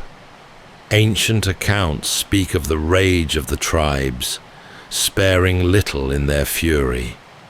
For the Britons, this was justice, the punishment of oppressors who had mocked their ways, seized their land, and dishonored their queen. From the countryside, more tribes now joined the swelling rebellion. The victory at Camulodunum proved that Rome was not invincible, that the legions could be humbled, their towns burned. The news traveled fast, carried by survivors and witnesses, reaching London and beyond. Panic spread among settlers and officials, many of whom began to flee south in hopes of finding protection. For the Queen, this first triumph was both vengeance and beginning. She had shown her people that Rome could be defied, that humiliation could be answered with fire. Yet she knew too that Rome's response would come. Suetonius Paulinus still commanded legions in Britain, and when he returned from Wales, he would bring the discipline and cruelty for which Rome was feared. For now, though, the tide was with the tribes. Fires smouldered across Camulodunum's ruins, smoke drifting into the sky as a signal to all Britain. The temple was gone, the colony erased, and the uprising had taken its first city. As the warriors rested, sharpening their spears and tending to their wounded, their eyes turned southwards. There, along the Thames, lay Londinium, young, prosperous, and utterly unprepared. South along the Thames lay Londinium, a settlement still young but thriving. Traders from across the empire filled its markets with goods from Gaul, Spain, and the Mediterranean. Its streets hummed with the movement of merchants, soldiers, and families who had come to build new lives under Roman protection. Unlike Camulodunum, it had no grand temple to an emperor, but it was the beating heart of commerce in Roman Britain. Its timber bridges spanned the river, and its warehouses overflowed with grain, hides, and imported luxuries. Yet behind this prosperity lay fragility. Londinium had no strong walls, no legion posted for its defense. When word arrived of the destruction at Colchester, fear spread quickly through its streets. Rumors of slaughter, temples torn down, and colonies erased unsettled even the most confident settlers. Some gathered possessions, preparing to flee. Others begged for protection from the governor. But Suetonius Paulinus was far to the west, marching his legions back from Wales. He paused briefly at Londinium, weighing the city's fate. The settlement was prosperous, but militarily worthless. He judged it indefensible with the forces at hand, and marched on, leaving its people to their fate. Into this vacuum swept the rebel host. From the north and east, warriors advanced in a surge of chariots, horses, and marching feet. Their numbers had grown with each victory, swelling into the tens of thousands. At their head rode the queen, her tall frame rising above the throng, auburn hair catching the sun, spear gleaming. To the tribes, Londinium was a symbol of Rome's wealth, and to see it fall would be to prove their uprising unstoppable. The attack came swiftly. Fires were set to the thatched roofs, flames leaping from one timber building to the next. Markets and storehouses collapsed in roaring heat, their contents lost to the blaze. Smoke poured into the sky, darkening the horizon, as the city's people tried in vain to flee. For many, escape was impossible. The bridges clogged with desperate crowds, boats overturned in the river, and the streets became choking channels of fire and panic. Ancient writers described the devastation with awe and horror. To them, Londinium's destruction was a catastrophe, a wound to the empire itself. Yet to the tribes, it was justice, swift and cleansing. The warehouses that had stored their tribute were reduced to ash, the houses of Roman merchants leveled, their wealth scattered. For the first time, Rome's proud claim to permanence in Britain seemed fragile. When the flames at last subsided, Londinium was no more than smouldering timbers and blackened earth. Survivors crept southward, carrying tales of fire and ruin. To the Britons who had taken part, it was a triumph, proof that the gods favored their cause. But in the back of every mind lay the question of how long such fortune could last. For now, however, the Queen's revolt seemed unstoppable. Colchester lay in ruins, London burned, and the road ahead was open. Another Roman settlement, Verulamium, lay just beyond, and the tribes moved towards it with the same fire in their hearts. Each step forward carried them deeper into defiance, their victories mounting, their resolve hardening.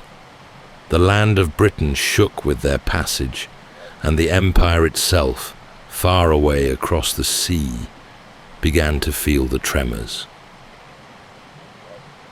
Northwest of London lay Verulamium, the Roman town we now know as St. Albans. It was smaller than Londinium, but still prosperous, its streets lined with workshops, villas, and market stalls. For Rome, it was a place of order and profit, an outpost of civilization among what they considered wild tribes. For the rebels, it was the next mark on their path, another settlement raised upon land that had once been free. By the time the host approached, the smoke of London still lingered on the wind. Survivors who had fled spread word of fire and destruction, their stories thick with fear. Some at Verulamium tried to flee, while others stayed, trusting that Rome would not abandon them as it had London. Yet the legions were still far off, and the town lay exposed.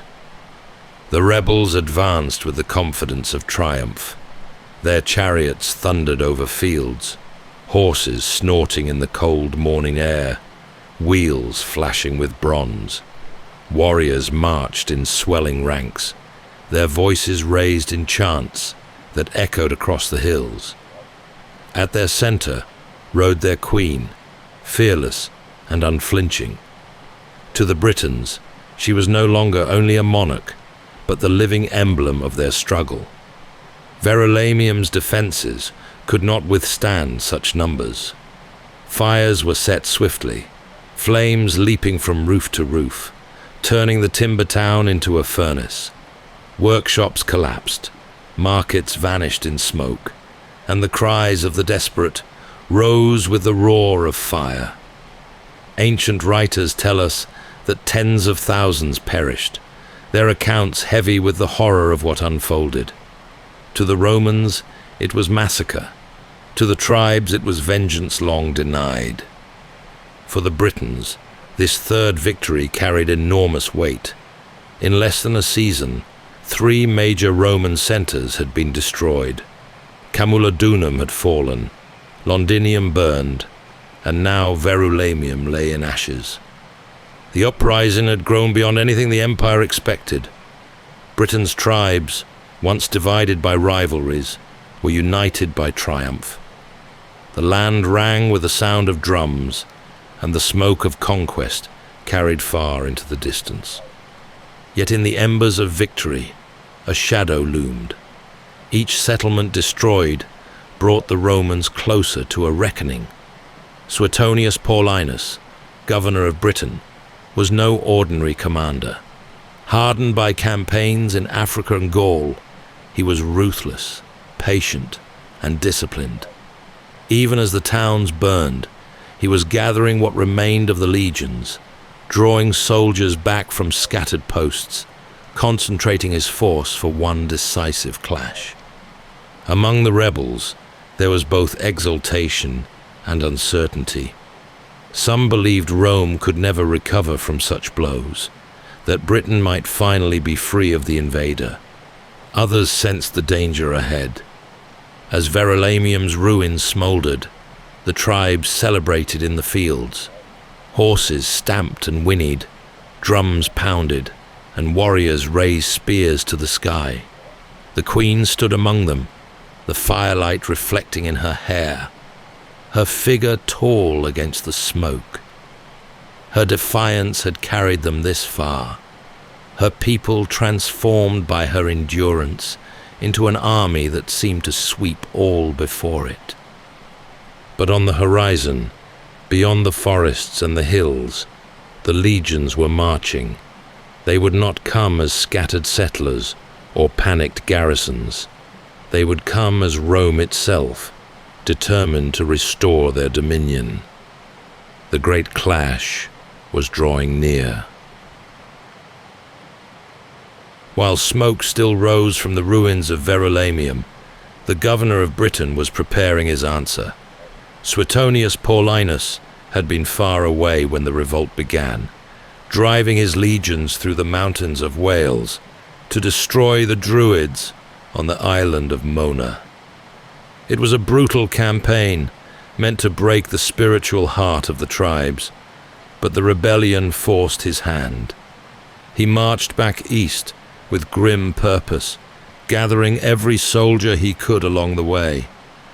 The rebellion had burned with terrifying speed, but Rome was patient. Suetonius understood that one defeat could mean the loss of the whole province, and so he refused to waste men in reckless defense. He had abandoned Londinium because it could not be held. He had allowed Verulamium to fall because he needed time. While the tribes exhausted themselves in fire and fury, he drew his legions together, forging them into a single, unbreakable spear. His forces were still small compared to the mass of rebels. Ancient accounts say perhaps 10,000 soldiers, hardened legionaries, auxiliaries, and cavalry, against a host that may have numbered in the hundreds of thousands. Yet Suetonius knew that numbers alone did not win battles. Rome's discipline was its strength. Each soldier had drilled until the shield was an extension of the arm, the short sword as natural as breath. In open ground, properly positioned, a Roman legion was more than an army. It was a machine. The countryside between the Midlands and the coast filled with fear. Refugees stumbled south, carrying stories of slaughter. Farms were abandoned, markets left empty. Those loyal to Rome prayed for the legions to return, while others weighed whether to join the rebellion or wait for its outcome. The land seemed to hold its breath, poised between liberation and devastation. Meanwhile, the rebels exulted in their triumphs. They believed the empire broken, the governor powerless, the soldiers too few to resist them. Confidence swelled like a rising tide. The queen urged her warriors onward, her tall figure a beacon of defiance. Victory had come so swiftly that many believed it would continue without end. But in their triumph lay danger. Their forces were vast, but unwieldy. Families followed the host, carts filled with food and possessions, slowing their march. Suetonius planned for advantage, not spectacle. He meant to compress the rebel front, force a head-on clash, and deny his flanks the space where numbers tell. He gathered what troops he had, stripped the baggage, and directed his men to prevail by drill, the weight of their shields, and timing rather than sheer numbers. As the governor prepared, messengers rode to and fro. Orders were barked, camps dug, weapons sharpened. The soldiers knew the odds, yet their confidence in Roman training held steady. They had seen tribes before, in Gaul, Spain, and in Africa. They knew the chaos of great hosts and trusted that order would prevail. The stage was set for a confrontation that would decide not only the fate of a queen, but of the entire province. Suetonius formed his army on a constricted shelf of ground, hemmed by thick woodland, with a gentle rise ahead. The legions dressed their line in tight ranks, auxiliaries held the wings, and the cavalry waited out on the flanks. Javelins were stacked ready. The front cohort knelt behind a fence of shields, while the standards lifted in the breeze. Across the open approach, the rebel host spilled forward, their wagons massed in the rear. The rebels arrived in a mass that seemed endless. Ancient writers claimed more than 100,000, perhaps 200,000, though such numbers were surely exaggerated. Yet to the Romans, looking out from their narrow line, it must have felt as though the entire island had risen against them. Men, women, and children had followed the host, and the warriors, daubed in blue and armed with spears and axes, shouted curses at the legion. At the center, the queen directed the chariot teams with clipped signals. drawing the surge toward the Roman front. Before the clash, she addressed her people. Ancient sources tell of her fierce words, declaring that she fought not for wealth or power, but for justice, for freedom, for the honor of her family and all Britain. Her voice carried across the crowd, stirring their hearts with anger and resolve.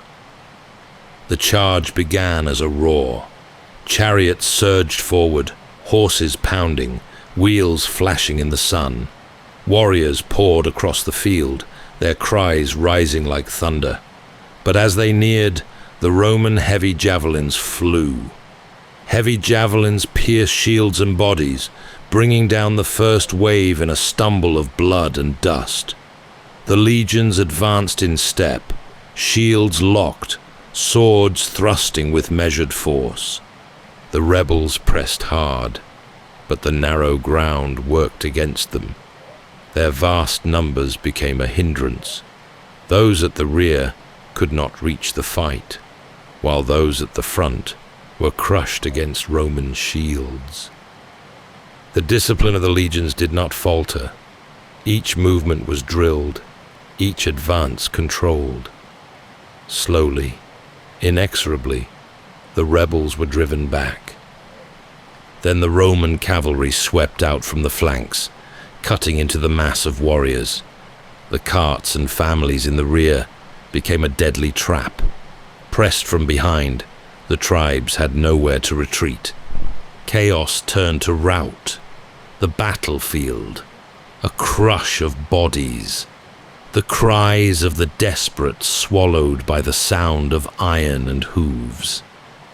By the day's end, the rebellion lay broken. Ancient sources speak of dreadful losses among the Britons. What is clear is that the uprising, so fierce and so close to success, had been shattered in a single encounter. The legions stood bloodied, but intact. Suetonius had gambled everything on this ground, and his decision had saved the province. For the queen, it was the end of her defiance in the field. Defeated, but not forgotten, she vanished from the record soon after, her fate wrapped in mystery. When the battle was lost, the great tide of rebellion ebbed as swiftly as it had risen. Survivors scattered into forests and marshes, carrying with them the memory of fire and fury. The queen herself slipped from the pages of certainty into the realm of legend. Some said she took poison, unwilling to be paraded in chains through the streets of Rome. Others believed illness claimed her after the strain of war. A few whispered that she escaped, vanishing into the wilds to live out her days unseen. Though her body was never found, her shadow endured. To the Romans, she was a savage leader whose defiance had nearly cost them a province. To her people, she was more than that: a mother, a queen, a symbol of a spirit that would not be subdued. The lands of the Iceni bore the scars of Rome's vengeance, yet her story passed from voice to voice, remembered in fireside tales and in the uneasy respect of her enemies. The scale of her revolt shook the empire. 3 towns had been reduced to blackened earth, tens of thousands of settlers and soldiers slain, and for a brief moment the Roman hold on Britain tottered on the edge of collapse. It was a reminder that even the mightiest empire could tremble when faced with the fury of those it thought broken. Centuries later, when Rome itself fell, her name still lingered. In time, she became a figure of national memory, her statue raised in London, her defiance retold in chronicles, poetry, and legend.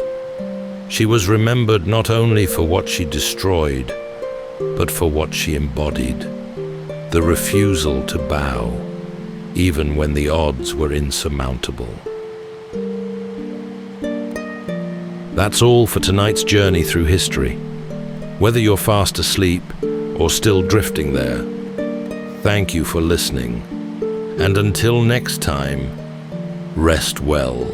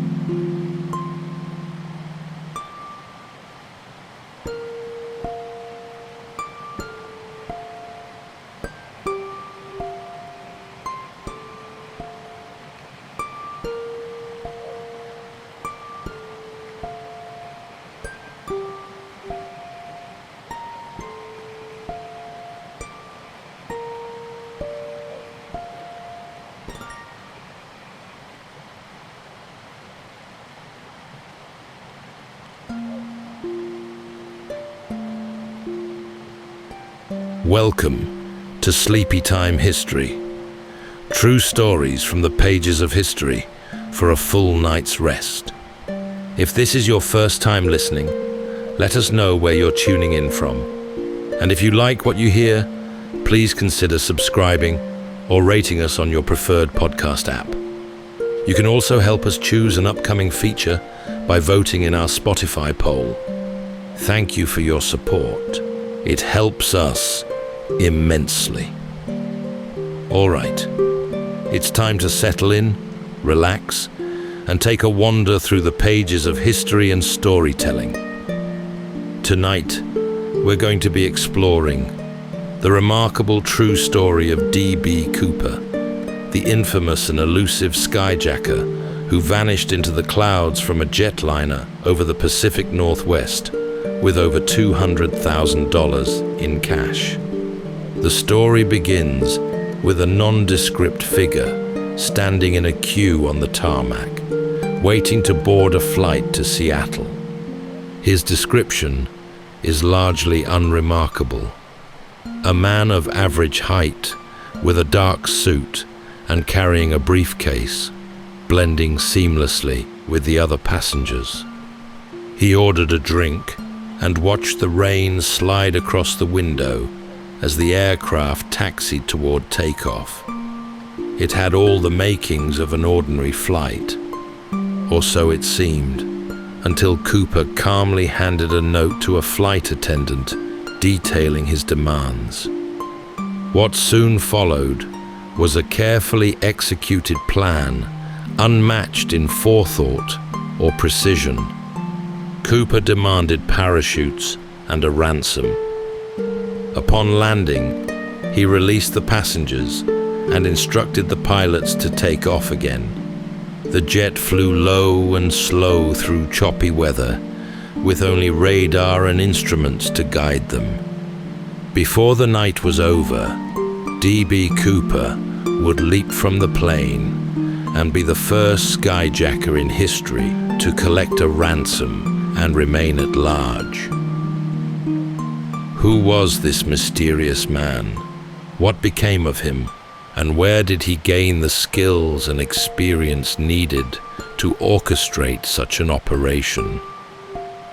Tonight, as we drift into sleep, we'll examine what's known and many of the more intriguing theories that continue to spark debate.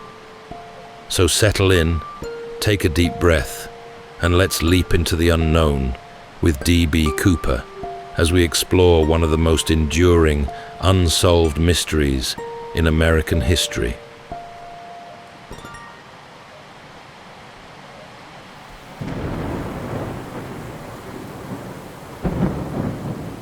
It was the afternoon of the 24th of November, 1971, the day before Thanksgiving, when a man joined the queue to board Northwest Orient Flight 305 in Portland.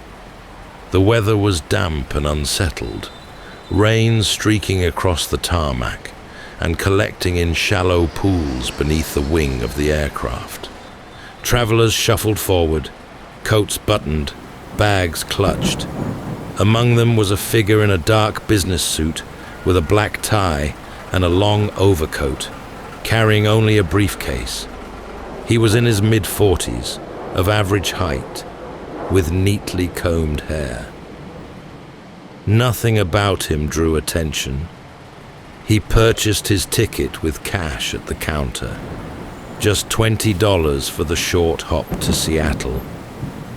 Once aboard, he moved down the narrow aisle and settled into seat 18C, near the rear of the aircraft.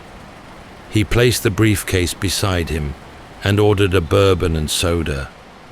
The flight was only 30 minutes long, yet he appeared unhurried and oddly comfortable in the close space of the cabin. Witnesses later remembered his dark sunglasses, which he wore even inside.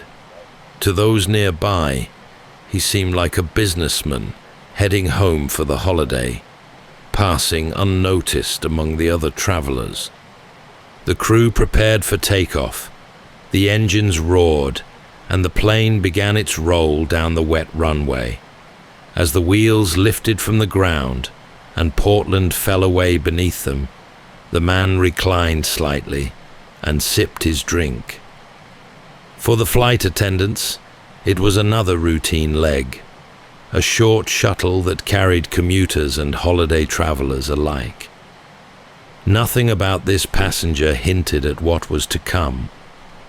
Florence Schaffner, one of the flight attendants, passed through the aisle as she had done countless times before. The man in 18C handed her a folded note. She tucked it unopened into her pocket, assuming it was a telephone number, as many flight attendants received from traveling men. But a moment later, he leaned towards her and said in a calm voice that she should read it. She unfolded the paper and read the following: "Miss, I have a bomb in my briefcase and want you to sit by me." When asked discreetly what he meant, he opened his briefcase just enough for her to glimpse a bundle of red cylinders connected by wires. He then gave instructions. She was to deliver his demands to the cockpit. He wanted $200,000 in $20 bills, 4 parachutes, and a fuel truck waiting in Seattle. He spoke without panic or aggression, more like a man negotiating terms than making threats.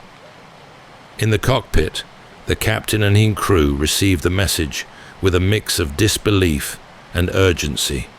Protocol was clear. They informed air traffic control, which in turn contacted the FBI. For the passengers seated toward the front, nothing seemed unusual. The flight continued smoothly through the gray skies of the Pacific Northwest. Drinks were served, magazines opened, briefcases set on knees. Only the crew knew that the course of events had shifted. Behind the calm exterior of the cabin, a hijacking was underway. The man remained composed, watching the attendants with a steady gaze. He adjusted his tie and waited as if he had all the time in the world. For those who observed him closely, it was this calmness that stood out most. He was not frantic, not boastful, and not cruel. He was methodical, prepared, and quietly assured of what would happen next. Florence steadied herself, then looked back to the man at the rear of the plane. He was almost businesslike, as if he had been preparing for this exchange for months. When she hesitated, he unlatched his briefcase. Inside was a neat bundle of red cylinders attached by wires to a central battery. It was shown only for a moment, but the sight was enough to confirm the threat. She closed the case and carried his instructions forward to the cockpit. The pilots received the note with controlled alarm. The captain, William Scott, had flown countless hours on this route, yet nothing in his training truly prepared him for this. He listened carefully as Schaffner repeated the hijacker's demands. The request was clear, specific, and surprisingly detailed. It was also practical.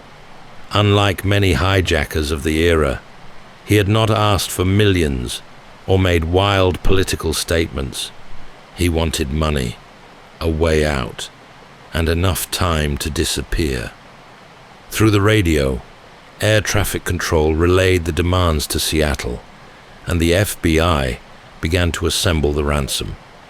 Banks were contacted, bills were gathered, serial numbers were recorded. Time was short, and yet the instructions were carried out efficiently. The aircraft continued north, as though nothing unusual had occurred, while a flurry of activity unfolded on the ground. Meanwhile, back in the cabin, the hijacker remained calm. He ordered another drink, smoked a Raleigh cigarette, and gave little away. The attendants described him as polite, even courteous, though firm in his instructions. He insisted that blinds be drawn on the windows to reduce visibility from outside. Passengers, seated forward and unaware of the drama, assumed only that weather or mechanical issues were slowing their journey. Florence Schaffner was soon replaced in her duties by Tina Mucklow, another flight attendant. She sat near the hijacker for most of the journey, relaying his instructions and answering his questions. The minutes stretched on as the aircraft drew closer to Seattle. Fuel burned steadily, gauges ticked forward, and dusk began to settle across the Pacific Northwest. Outside, the landscape darkened into a patchwork of rivers, forests, and small towns, their lights flickering against a lowering sky. In the cabin, however, time felt suspended. For the crew, the situation carried a strange duality. At the front of the plane, pilots held to their course, listening for updates from the ground, their minds focused on the next steps. At the rear, the hijacker sat with his briefcase at his side, his demeanor almost relaxed. Between them, the flight attendants moved carefully, serving drinks to unsuspecting passengers while keeping an eye on every small gesture from seat 18C. By the time Seattle came into view, both sides of this tense negotiation were already set in motion. The FBI had secured the ransom, the parachutes had been gathered, and the runway awaited with law enforcement standing by. As the jetliner neared Seattle, preparations on the ground gathered pace. At the FBI office, phones rang in short bursts, while agents coordinated with a downtown bank to pull together the ransom in used $20 bills. Clerks worked a swift assembly line, photographing and logging serial numbers, stacking notes into rubber-banded bricks that would fit easily into a duffel bag. At the same time, agents contacted a local skydiving school for parachutes. Packs were checked for completeness, bundled into canvas bags, and driven to SeaTac under escort. No speeches, no grandstanding, only the urgent routine of a plan taking shape. At the airport, operations staff cleared a remote stand well away from terminal windows. Fuel trucks and stair units were positioned on call rather than in view. Police and federal cars held in the shadows beyond the floodlights. Blue beacons capped, engines low. Controllers reserved a taxi route that would keep the aircraft out of public sight as soon as it landed. The aim was simple: reduce opportunities for panic, contain risk, and keep options open. In the cabin, attendants maintained a measured rhythm. They checked belts, straightened galley latches, and moved with the practiced economy of people who knew every inch of the aisle. Up front, most travelers remained absorbed in their own small worlds. A newspaper folded to the crossword, a magazine article halfway done, a window view traded for a few minutes of rest. SeaTac's damp evening settled over the field, vapor rising off the concrete, thin spray drifting beneath the lights. The airside radios carried clipped exchanges: runway, stand, handlers, tower.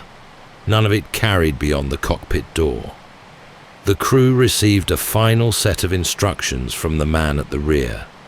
The pilots acknowledged and focused on the descent. Touchdown came just after 5:30. Reverse thrust swelled and faded. The aircraft slowed and turned clear of the active runway. Following tower guidance, it taxied away from the terminal, threading past hangars and service roads toward the chosen stand. From outside, it looked like any other evening arrival diverted for a technical check. From inside, it was a narrow corridor of decisions, each one feeding into the next. The money convoy rolled through a secure gate, while the parachutes arrived by a separate route. Airfield staff kept their distance, deferring to the agents now clustered at a control point near the perimeter road. The orders were to move deliberately, minimize contact, and keep everything off the main apron. No rush, no crowding at the stairs. Engines stayed running as the cabin pressure remained steady. The smell of warm fuel drifted faintly through the air ducts. The jet came to a final stop at the remote position. The captain and first officer ran their checklists, eyes flicking across instruments, each line a small reassurance in an evening that offered few. Beyond the windows, shapes moved at the edge of the floodlit circle, unresolved and patient. The next phase would take place out of public view. No announcements over the loudspeaker, no scenes on the main concourse. The aeroplane had been positioned, the lists completed, the deliveries timed. What happened next would be between the people on the steps and the people on board. The steps rose to the forward door and held there, the handrails gleaming under the floodlights. A ground handler climbed just high enough to pass over the canvas sack, then retreated. Agents, keeping their distance, watched for a signal from the cabin. Inside, the atmosphere tightened, but held. The bag came aboard. The door closed again. Passengers began to disembark in small groups. Attendants guided them down the stairs with practiced care. A hand at the elbow here, a word of reassurance there, and handed them over to waiting staff, who shepherded them to a bus. 36 in all, moving steadily from warm cabin air to the damp evening, most convinced This was a delay best forgotten. Their part in the story ended at the bottom step. With the seats now empty, attention narrowed to essentials. The sack was opened on a rear galley counter, the bricks of cash checked for number and condition, then transferred into a duffel. The parachute packs were set out and inspected. Harnesses, risers, pins.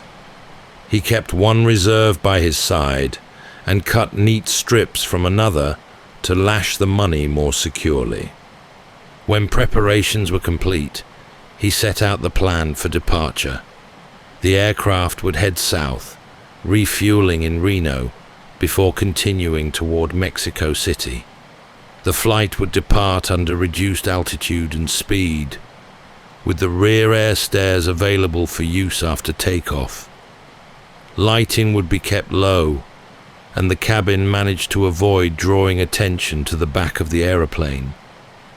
The instructions were crisp and left little room for debate. The captain relayed the plan to Tower and Operations, who relayed it in turn to the agents at the perimeter. There were discussions nobody on board would hear, options weighed, contingencies drafted, but the choice was already made. With passengers off and tempers cool, a controlled departure was safer than a forced endgame on the stand. Fuel flowed, figures were signed off, a last check of doors and latches. The staircase was withdrawn and the forward door secured. The crew took their places.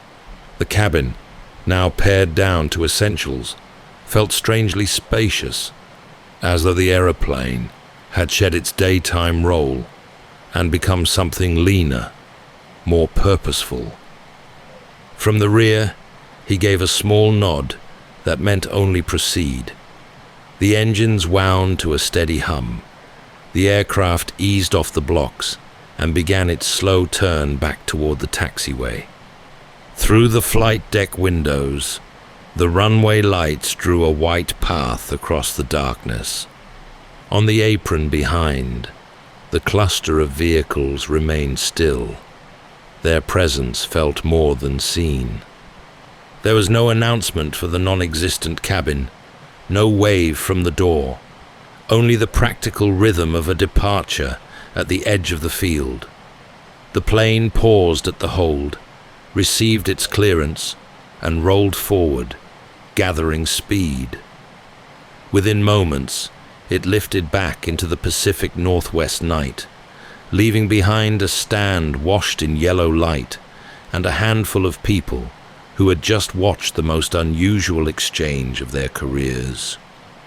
What happened next would be decided above the clouds, beyond the reach of floodlights and fences, where instruments and intention would carry the story on. From the cockpit, Captain William Scott could feel the unusual drag of the aircraft as it flew under the strict conditions Cooper had imposed. The landing gear stayed lowered, the flaps set at 15 degrees, and the altitude held at around 10,000 feet. The airspeed was kept just above stall level, far slower than usual for a passenger jet. The cabin itself remained depressurized, making the atmosphere inside feel heavier, as though the flight was already brushing against the edge of the wilderness below. In the cabin, the hijacker kept to himself. He ordered the flight attendant, Tina Mucklow, to sit away from him and draw the curtain. From then on, she would see only glimpses of his movements. He stayed calm, occasionally adjusting the duffel bag or the parachute packs. The flight pushed southward into worsening weather. Winds buffeted the aircraft, rain hammered against the metal skin, and turbulence caused the wings to shudder. To the pilots, conditions were challenging, but manageable. To the man preparing to leap from the rear stair, It was a formidable test. The temperature outside hovered just above freezing, with heavy cloud, no moonlight, and a rough patchwork of forest and river beneath. The ground was invisible.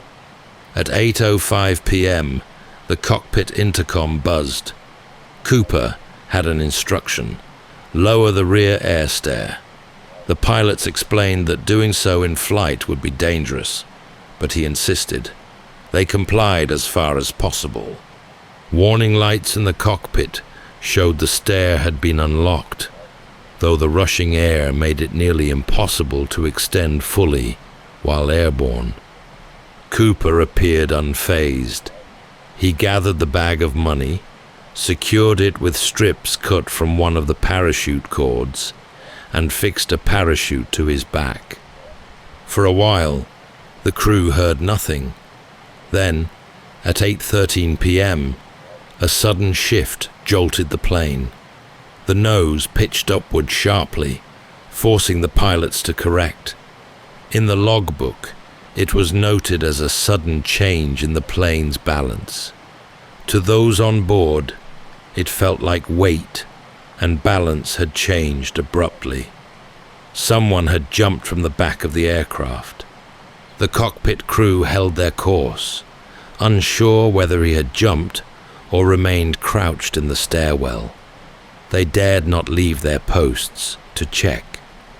The cabin behind them was dark, the roar of wind rushing through the open stair, making it impossible to hear anything clearly. For the next hour, they continued toward Reno, eyes on the instruments, minds replaying the strange sensation they had felt. When at last they landed just after 10 p.m., law enforcement surrounded the plane. Armed agents approached cautiously, searching the cabin with weapons raised. But there was no one at the rear. The stair hung heavy in the night air, buffeted by wind. The man who had boarded in Portland that afternoon had vanished. Somewhere in the vast, rain-soaked expanse below, between rivers, forests, and mountains, he had stepped into darkness. Whether he survived or not remained unknown. The plane soon touched down in Reno. What followed was one of the most extensive searches in the history of American law enforcement. The authorities began combing the wilderness of southwest Washington, focusing on a stretch of rugged terrain between aerial and woodland. It was an unforgiving landscape of thick pine forest, winding rivers, and steep ridges, all made treacherous by November rain and winter chill. Helicopters swept low over the trees, while ground teams pushed through brush and mud with dogs at their side. Paratroopers from nearby bases joined the effort, retracing the likely flight path and calculating descent zones. Maps were pinned with grids, and each day new areas were marked off, yet no parachute, no body, no equipment, and no bag of money were ever found. Investigators faced serious challenges. The exact jump point was uncertain. Turbulence, wind drift, and the limitations of radar made it nearly impossible to know precisely where Cooper had made his escape. The search zone covered miles of dense, inaccessible ground. Streams ran fast and high with rain, easily carrying away evidence. The possibility remained that he had landed far outside the area altogether. Attention then turned to what he had left behind on the aircraft. On seat 18C lay a black clip-on tie, its cheap fabric pinched with use. In later years, scientists analyzing it under powerful microscopes found traces of rare metals, titanium, stainless steel, and aluminium, particles associated with advanced manufacturing industries. This raised the possibility that Cooper had worked in or around aerospace facilities, giving him both the knowledge and confidence to attempt such a jump. The crew also recalled that he had smoked several Raleigh cigarettes during the flight. 8 butts were collected from the armrest ashtray, bagged as evidence, but in time they were misplaced, a costly loss. Had they been preserved, modern DNA techniques might have provided the strongest clue of all. Fingerprints lifted from the seat and from a few items were inconclusive, matching no one with certainty. The money itself became another thread in the story. Banks across the country were alerted to check incoming notes for the serial numbers documented by the FBI, but none of the bills appeared in normal commerce. It was as though the cash had vanished with the man. Then, in 1980, nearly a decade after the hijacking, a boy digging a fire pit along the Columbia River uncovered 3 bundles of bills buried in the sand. The notes, still bound with rubber bands, matched the ransom serial numbers exactly. In total, nearly $6,000 had resurfaced. The find raised more questions than it answered. Did Cooper bury the money himself, or had it washed downstream from some unknown resting place? Why only part of the ransom? The remainder was still missing. Despite thousands of hours spent searching forests, rivers, and financial records, the trail grew colder with each passing year. The evidence that remained was tantalizing but incomplete. A tie covered in mysterious particles. A handful of bills discovered by chance. And memories held by a crew who could never forget that long, rain-soaked night. For many who have studied the case, the most persuasive idea is that the man survived his jump and disappeared into the world. This theory rests on one central point. He seemed too well prepared, too deliberate in his choices, to have intended anything else. From the beginning, the hijacking showed signs of careful planning. He chose a Boeing 727, one of the few commercial aircraft with rear air stairs that could be lowered in flight. He asked for several parachutes, ensuring the authorities would not dare provide him with a sabotaged pack. He knew to order the plane flown at a safe altitude for a parachute descent, and at a reduced speed that kept the jump feasible. These were not random details. They suggested either prior research or direct experience in aviation and parachuting. Supporters of the survival theory argue that he could have landed near one of the many roads or clearings below, removed his parachute, and simply walked away. The Pacific Northwest was a region he may have known well, and in 1971, its forests offered endless places to hide. If he had transport waiting, he could have vanished within hours. Over the years, several suspects were considered strong candidates under this theory. One was Kenneth Christiansen, a former paratrooper and employee of Northwest Orient. He matched some elements of the composite sketch, lived in the region, and had the skills to manage such a jump. His family later suggested he had once hinted at involvement. Another was Dwayne Webber, who allegedly confessed on his deathbed that he was Cooper. His widow recalled him talking in vague terms about leaving fingerprints on an aircraft and suffering an injury from a parachute jump. A third suspect was L.D. Cooper, who was identified by a niece who claimed family members had suspected him for years. Each of these men carried fragments of the story, but none could be tied directly to the evidence. Fingerprints were inconclusive, DNA from the tie too limited, and witness descriptions too variable. Still, the suspicion lingered.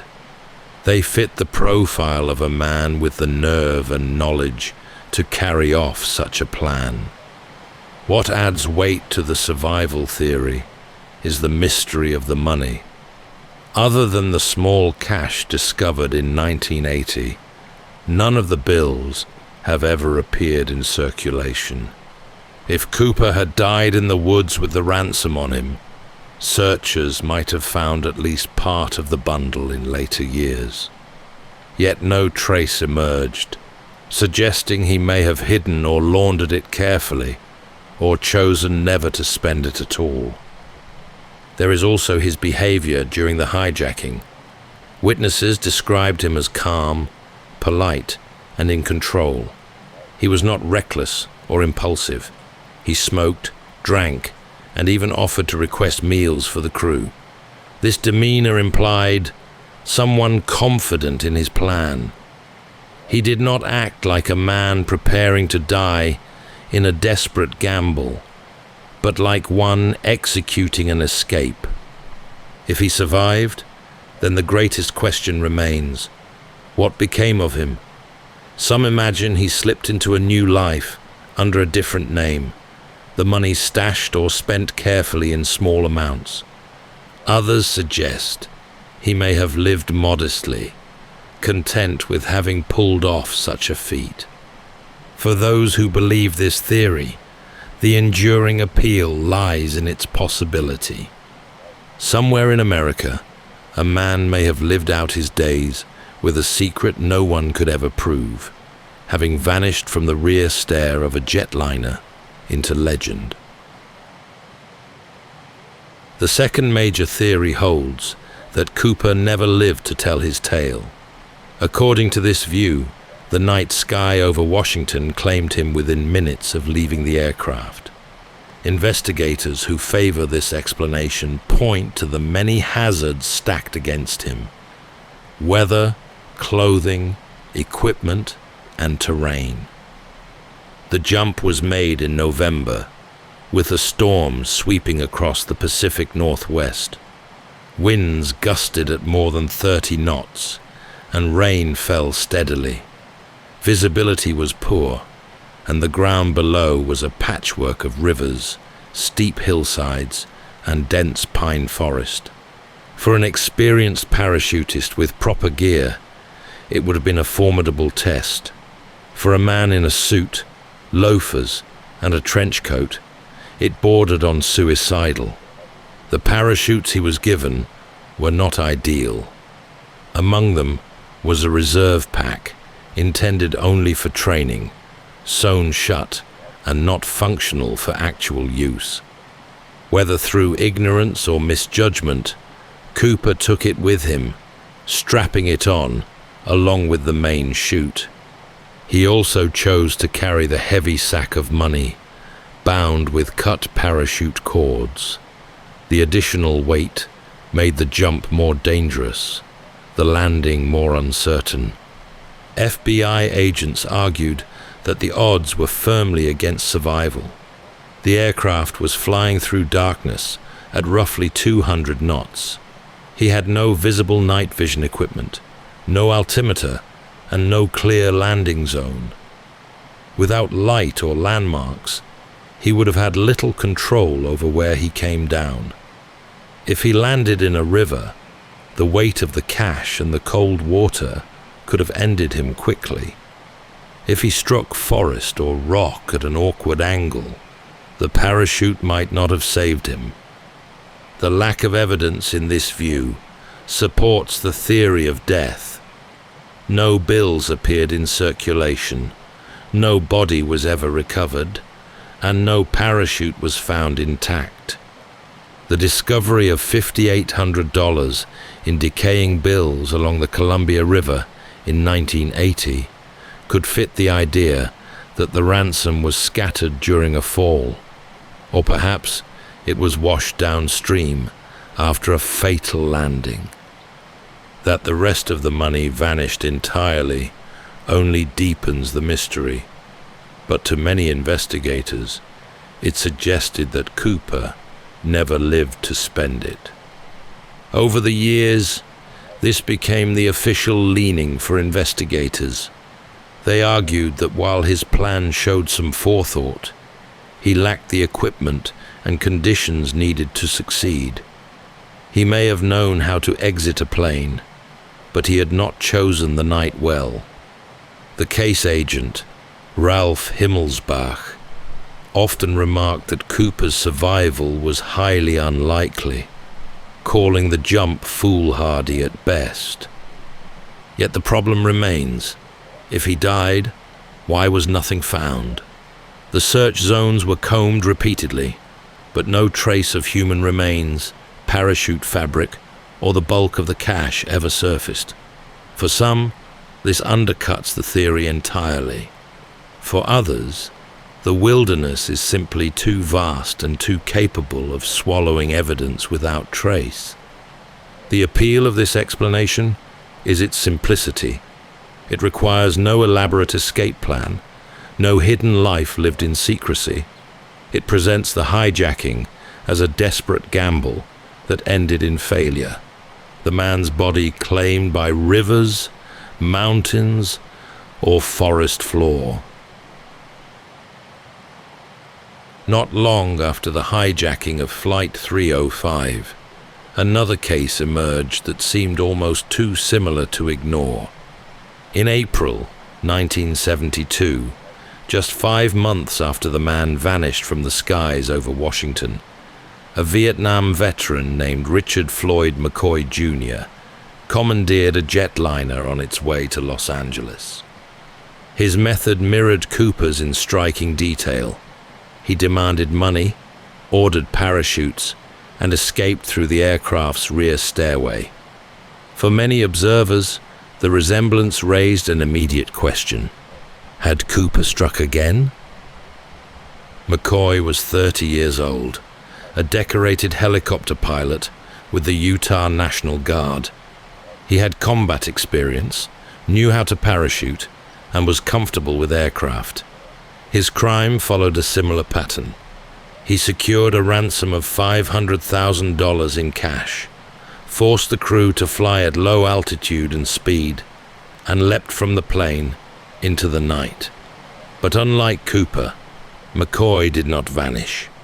Within 2 days, he was identified and arrested after leaving behind clear evidence, including fingerprints and handwriting that matched a note passed to the crew.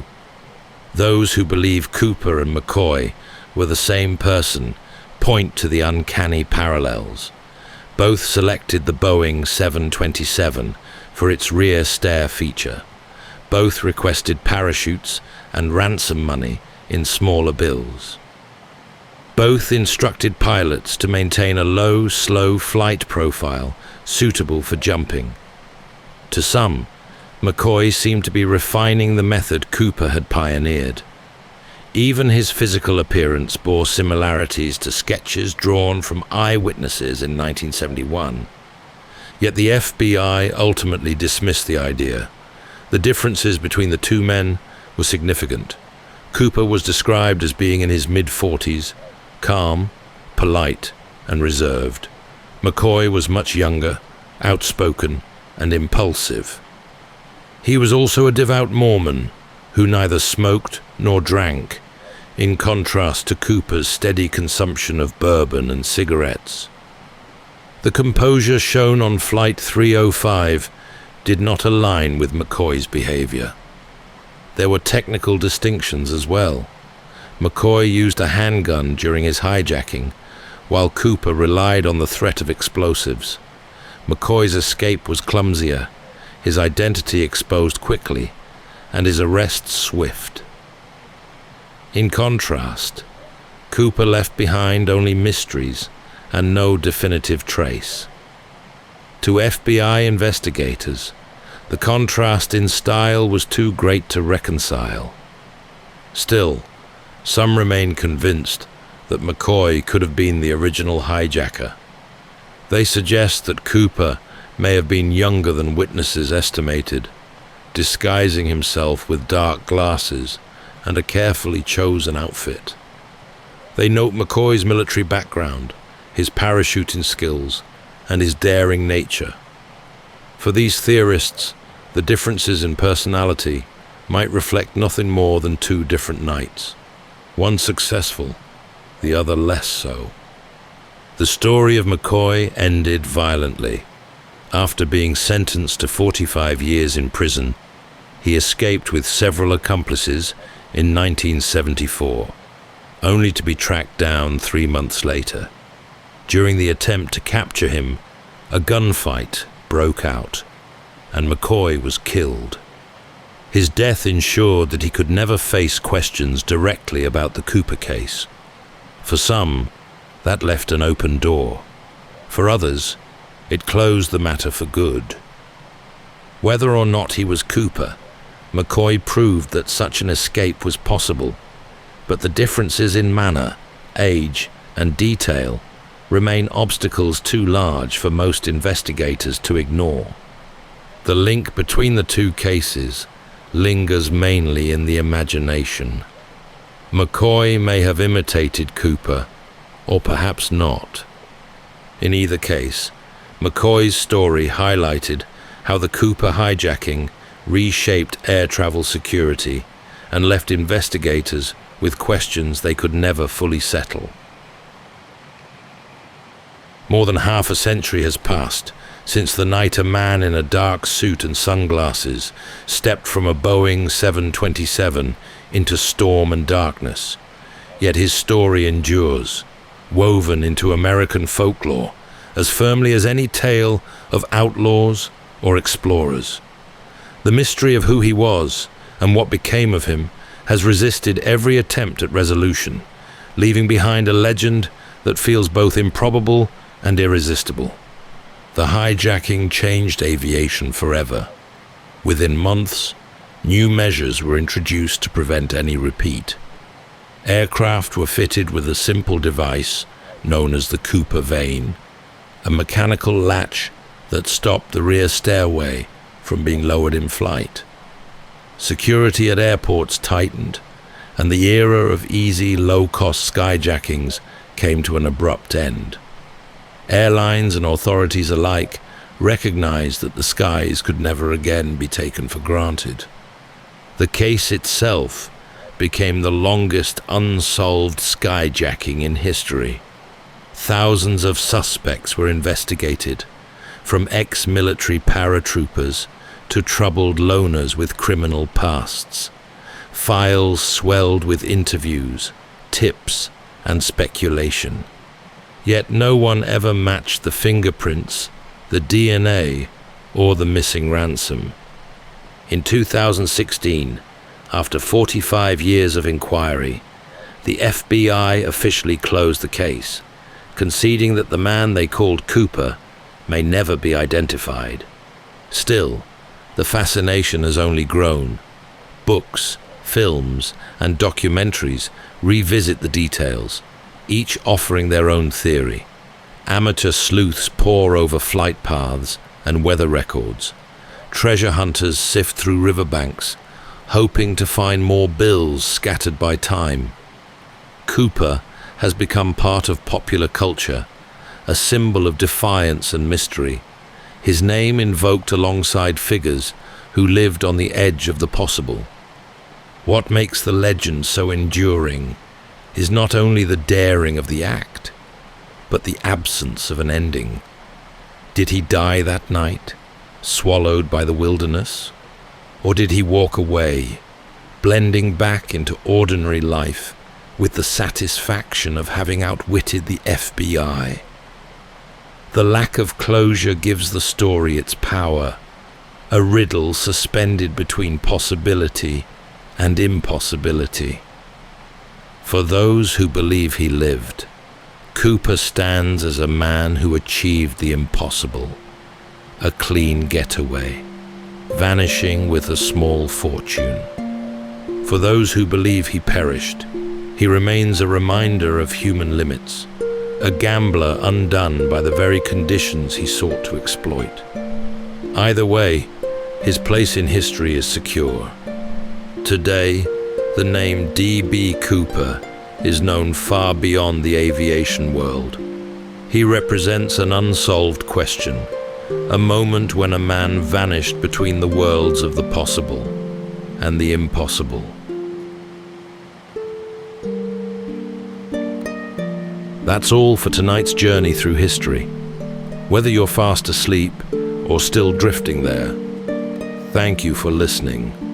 And until next time, rest well.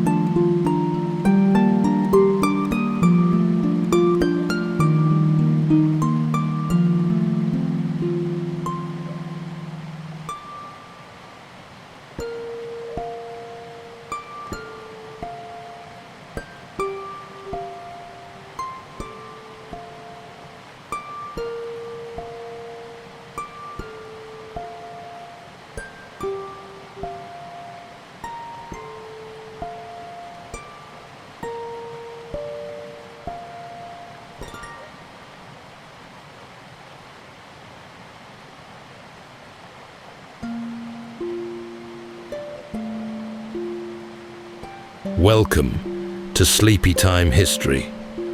True stories from the pages of history for a full night's rest. If this is your first time listening, let us know where you're tuning in from. And if you like what you hear, please consider subscribing or rating us on your preferred podcast app. You can also help us choose an upcoming feature by voting in our Spotify poll. Thank you for your support. It helps us immensely. All right, it's time to settle in, relax, and take a wander through the pages of history and storytelling. Tonight, we're going to be exploring the legendary Bermuda Triangle, that fabled stretch of ocean where myth and mystery have been woven together for centuries. In part one of our journey, we traced its foundations from Christopher Columbus and his account of strange lights flickering over the waters. Then, to the hidden reefs of Bermuda that lured countless wooden vessels to their unfortunate end. We spoke of supposed ghost ships discovered sailing aimlessly with no one aboard, and endless mats of seaweed ensnaring its victims as if compelled by some unseen, sinister force. Tonight, we return to those same waters, not by galleon or caravel, but from the flight decks of the modern age. We'll step aboard an aircraft carrier to observe a squadron of American bombers vanish from radar in an instant. We'll wonder at the fate of a massive naval ship swallowed by the sea with hundreds of souls aboard. We'll hear of modern merchant ships slipping into fog banks, never to re-emerge. Throughout these tales of disappearance, truth and imagination coincide. Could it have been a rogue wave, or perhaps methane gases from the seabed? Or was it simply equipment failure, or a sudden storm? Other less credible theories include fables of long-lost cities, time slips, or visitors from beyond the stars, and we'll explore these too, but just for a bit of fun. In any case, what should we believe? And why does this corner of the Atlantic still hold our imagination so firmly? Tonight, as we drift into sleep, we'll follow these mysteries across both sea and sky, from believable theories to pure conjecture. So settle in, take a deep breath, and let's journey again into the enduring legend of the Bermuda Triangle.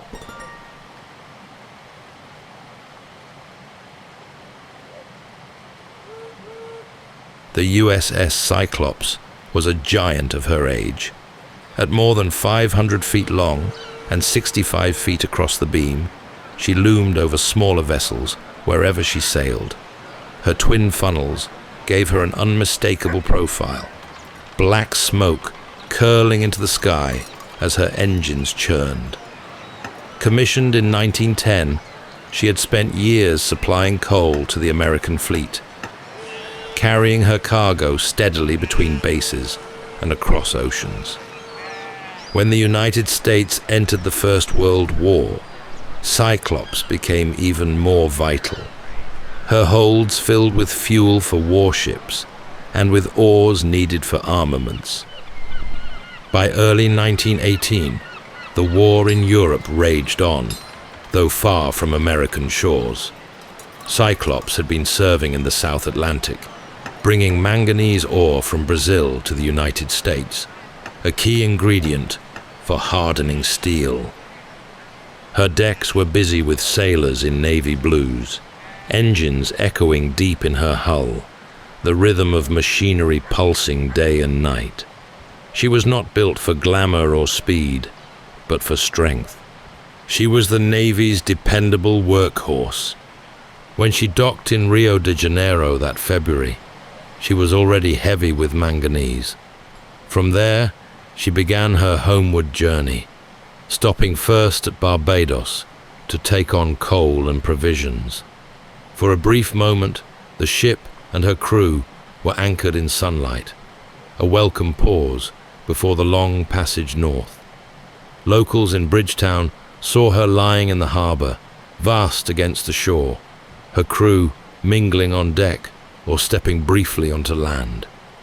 She took in hundreds of tons of coal, stocked her galleys, and prepared for the next stage of her voyage.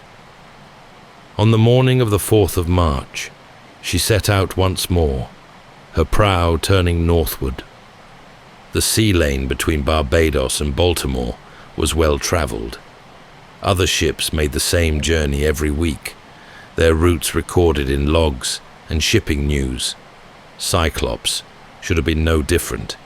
She was a collier under naval command, her course steady, her pace unremarkable. Yet after leaving port, no one saw her again. Days passed.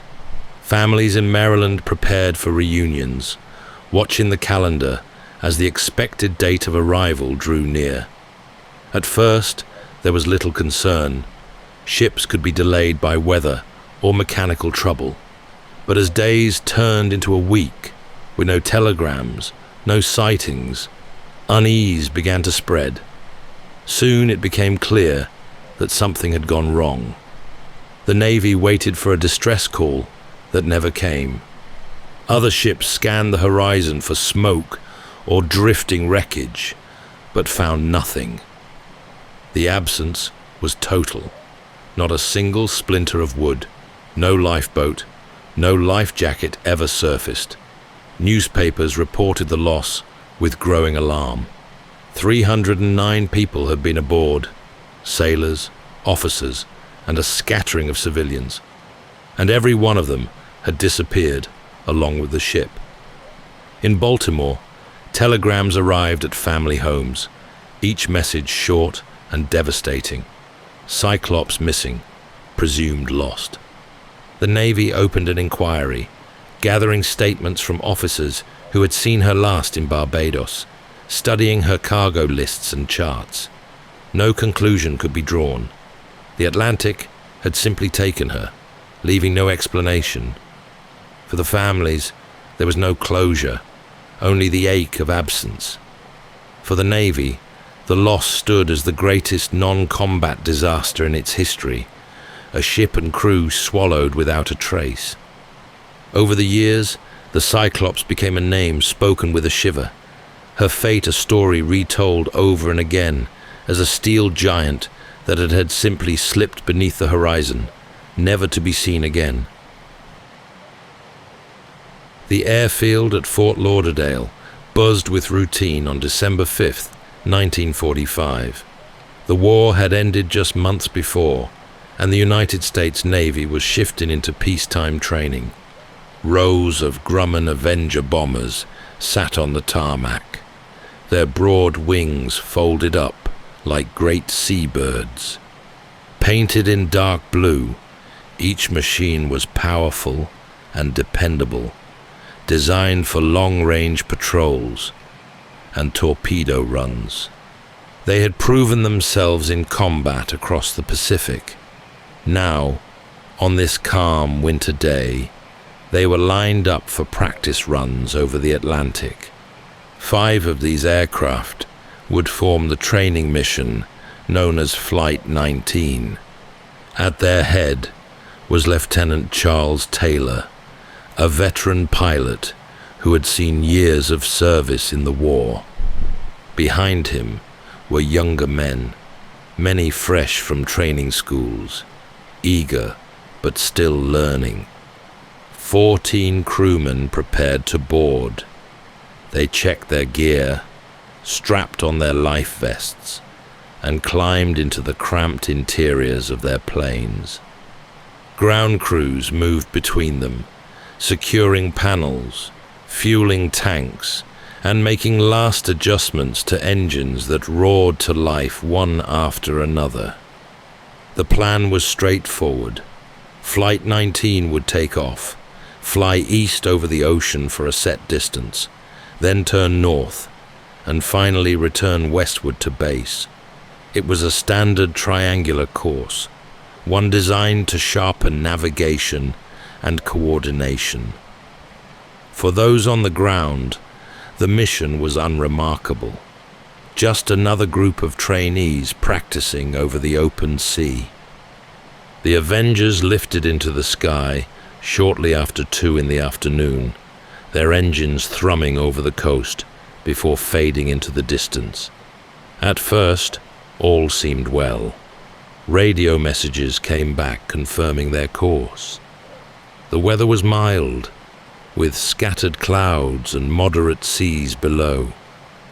Nothing suggested what was to come. Hours later, however, the first signs of trouble reached the base. Radio operators heard Lieutenant Taylor's voice reporting compass difficulties. Bearings did not make sense, positions seemed uncertain, and the formation had begun to drift off its planned route. Other messages followed, filled with confusion. Some suggested they were over the Florida Keys.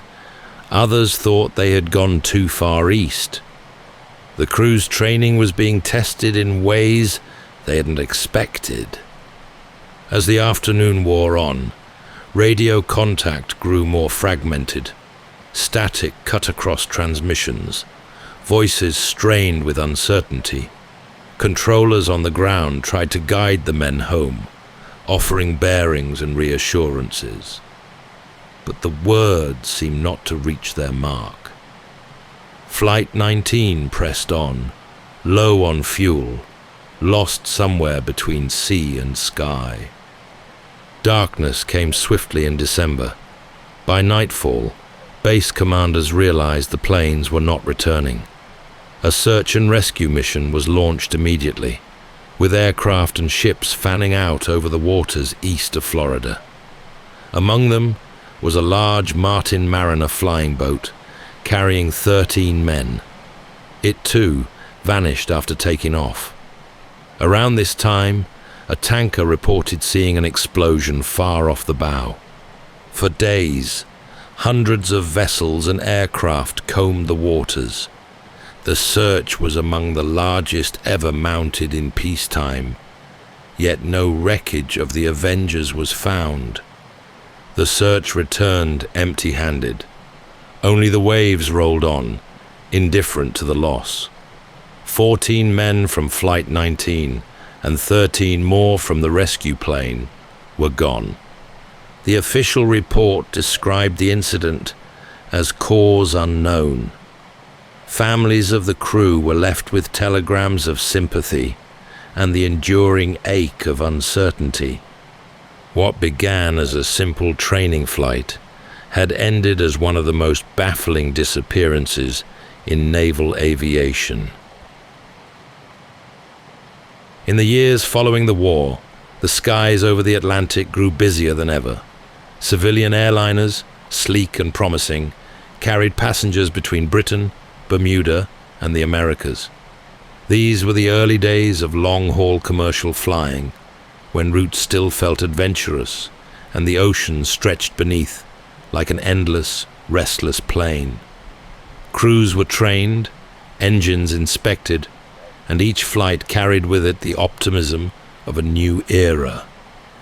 Yet the ocean, vast and inscrutable, was not always forgiving.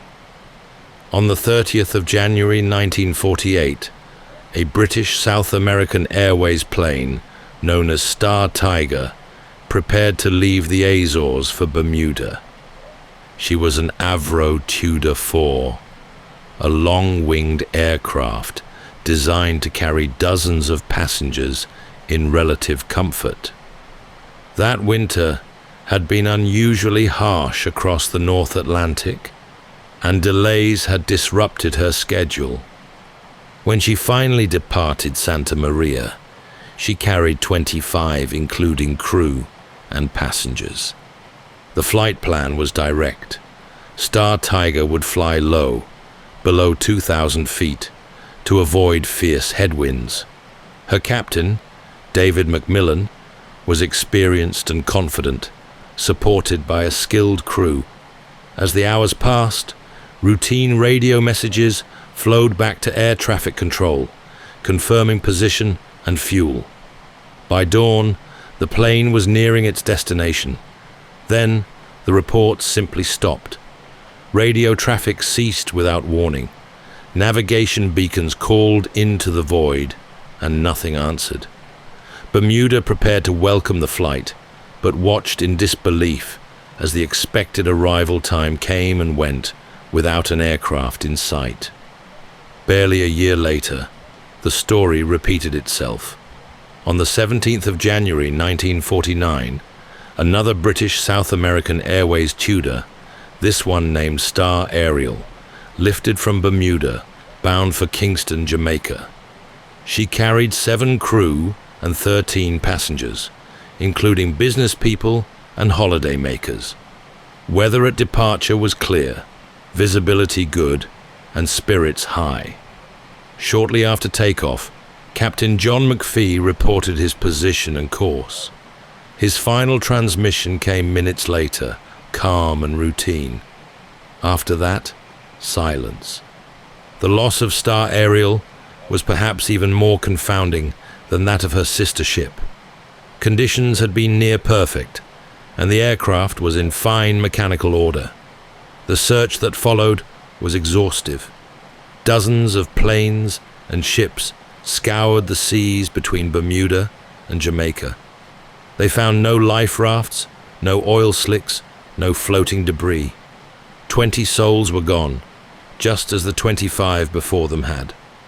In London, the disappearances drew grim attention.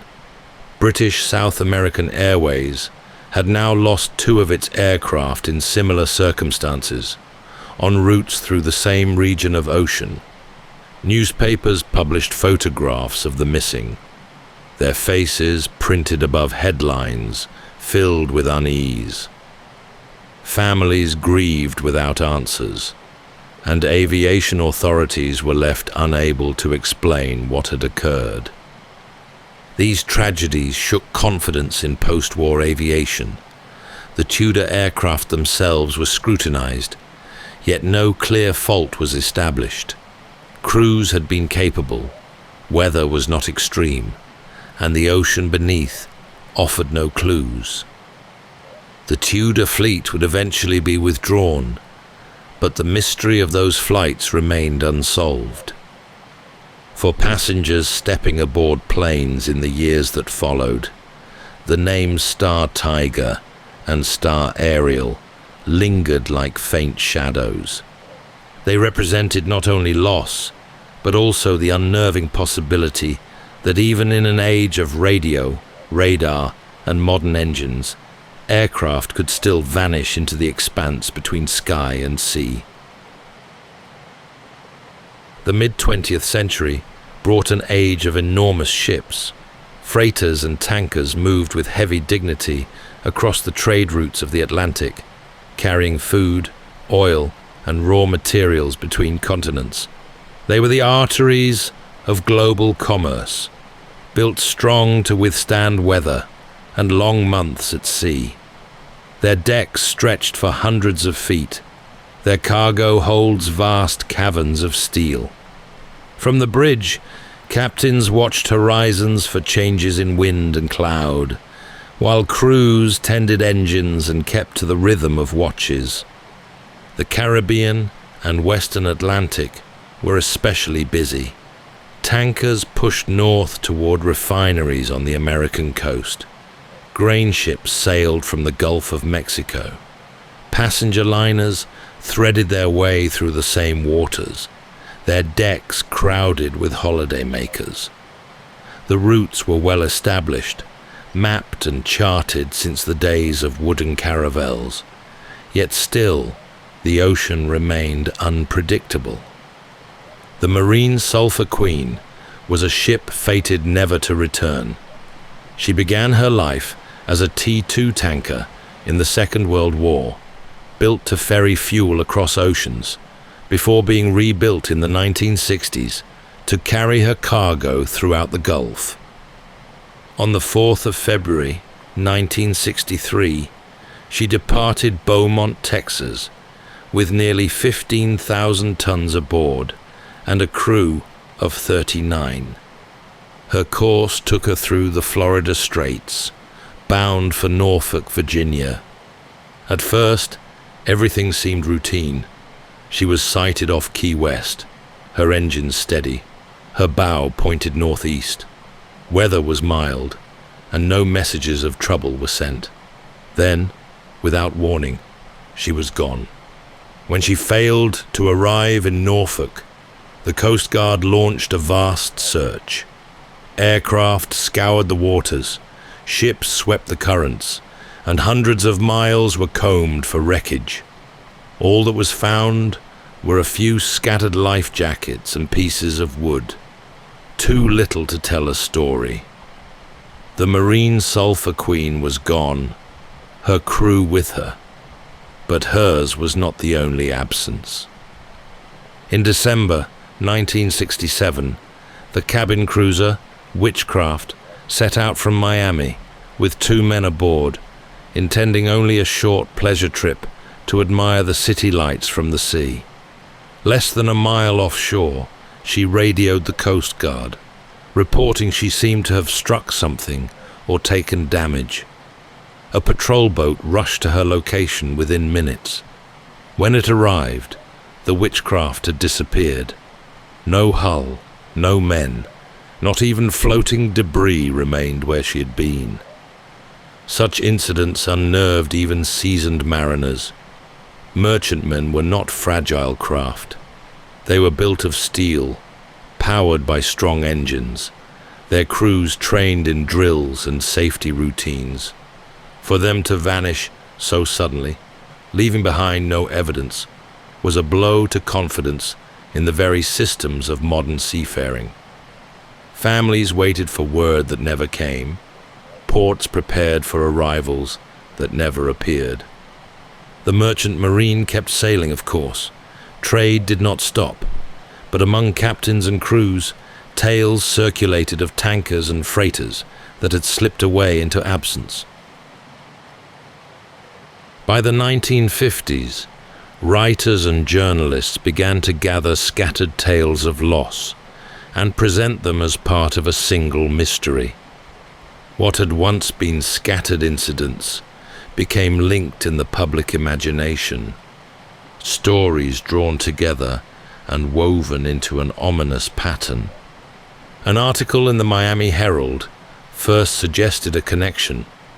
It was a short piece, more observation than theory, yet it struck a chord. The writer noted that ships and planes had vanished in the waters of the Triangle.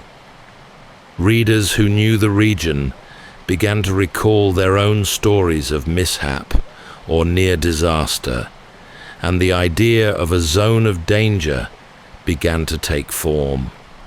The notion was fueled further in 1952, when a feature in Fate magazine laid out a series of disappearances with dramatic flair.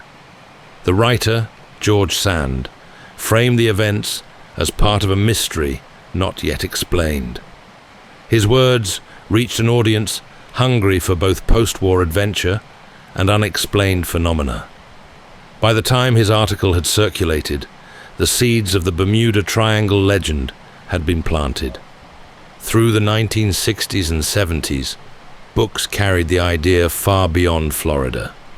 Authors like Vincent Gaddis and Charles Berlitz published bestsellers filled with accounts of ships and planes lost without explanation. Maps with neat triangular borders appeared on dust jackets and in magazines, inviting readers to imagine a cursed zone of sea. Berlitz's book, The Bermuda Triangle, released in 1974, sold millions of copies worldwide. His book transformed the idea from maritime folklore into international fascination. These stories were written with drama and conviction. Accounts of Flight 19, the USS Cyclops, the Star Tiger, and many others were retold in ways that heightened their strangeness. Gaps in the record became evidence of mystery. Routine losses that might otherwise have been forgotten were bound together by a single phrase, the Bermuda Triangle. In headlines and paperbacks, a place that had been only ocean became something more, a region with a reputation. The media of the time thrived on such tales. Television documentaries followed, showing maps, animated reconstructions, and actors portraying the final moments aboard doomed vessels. Magazines with lurid covers sold at newsstands, promising new revelations about the Devil's Triangle. The legend became part of popular culture, mentioned in films, novels, and conversations wherever people spoke of the sea's dangers. For sailors and pilots, the name was more complicated. Many dismissed it as exaggeration, the product of writers who had never been to sea. Others admitted that the clustering of disasters was hard to ignore. But by now, the reputation had taken hold.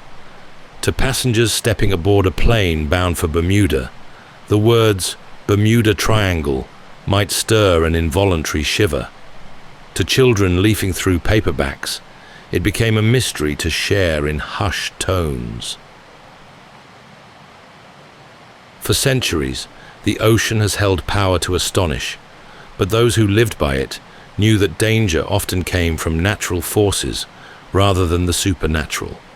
When the Bermuda Triangle became a household phrase, scientists and mariners looked first to the sea itself for explanations. One of the most persuasive ideas lay in the waves. The Atlantic is no tame body of water.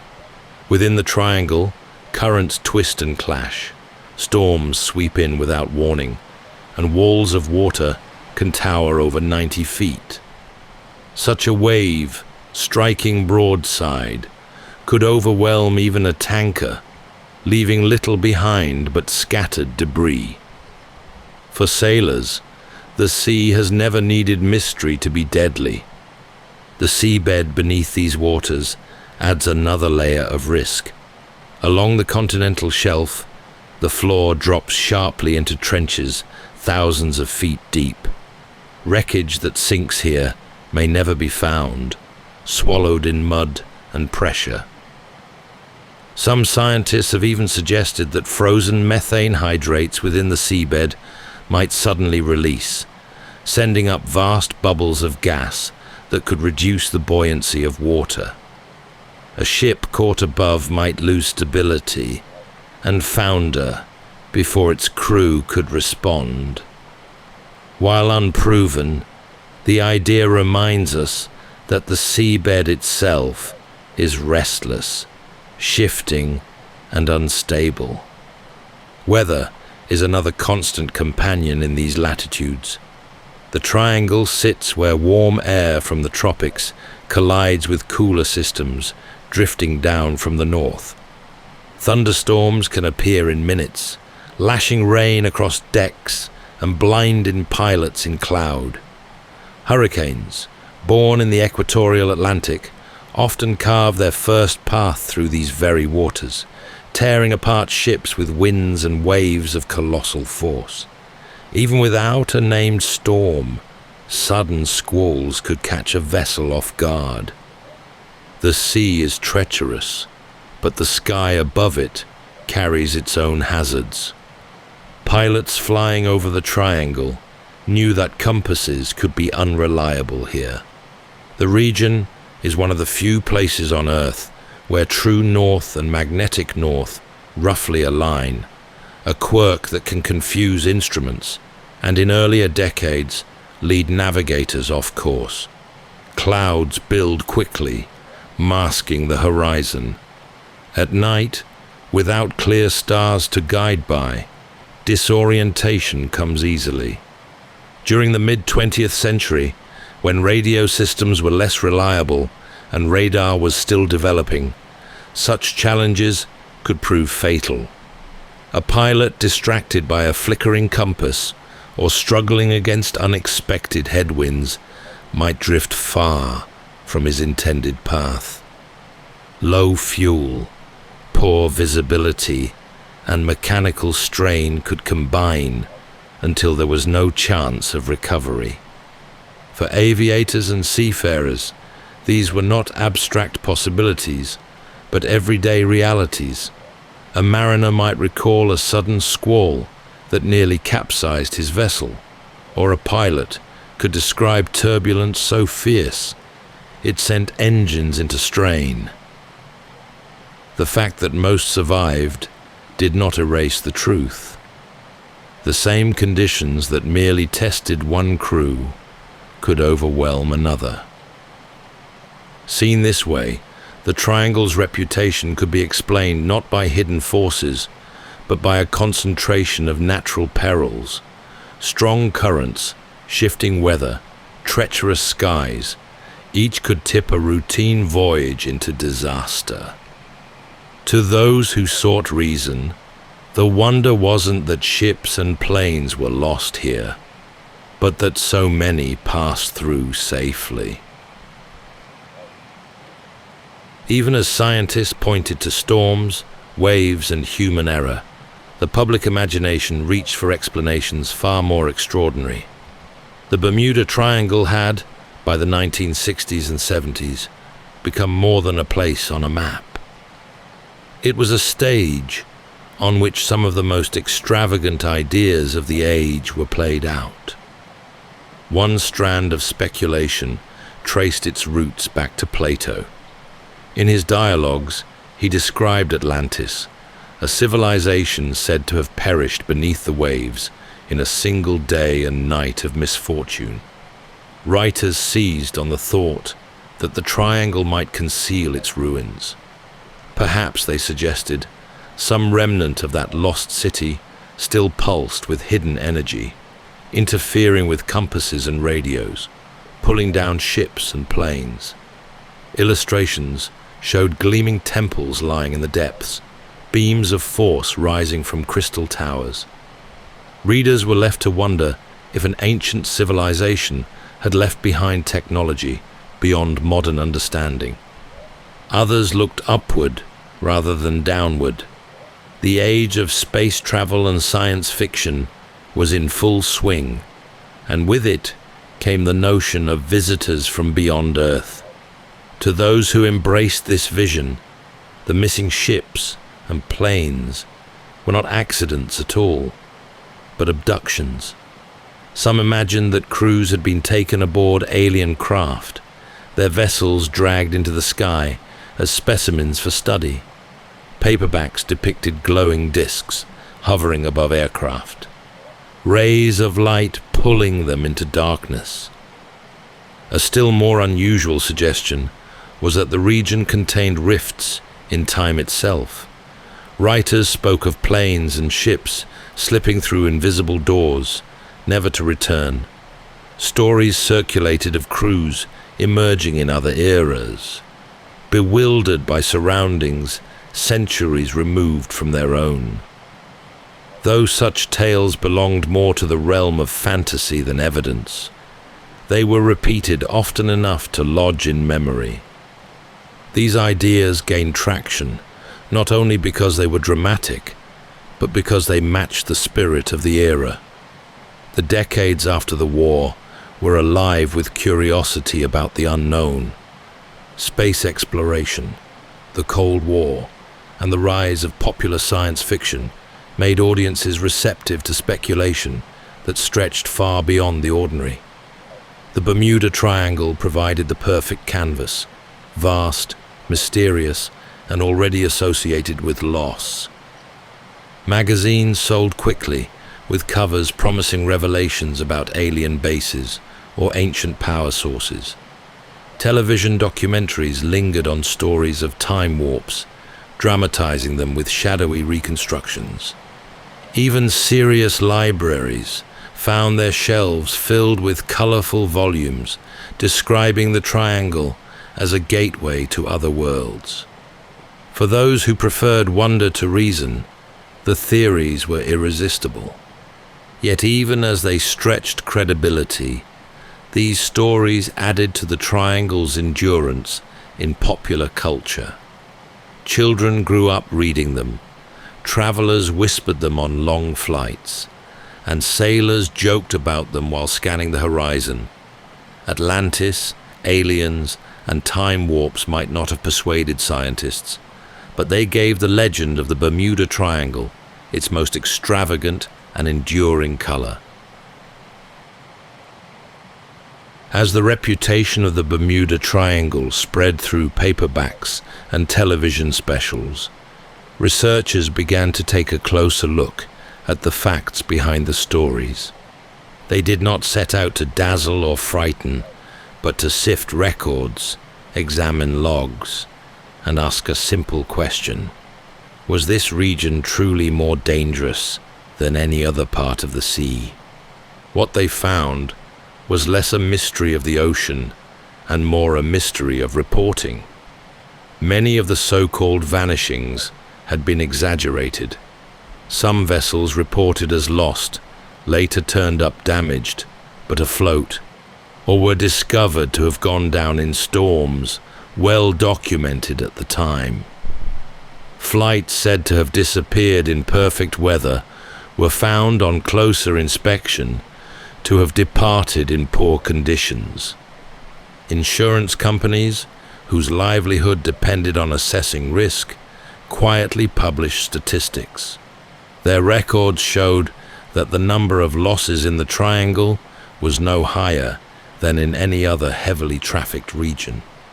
Ships and planes had always been vulnerable to storms, equipment failure, and human error. To the actuaries, the sea between Florida, Bermuda, and Puerto Rico was busy, but not cursed. The U.S. Coast Guard echoed the same conclusion. In official statements, it described the waters as no more treacherous than others of similar size. Files were kept on incidents, but there was no evidence of forces beyond the natural. When sailors asked, officials spoke plainly. The ocean is wide, the weather fierce, and navigational mistakes are costly. That is all. Investigators also found that popular writers had sometimes distorted timelines to create patterns. Incidents separated by decades were grouped together to suggest clusters. In some cases, ships that had been declared lost had in fact sent distress calls, giving clear indications of storms or mechanical breakdowns. But these details rarely made it into the most dramatic accounts. Simplicity served the story better than accuracy. Scientists studying navigation pointed out that compasses in the region behaved normally except for one unusual feature. The area lies near a point where true north and magnetic north roughly coincide. While this could confuse inexperienced navigators in earlier decades, it was no supernatural anomaly, simply a quirk of geography. Likewise, the unpredictable weather, strong currents, and deep trenches of the Atlantic were hazards long known to mariners. For skeptics, the Bermuda Triangle was a lesson in how stories grow. A handful of disappearances, tragic but explainable, had been retold in ways that magnified their mystery. Each retelling left out the mundane, emphasized the strange, and built a sense of pattern where none truly existed. The triangle was less a danger of the ocean than a creation of the human imagination, fed by repetition and embellishment. And yet, skeptics found that reason alone rarely swept away belief. The allure of the unknown proved stronger than charts or statistics. Even as reports explained storms, squalls, and human error, readers continued to buy books that spoke of aliens and lost cities. The triangle remained a place where the rational and the wondrous collided. In the end, researchers concluded that the Bermuda Triangle was not exceptional in its hazards. What made it exceptional was the story told about it, a tale repeated so often that it came to feel inevitable, as though the ocean itself had chosen to keep its secrets. Legends don't persist because they are proven. Rather, it's because they speak to something deep within us. The Bermuda Triangle has held the imagination for more than half a century, long after researchers declared its mysteries overstated. Its endurance lies not in statistics or charts, but in the way the human mind responds to the vastness of the unknown. For sailors, the name still carries a certain weight. A mariner setting course through the Straits of Florida may smile at the thought of the triangle, but the story lingers all the same. Pilots, too, glance at their instruments a little more carefully when flying above the region. The legend has become part of the landscape, an invisible feature as real in thought as any reef or current. In popular culture, the triangle lives on with remarkable persistence. Films, novels, and television programs continue to use it as a setting where the ordinary dissolves into the extraordinary. Children read of planes that vanished into cloud, or ships that sailed never to return, and the sense of awe is renewed for another generation. The legend survives because it offers both fear and wonder, a reminder that despite all we have mapped and measured, the sea retains a mystery of its own. For families who lost loved ones, of course, the triangle is not a story, but a grief. Behind every mystery stands a roster of names, each one a person whose absence left a mark. Their fates deserve remembrance not for myth, but for the lives lived and cut short. The legend may have grown around them, yet at its heart are tragedies as real as any storm. Still, the question remains, why this region?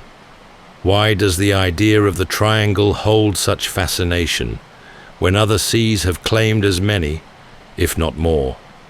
Perhaps it is because the stories fit so neatly within a shape we can draw on a map. Perhaps it is because so many tales were gathered at the right moment, in an age eager for mystery. Or perhaps it is simply because the mind resists the notion that the sea is indifferent, preferring instead to imagine it as deliberate, even enchanted. The truth is that the Bermuda Triangle is both less and more than its reputation suggests. Less, because the ocean here is no deadlier than anywhere else, its storms and currents part of the natural order. Yet more, because the legend has transcended fact, becoming a symbol of the unknown. It is not just a place, but an idea, a reminder of the illusion of safety and of how little control we hold when sky and sea close around us. That's all for tonight's journey through history. Whether you're fast asleep or still drifting there, thank you for listening. And until next time, rest well.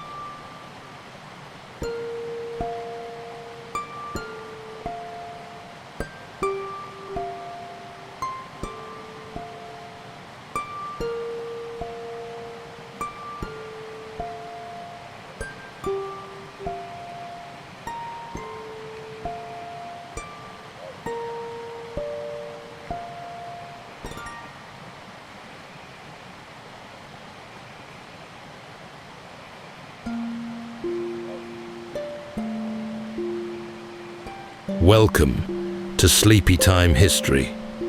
True stories from the pages of history for a full night's rest. If this is your first time listening, let us know where you're tuning in from. And if you like what you hear, please consider subscribing or rating us on your preferred podcast app. You can also help us choose an upcoming feature by voting in our Spotify poll. Thank you for your support. It helps us immensely.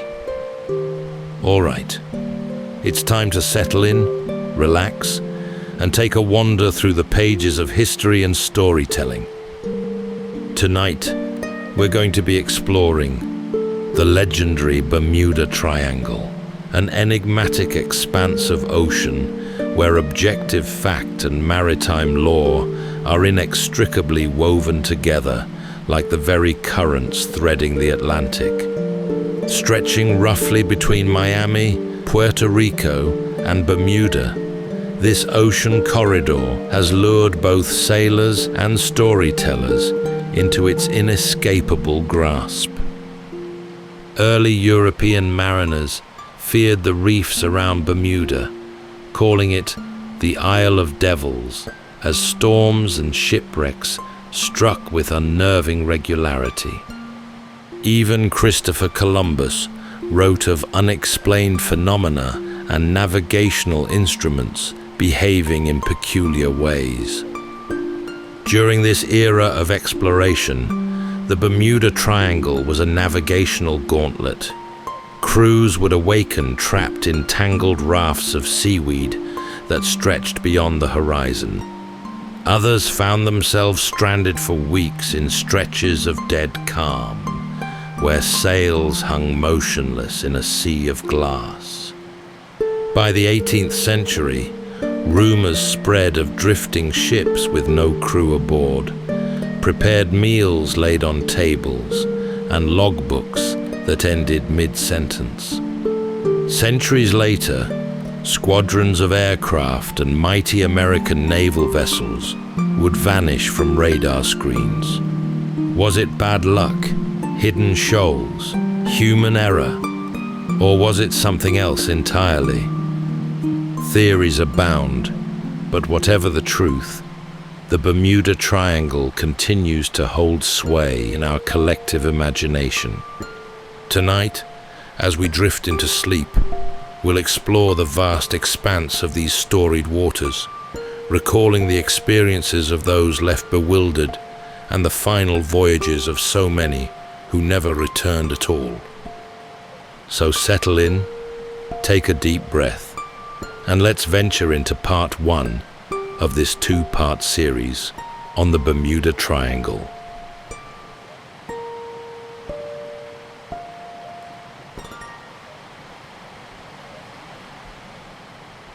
There is a stretch of ocean where the boundaries blur between wind and water, between fact and folklore. A triangle drawn not on official charts, but in the imagination of centuries. Its corners mark out an enormous swath of sea, reaching from the shores of Miami to the peaks of Puerto Rico and onto the reefs of Bermuda. Within it, storms rise with little warning.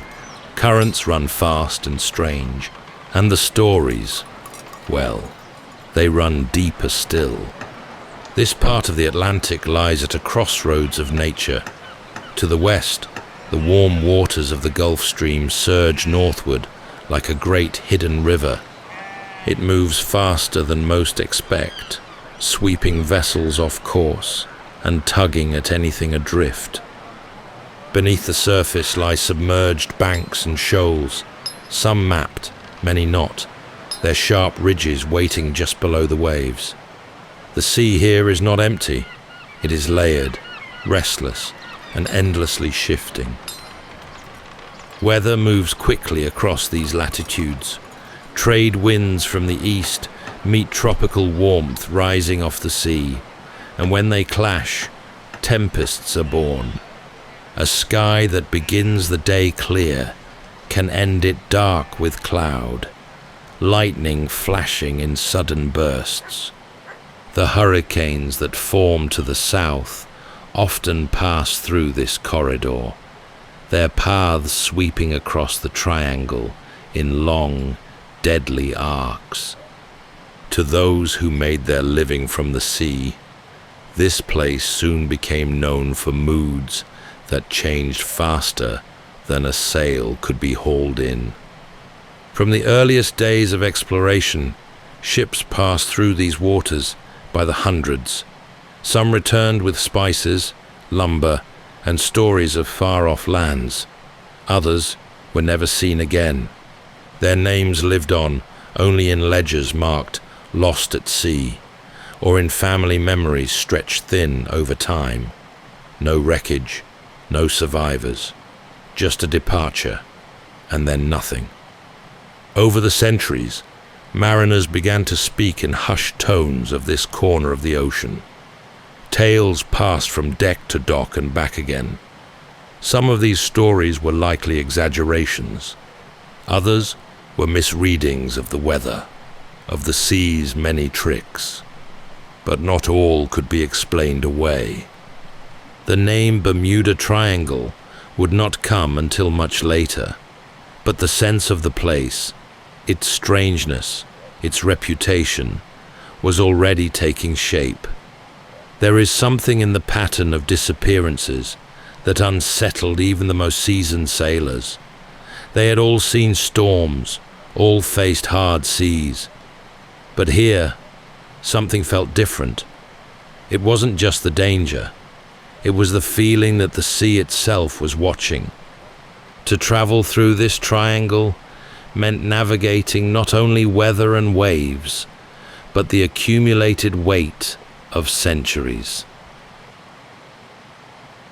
To those who first charted the North Atlantic, Bermuda was a place to be avoided, not because of enemy forces or wild inhabitants, but because the sea around it was cruel and deceptive.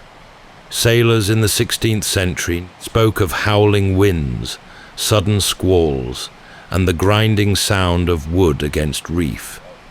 Even the most hardened crews approached it with caution, their eyes fixed on the horizon and their hands never far from the ropes.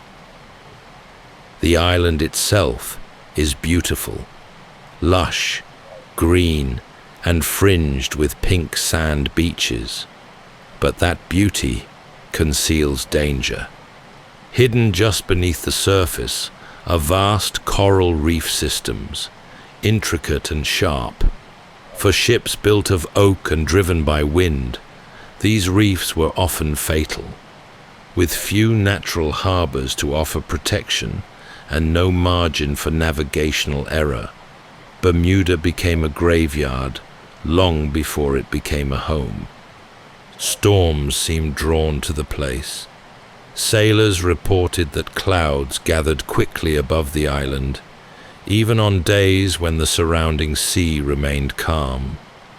Lightning flashed across the sky with little warning, and thunder rolled across the waves like a drumbeat of the deep. Vessels found themselves battered against rock before they even saw land. Some never saw it at all. In 1505, the Spanish navigator Juan de Bermudez passed by the island, lending it his name, but he made no attempt to land.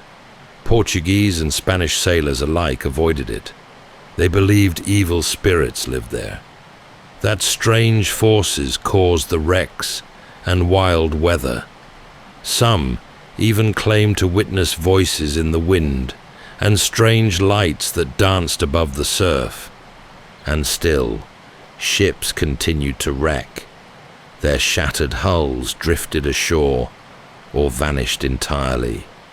Survivors were few, and those who did crawl onto Bermuda's rocky beaches often found themselves stranded for weeks, months, or longer. The island, isolated and unforgiving, offered little comfort, but even as it became a colony, the island's reputation did not soften. Maps continued to mark its reefs in thick ink, a warning to any captain who thought to sail too close. In time, the name Isle of Devils faded from common use, replaced by its formal name and colonial ties. But the fear remained, tucked into the corners of maritime law. In the final months of 1492, 3 ships edged westward into waters that no European vessel had dared to cross. The Nina, the Pinta, and the Santa Maria pushed deeper into the Atlantic, bound by hope and ambition, and led by a navigator with an unshakable belief in a western passage to Asia. They sailed into the unknown, and eventually into the mouth of the Bermuda Triangle. At the helm of the flagship, Columbus kept detailed notes. His journal, copied and translated many times over the centuries, records the everyday grind of sea life, changes in wind, sightings of birds, and the shifting patterns of ocean currents. But between the practical entries lie observations that have puzzled historians and fed storytellers for generations. Somewhere near the edge of the Sargasso Sea, the admiral began to notice strange behavior from his navigational instruments. The magnetic compass, the most trusted tool aboard, no longer pointed due north.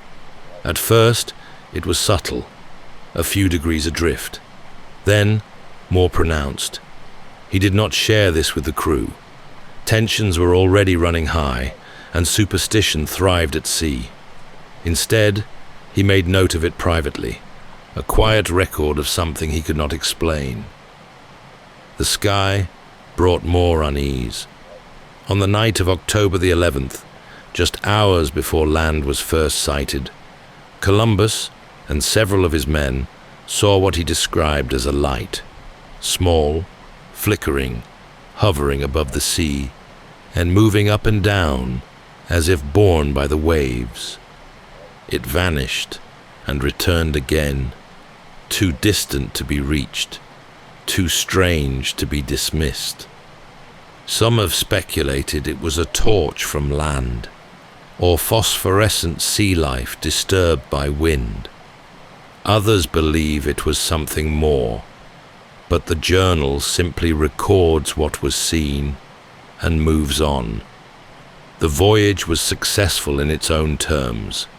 Land was found, a return journey was made, but Columbus had entered a place the world had not yet even begun to understand. He would pass through these waters again on later voyages. Each time, the logs noted turbulent seas and erratic weather. Islands would rise from the mist and vanish again. The compass variation Columbus observed is now understood as a natural effect, caused by the shifting lines of Earth's magnetic field. Today, it's called magnetic declination, and it changes slightly depending on your location.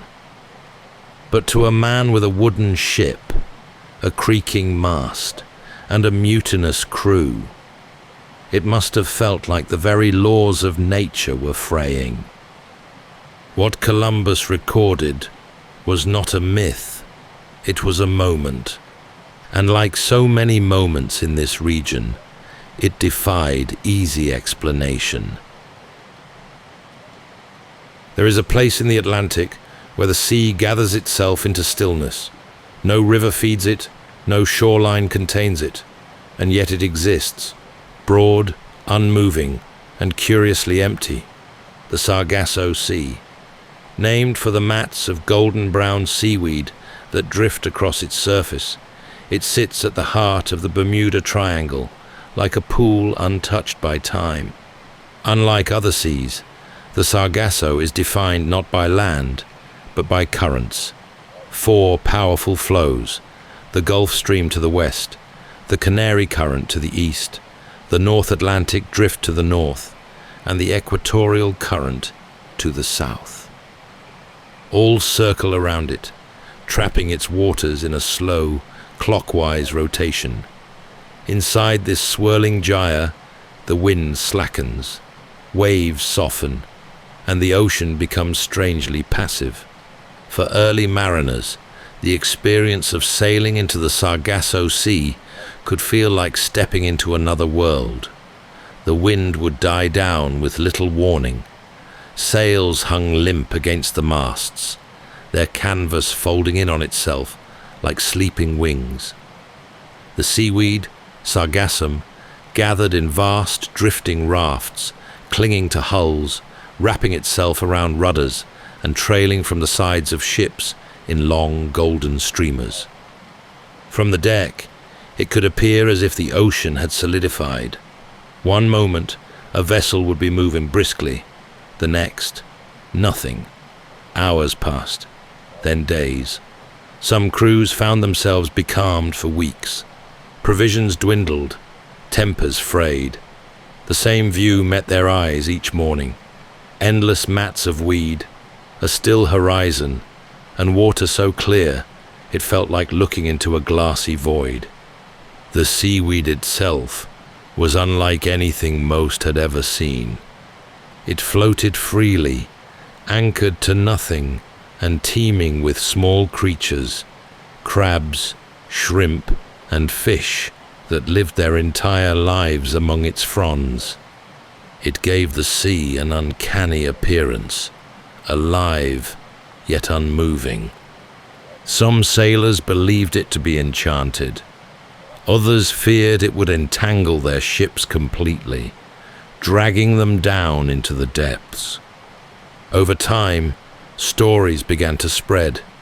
Vessels that entered the calm found themselves unable to leave, their crews slowly driven mad by heat, thirst, and the unchanging view.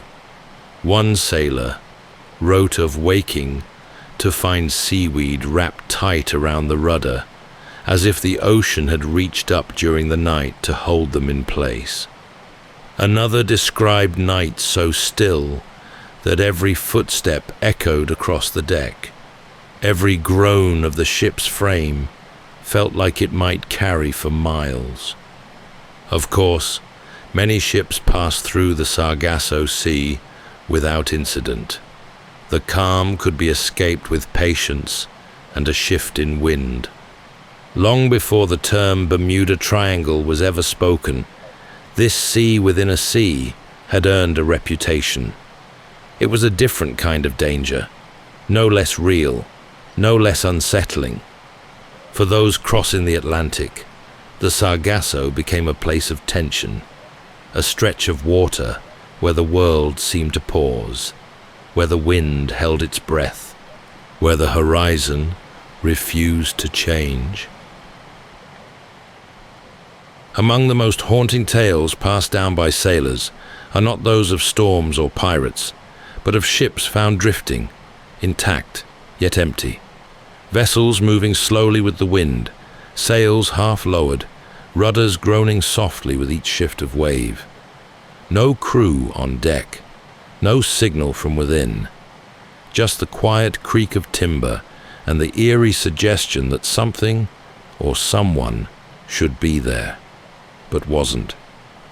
These were the ghost ships, derelicts discovered on calm seas, sometimes weeks or months after they had last been seen.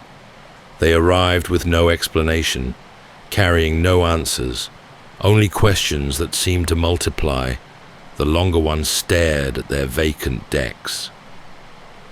One such story surfaced in 1840, when the merchant vessel Rosalie was found adrift near the Bahamas.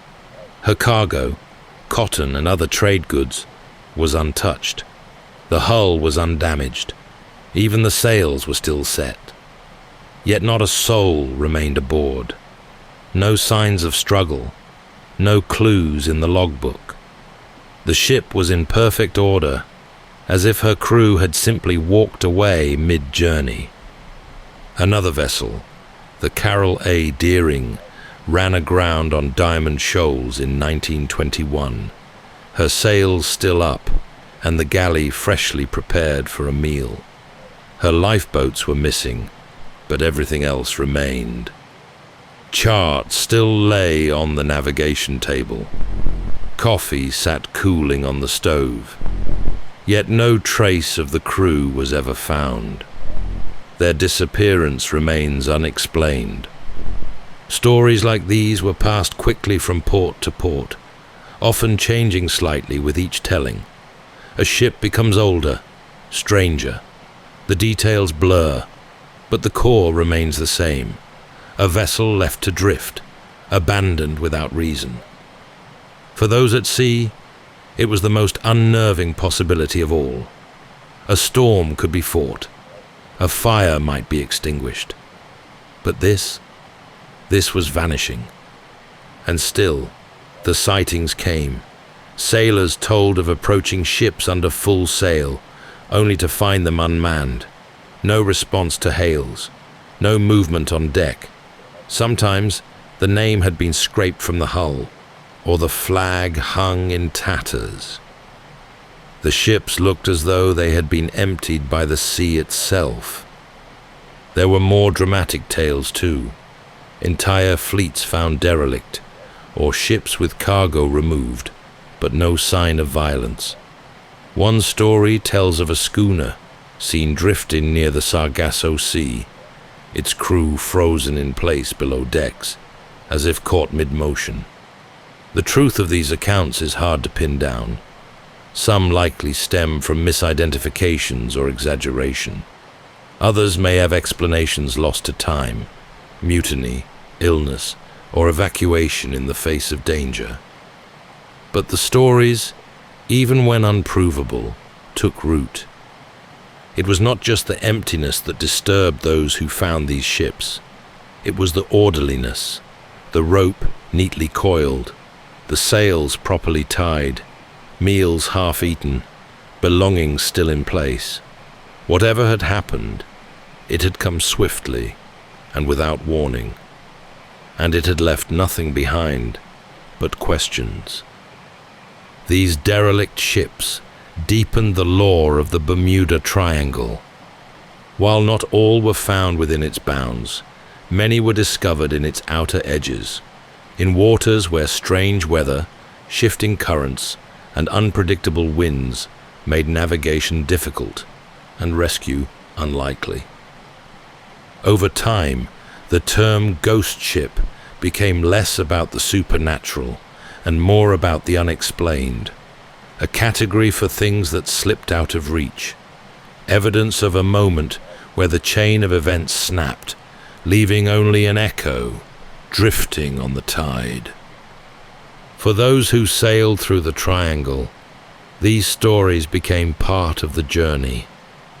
A warning passed down in murmurs and glances. A ship could be lost in a storm, but worse, perhaps, was a ship found again, with no one left aboard to tell the tale. The sea has always made room for superstition.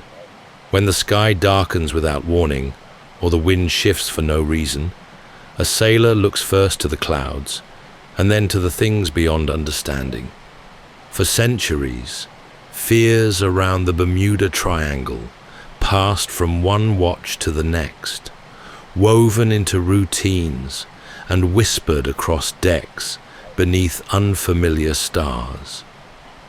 Among the earliest of these was the belief that the sea itself could think, that it had moods, tempers, and intentions.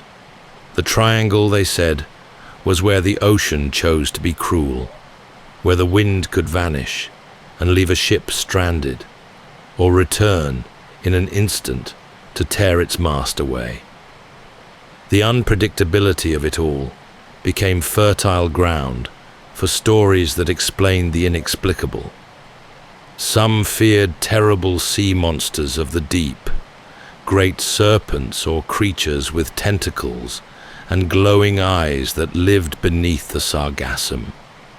These tales were often born in the flickering edge of sight, in the shadow of something just below the surface, moving too fast to follow. Others believed in curses, ships that passed through the triangle without offering respect to the sea might be marked. Equipment would fail, ropes would snap, crew would fall ill. Bad luck, they said, didn't come from within. It came from the water. There were omens too.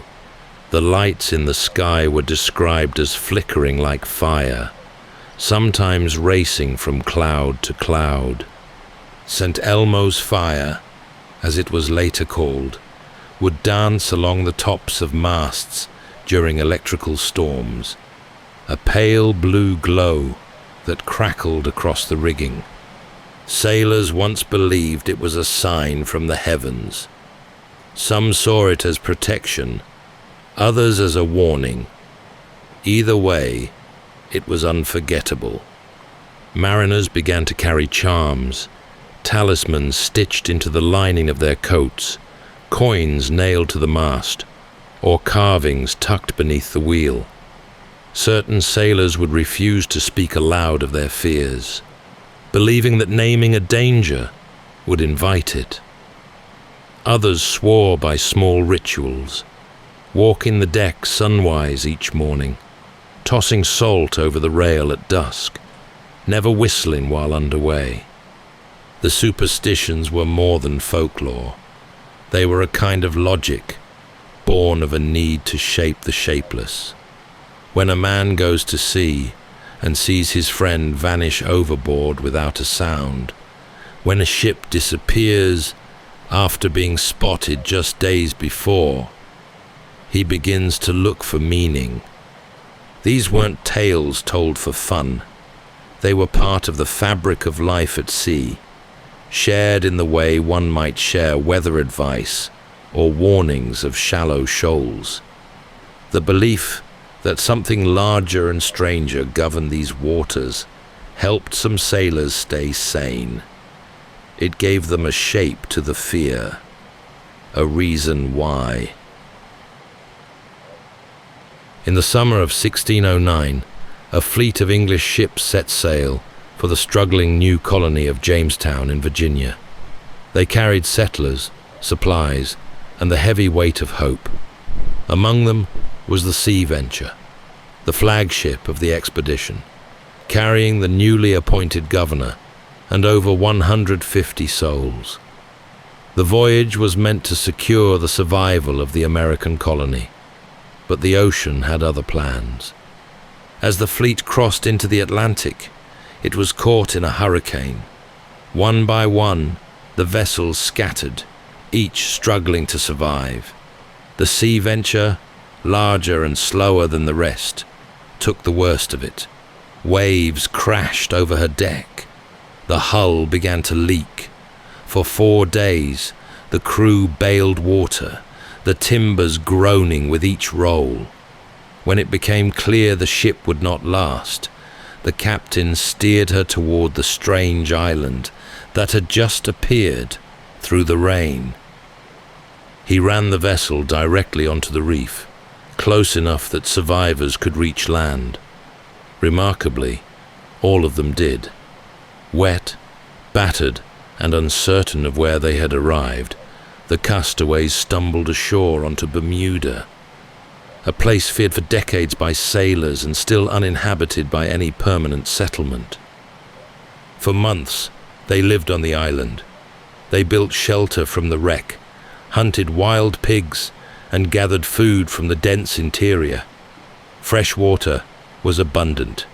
Timber, too. They discovered that Bermuda, though feared as the Isle of Devils by earlier sailors, was not cursed. It was survivable, even generous if treated with care. The survivors of the Sea Venture would eventually build 2 new ships from local wood and parts of the wreck. 10 months after their unplanned arrival, they continued on to Jamestown, where their tale of endurance astonished those who heard it. It was one of the first documented cases of colonization born from shipwreck. After that, the English claimed Bermuda. A permanent settlement was established, and the island became both a naval asset and a stopover for trade. But its image never fully softened.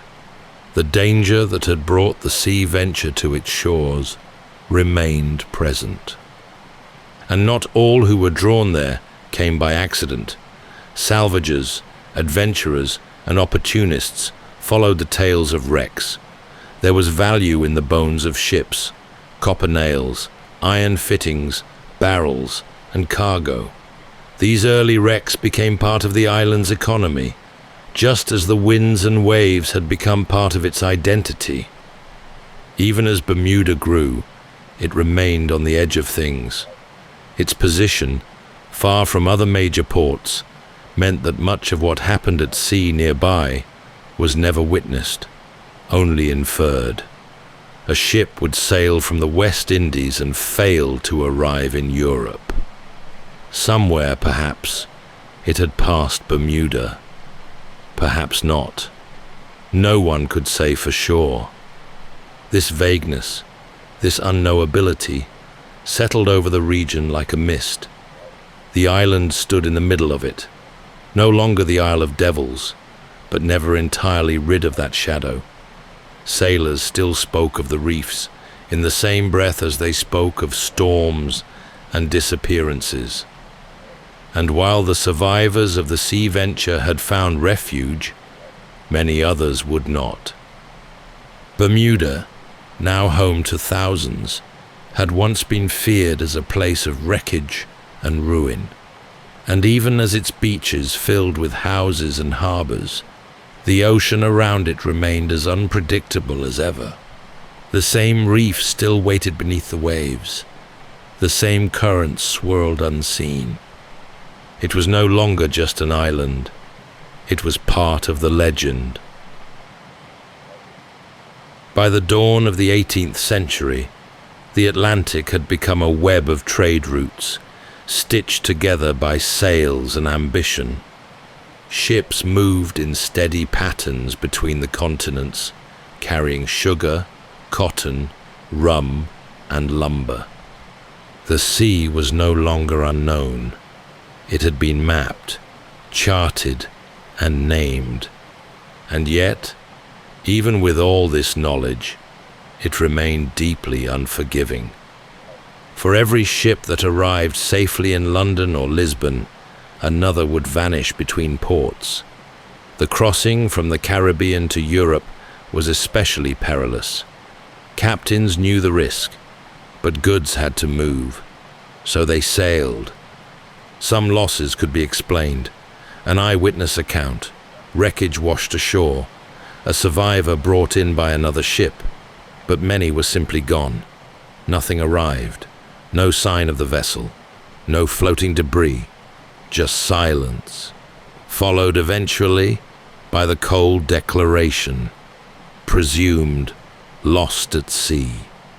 A ship like the Glorioso, which in 1747 fought off multiple British attacks before vanishing near the Azores, or the HMS Atalanta, which disappeared in the late 1800s with nearly 300 men on board. Such cases were not isolated. They were part of a long, steady pattern. Navigation had improved, but not enough. Compasses still behaved unpredictably in some places. Currents dragged ships hundreds of miles off course. Without modern communication, there was no way to know where a ship had strayed until it failed to arrive.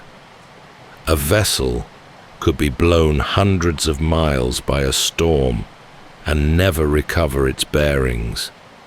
This was the age of sail, when a voyage could last months and return nothing but rumor. In the harbors of Charleston, Havana, or Bridgetown, sailors exchanged news of ships long overdue. Some believed they had run aground on uncharted shoals. Others suspected pirates. But always, there was a sense that certain waters had swallowed more than their share. Losses were noted in shipping ledgers, sometimes marked with a simple cross. Families waited for letters that never came. Owners waited for cargo that never landed. These were not tales spun for idle chatter in dim-lit taverns. They were facts entered into books, confirmed by insurers, and mourned by widows. And still, the ship sailed. They had to. Empires depended on it. The Triangle, as it would one day be known, remained a thoroughfare, busy and brutal. Some captains avoided its heart when they could.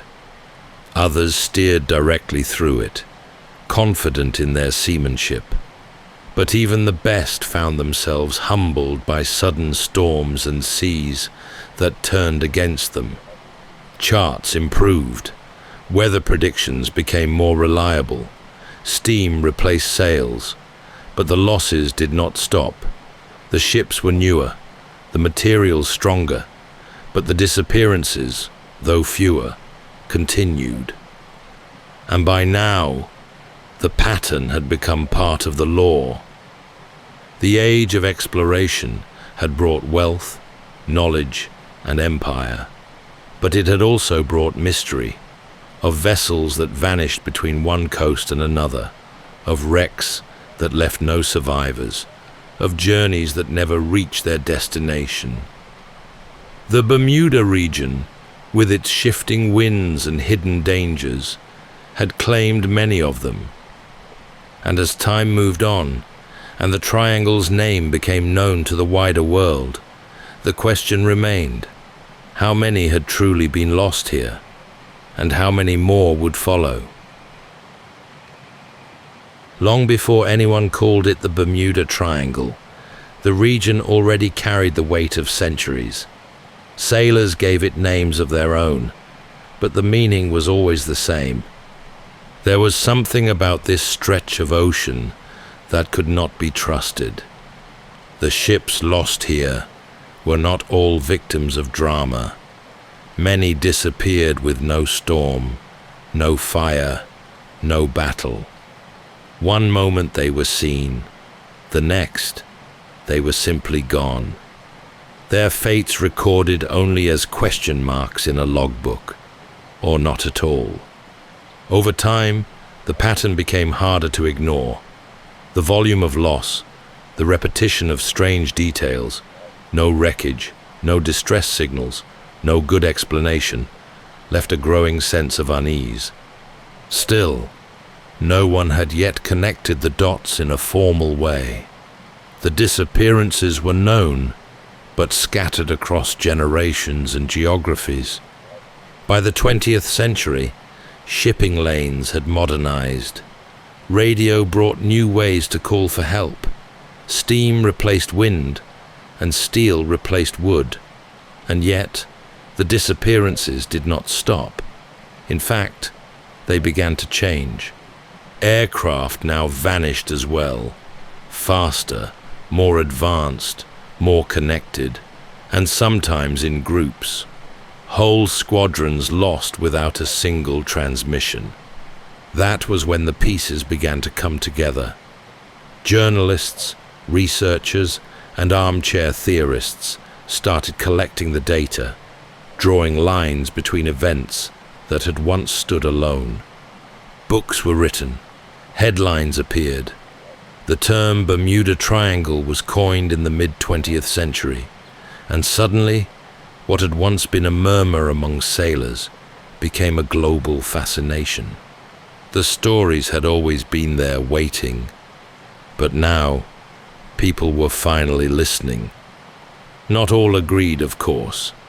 Scientists pointed to storms, to magnetic variation, to human error, and they were not wrong.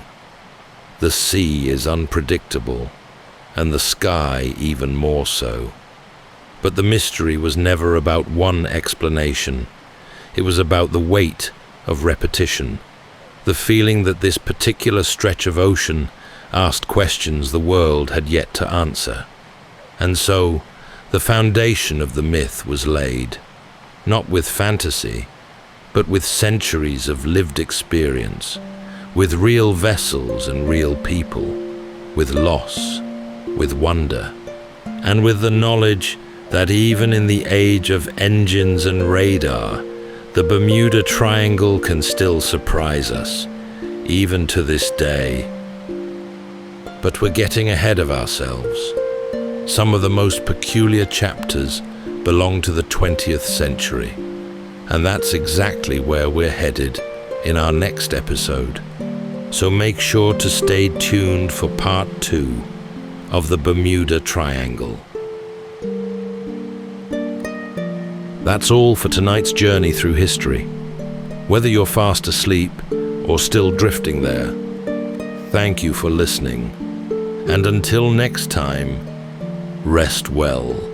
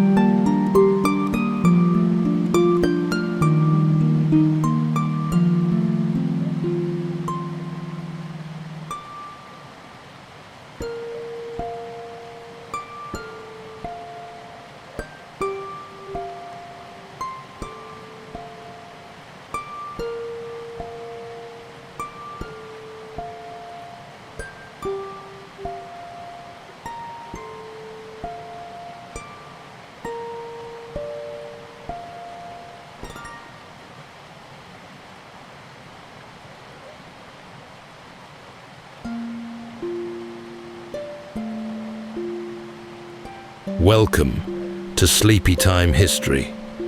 True stories from the pages of history for a full night's rest. If this is your first time listening, let us know where you're tuning in from. And if you like what you hear, please consider subscribing or rating us on your preferred podcast app. You can also help us choose an upcoming feature by voting in our Spotify poll. Thank you for your support. It helps us immensely. All right, it's time to settle in, relax, and take a wander through the pages of history and storytelling.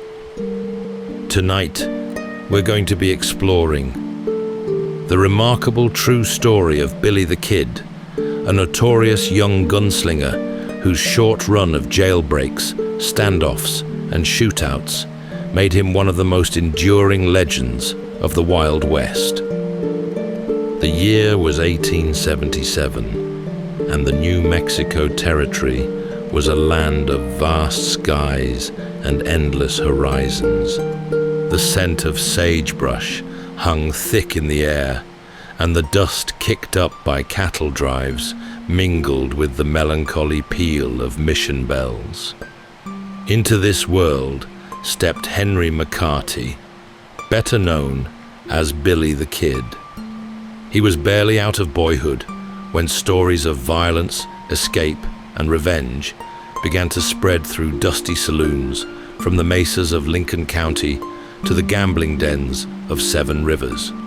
With a disarming smile, near impeccable manners, and a boyish charm that belied his deadly reputation, he could just as easily win over a room as he could empty it with the flash of his Colt. Billy had a price on his head and a name that changed with the seasons. He lived fast, moved often, and left nothing but trouble in his wake. His sharp eyes missed little, and his quick wit often kept him one step ahead of the law, even as the weight of his choices pressed heavier with each passing day.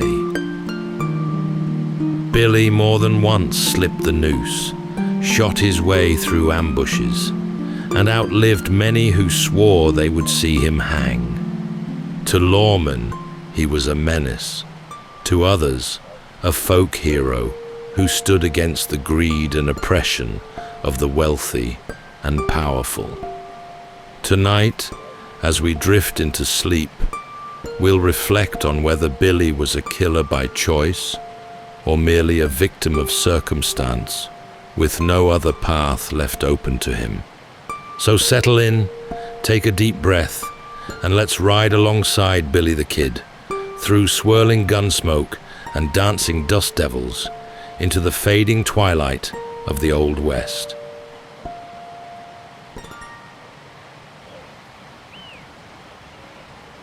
The boy who would become a legend was born in obscurity and remained hard to pin down ever after. He entered the world as Henry McCarty, though some records suggest his name was William. By the time his name made headlines, it had shifted again to William H. Bonney, then finally to the moniker that would echo through the plains, Billy the Kid. He came of age in the tenements and alleys of New York before his mother packed them westward, chasing a better life on the edge of the American frontier. They passed through Kansas and Colorado before settling in the New Mexico territory, a dry, restless land where fortunes could change with the wind. His mother, Catherine, died of tuberculosis not long after they arrived. Still a teenager, he was left to drift in a place where boys grew up fast, or not at all. The towns he passed through offered little in the way of structure, just dusty streets, cramped boarding houses, and the clang of spurs in the dirt. He worked odd jobs and ran errands for saloon keepers, swept floors, and scrubbed pots. He read dime novels when he could find them, and watched the older men gamble, drink, and settle their differences at gunpoint. At 15, he was arrested for stealing laundry. The sheriff locked him in a cramped jailhouse, but he escaped through the chimney before the court could sentence him. It wasn't the crime that marked him. Plenty of boys stole, but the escape. That quick-footed defiance set him apart, and the local law took notice. He didn't just run, he vanished. From there, his trail went ragged. He headed south to Arizona, where the borders blurred and laws were more like suggestions. There, he took up with a horse thief and gambler, a man named Sombrero Jack. When one of their schemes went wrong, Henry pulled a pistol, maybe for the first time, and killed a blacksmith during a dispute. Some said it was self-defense. Others didn't care. He fled again, back to New Mexico, now with blood on his hands. By the time he returned, he'd begun calling himself William H. Bonney. It was easier to hide behind a new name, and besides, the old one didn't seem to fit anymore. He was slimmer, sharper, with a quick smile and a fast draw. People remembered him mostly for how fast he moved and how lightly he spoke.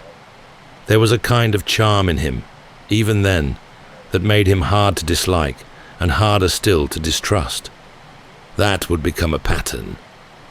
In those drifting years, he found friends among outcasts and ranch hands, gamblers and drifters. He played cards and learned to shoot. He listened to the rhythms of the saloon and the mood of the town, and wherever he went, trouble seemed to follow. It's hard to say whether he was looking for belonging or simply trying to stay one step ahead of the law. Maybe both, maybe neither.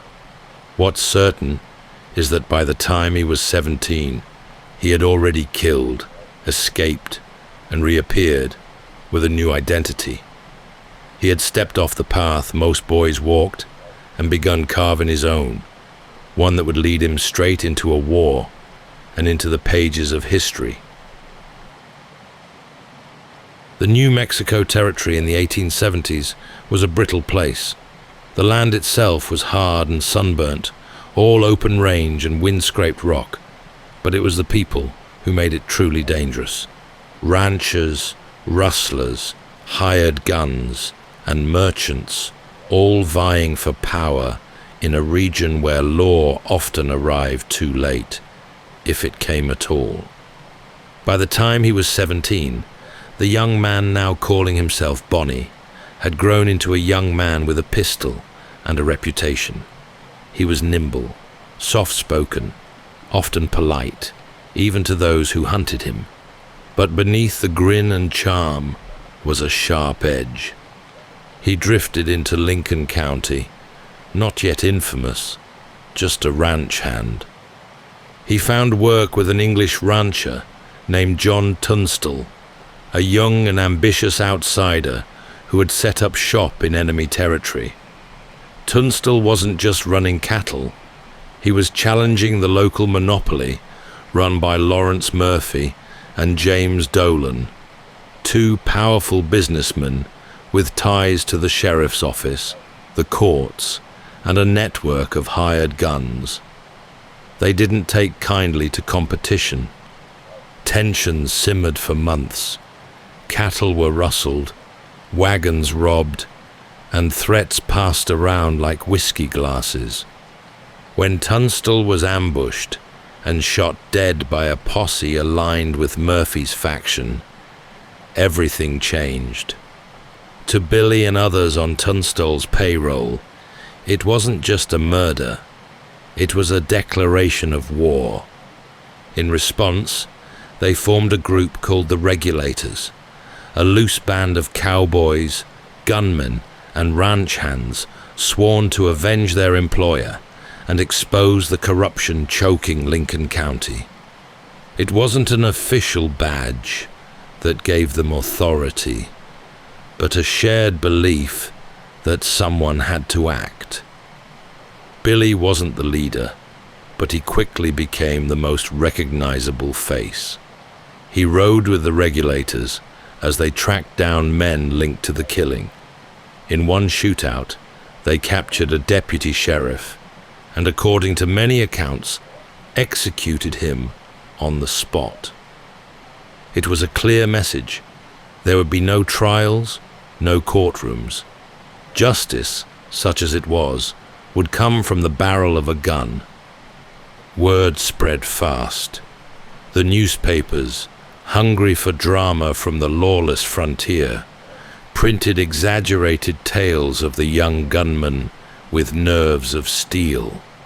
Some painted him as a folk hero, a youth standing up to crooked businessmen and the broken law they controlled.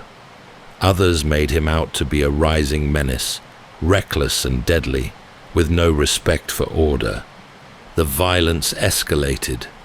Ambushes turned to raids, homes burned, and both sides counted their dead. Billy's reputation grew with each gunfight. His age only added to the drama, a teenager trading shots with grown men, and often walking away unscathed. He moved like someone who knew time was against him, and perhaps it was. By the end of 1878, the Lincoln County War had claimed dozens of lives. The town of Lincoln was left pocked with bullet holes and scarred by grief. Murphy and Dolan's faction regained control, backed by political pressure and federal troops. The Regulators scattered. Some were killed, some fled, and a few went underground. Billy did neither. He stayed just long enough to be branded an outlaw, then vanished into the folds of the territory, wounded, wanted, and watched. He was no longer a hired hand, or even a rebel. From that point on, he was something else entirely.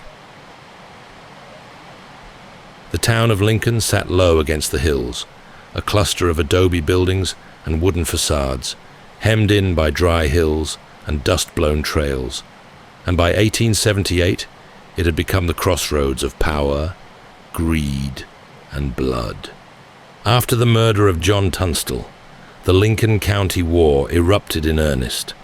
On one side stood the Regulators, formed in retaliation, a patchwork crew of ranch hands, cowboys, and young guns like Billy, who had found both purpose and loyalty in Tunstall's camp. On the other side were the Murphy-Dolan faction, backed by the local sheriff, the courts, and a handful of hired killers. The violence began to unfold like a slow, grinding feud, marked by surprise attacks and revenge killings. Ambushes were laid on the trails, men were shot off their horses, homes were torched. The law, such as it was, did little to stop it, and in many cases took part in the fighting. Billy found himself not just caught in the middle, but quickly rising to the front. He was young, but already trusted with a gun and given the kind of work most men didn't survive. One of the war's most infamous moments came in April of that year, when Billy and the Regulators engaged in a running gunfight through the streets of Lincoln.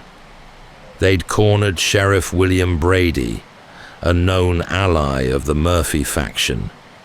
Billy stepped out from cover and opened fire, killing Brady and another deputy in broad daylight.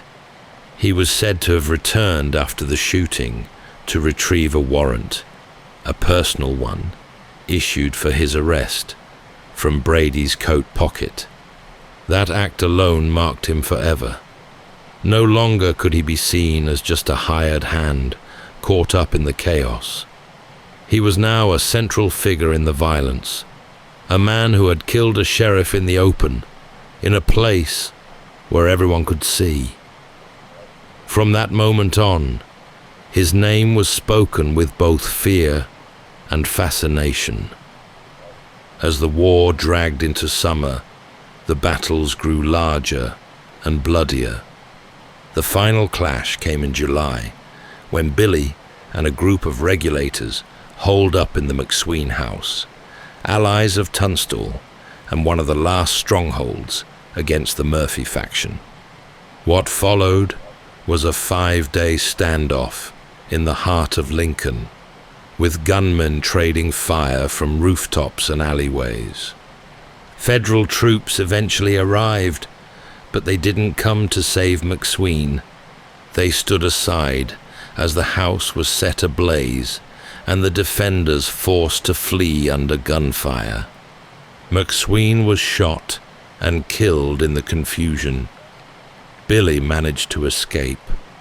The war was over, but the scars were fresh, and they ran deep. The Murphy-Dolan faction returned to power, bruised but intact. Most of the Regulators were either dead or in hiding, and Billy, still not yet 20, found himself blamed for more than a handful of deaths and marked as a fugitive. He had stepped into the war with a sense of loyalty and vengeance. He emerged from it with a bounty on his head, stories in every newspaper, and a reputation that was growing faster than he could run. In the eyes of many, he was no longer just an outlaw. He was the last ember of a cause that had been stamped out by power and politics. And while others tried to forget the war, Billy carried it with him. After the smoke cleared in Lincoln, most men laid down their arms and tried to forget. But not Billy. With the war lost and his allies scattered, he became the most recognizable face of a failed rebellion, and the easiest one to chase. He drifted through the New Mexico territory like a shadow, showing up in one town just as his name reached the next. There were always rumors that he was headed south, that he'd crossed into Mexico, that he'd turned up in a poker game in White Oaks, or danced with a rancher's daughter near Las Vegas, New Mexico. Wherever he went, someone had a story, And with each telling, the story grew. The newspapers had begun to print his name regularly, some using Bonnie, others the name that would stick, Billy the Kid. They exaggerated his crimes, inflated his body count, and painted him as a remorseless killer. Some claimed he'd killed 21 men, one for each year of his life. In truth, the number was lower, closer to 4, maybe 5. Newspapers outran the court records, and few could be bothered to read the small print. He stayed in motion. The land gave him cover. Vast deserts, broken hills, canyons, and ranches tucked away from the eyes of the law. He'd find shelter with friends, or friends of friends, sleeping in barns or bunkhouses, moving on before trouble could catch up. He earned money through card games, odd jobs, and sometimes by helping rustlers move cattle. Nothing steady, nothing safe. Law enforcement in New Mexico was under pressure to bring him in. The newly appointed territorial governor, Lew Wallace, wanted order restored and reputations mended. Wallace extended an offer: surrender, testify against those involved in the Lincoln County War, and a pardon might be arranged. It was a rare opportunity for amnesty. Billy agreed to the meeting. The two men reportedly sat down together, one a politician in a suit, the other a wiry young fugitive with a reputation too large for his boots. Wallace promised fair treatment. Billy agreed to testify. For a moment, it looked like the story might take a turn toward redemption. But the promise fell through. Billy kept his end, testifying in a murder case linked to the war, but the pardon never came. Whether it was political pressure, legal confusion, or a broken word, the result was the same. He was betrayed. He waited weeks in jail, then escaped again. After that, something hardened in him. He was no longer a man seeking a way back. He became a man with fewer illusions, living day to day, trusting almost no one. The kid that people spoke of now was no longer the same. He was a figure of myth and defiance, living by instinct and hunted by the law. He never asked to be famous, but by the early 1880s, Billy had become a name known across the country. What began as a local feud in a dusty stretch of New Mexico had grown into a national fascination. And at the center of it all was a young outlaw, barely into adulthood, who rode fast, escaped often, and killed just enough to be remembered.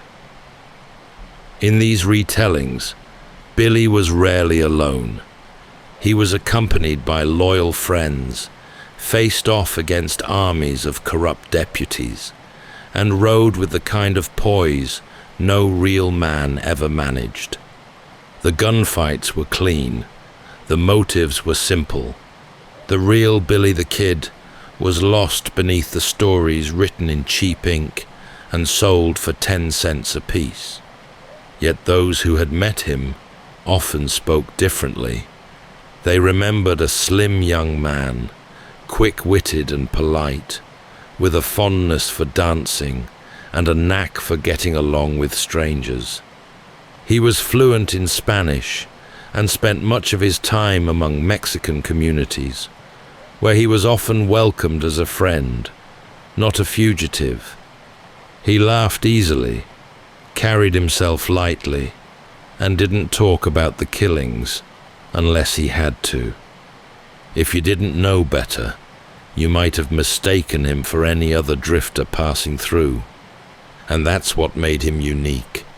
Few outlaws had accomplished so much in so little time. His jailbreaks especially stirred the public imagination. That someone so young could repeatedly slip through the fingers of lawmen only added to the mystique.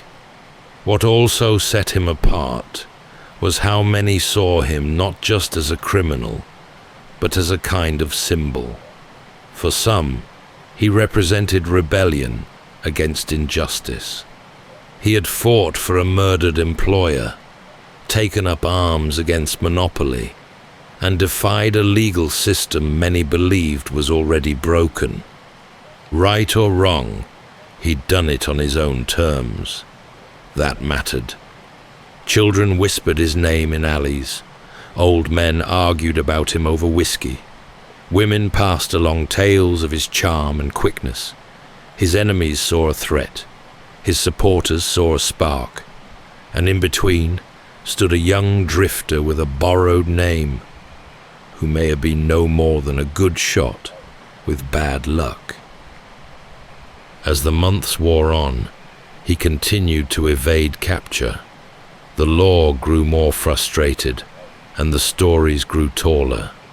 In the still spaces between gunfire and galloping hooves, he was becoming something else entirely. No part of his legend shone brighter than his knack for slipping through the bars of justice.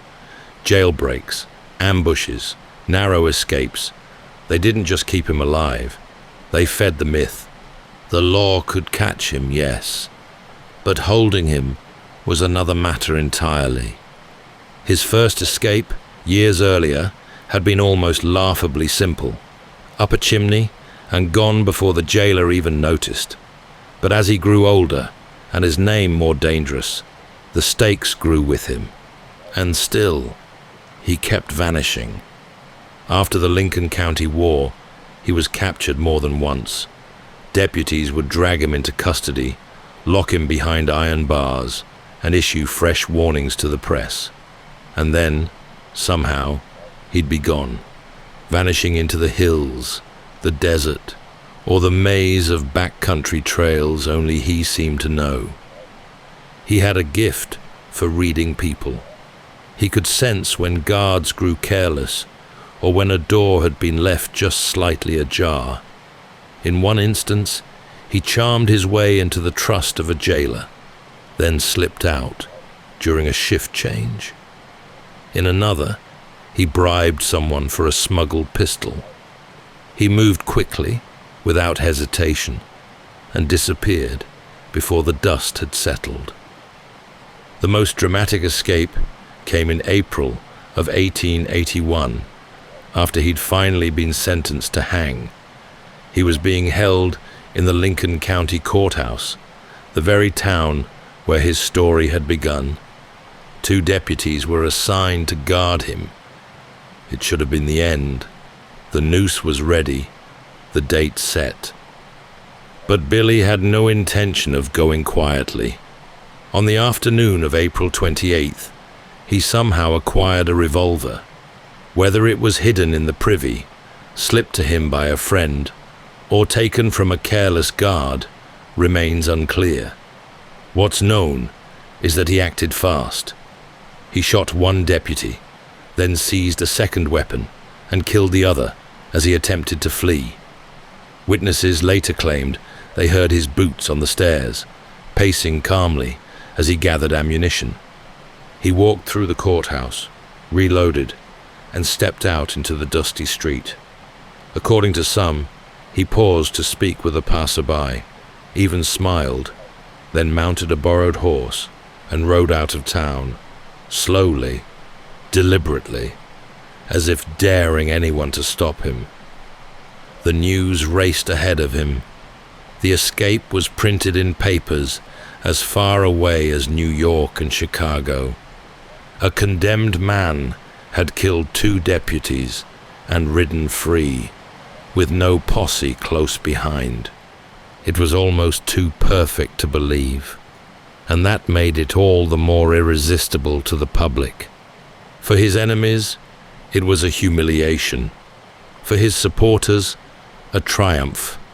And for Billy himself, it was likely just another decision made in the thin space between life and death. He was barely into his 20s, and yet he'd slipped the gallows, broken from the courthouse, and lived to see his name become legend.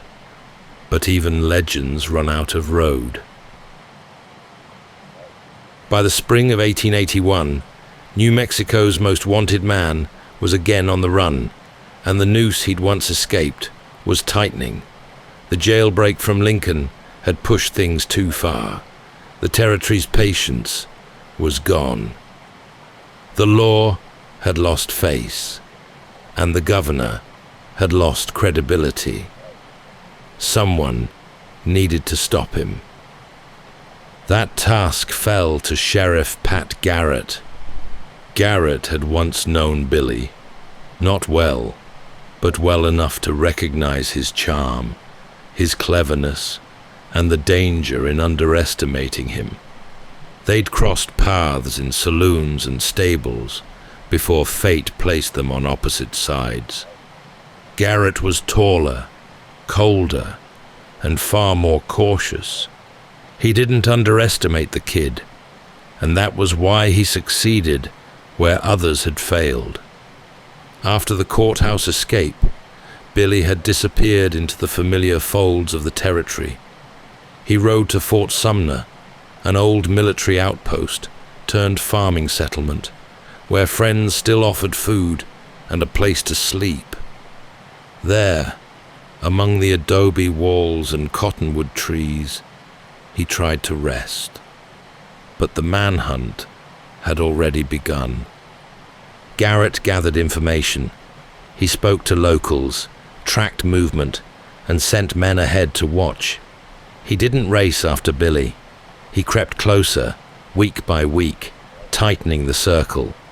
Billy knew the land better, but Garrett had the momentum now, and the political pressure behind him. By mid-July, Garrett believed he had found his man. Word reached him that Billy was hiding near Fort Sumner. Garrett rode in with 2 deputies and waited for nightfall. He knew Billy's habits, the people he trusted, the places he liked to visit. It wouldn't take much.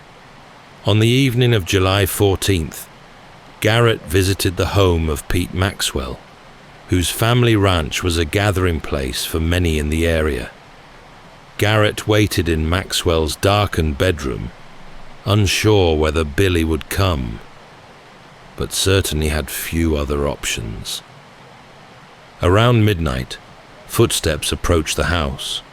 A voice called out softly in Spanish, asking who was there. In the darkness, Garrett recognized it. Before Billy could step fully into the room, the sheriff fired. The bullet struck him just above the heart. He fell to the floor and died within moments. He was 21. As was often the case with him, news traveled fast. Some believed the account exactly as Garrett told it. Others insisted it had been a trap, or even an assassination.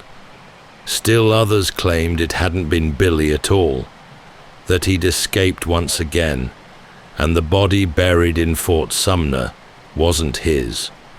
Whatever the truth, Garrett became both praised and despised for the killing. He later wrote a book about it, defending his actions and framing Billy the Kid as both dangerous and doomed. The public, however, wasn't finished with him. Almost immediately, stories began to twist. Some said Billy had drawn first. Others claimed he was unarmed. Still more insisted he'd been betrayed by someone close, or that he'd walked into the dark because he believed it was safe. And so, the young outlaw who had ridden through war, evaded jails, and danced through headlines, met his end, not in a final shootout. Suddenly, in a dark room with no warning and no second chance. It was not the ending his story deserved, but it was the one that stuck. Before that final bullet found him in the dark, there had been weeks, maybe months, when Billy knew the circle was closing. He'd seen it before, after every escape. The freedom was always real, but it was never permanent. After his jailbreak from Lincoln, the territory changed. Towns that once looked the other way now kept their distance. Deputies rode out faster. The press, which had once marveled at his daring, now called for justice. Governor Lew Wallace's reputation had taken a beating after the failed pardon, and public pressure demanded results. A bounty hung heavy on his head. Still, he didn't vanish completely. He returned to Fort Sumner, a place that had always welcomed him.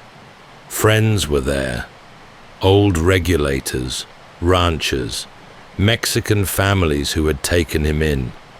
They fed him, sheltered him, and in some cases, warned him when danger approached. He trusted them more than most, and it may have been that trust that cost him. Pat Garrett, the sheriff now leading the hunt, understood his quarry better than most. He didn't rely on speed. He waited. He spoke to the same families, walked the same dirt trails, and watched the patterns of Billy's life. The kid was elusive, but he wasn't invisible. Garrett believed he would return to familiar ground, and he was right. There were near misses. One report placed Billy at a dance, laughing and twirling partners, while a deputy waited outside, unsure if it was really him. Another claimed he'd stopped in a town to buy coffee, nodding politely at the sheriff's wife before slipping out the back. These were not the moves of a reckless killer, but of someone still trying to live, if only just. But the net kept tightening. Garrett posted men at river crossings and trading posts. He followed hoofprints through canyon trails and questioned strangers who came into town too suddenly. And all the while, Billy remained just out of reach, like a story half remembered, always on the verge of vanishing. Some believe Billy knew how it would end. He began moving with more caution, but not with fear, more like someone who had accepted the road ahead and was simply trying to ride it a little longer. He stayed up late with friends, played cards, rode into town only at night. He carried a pistol, but rarely reached for it, as if, perhaps, he was tired of running. When Garrett rode to Fort Sumner that last time, he did it without fanfare. No posse, no gunfire, just patience, and a gentle knock at the door of Pete Maxwell's house. The manhunt, in the end, wasn't a chase. It was a wait. Garrett didn't catch Billy in a canyon or a thicket, and he didn't face him across a street in some final showdown. He waited in the dark, in a room thick with heat and breath, and listened for footsteps. The moment came, and then it was over. The grave at Fort Sumner is plain, a slab of stone behind iron bars, etched with 3 names: Billy the Kid, Tom O'Folliard, and Charlie Boda, friends who died before and beside him.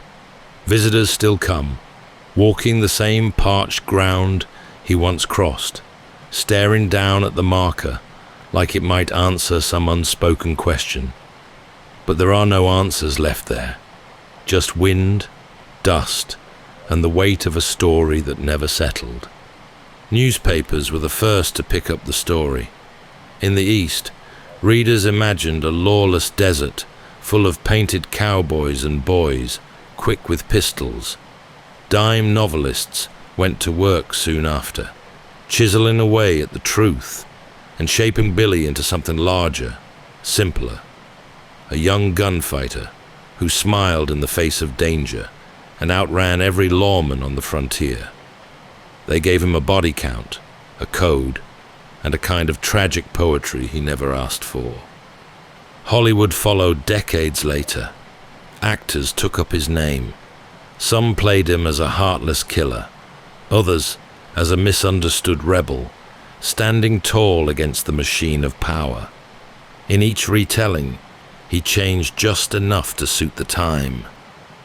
Historians have tried to draw clear lines, to tally the facts and separate myth from record. By most accounts, he killed fewer men than is claimed, perhaps 4 or 5, most during wartime. He was fluent in Spanish, respectful toward women and deeply loyal to his friends. He stole, yes, and he fought, but many of those who knew him remembered him as generous, charming, and quick with a joke. A boy shaped by loss and conflict, not born into cruelty.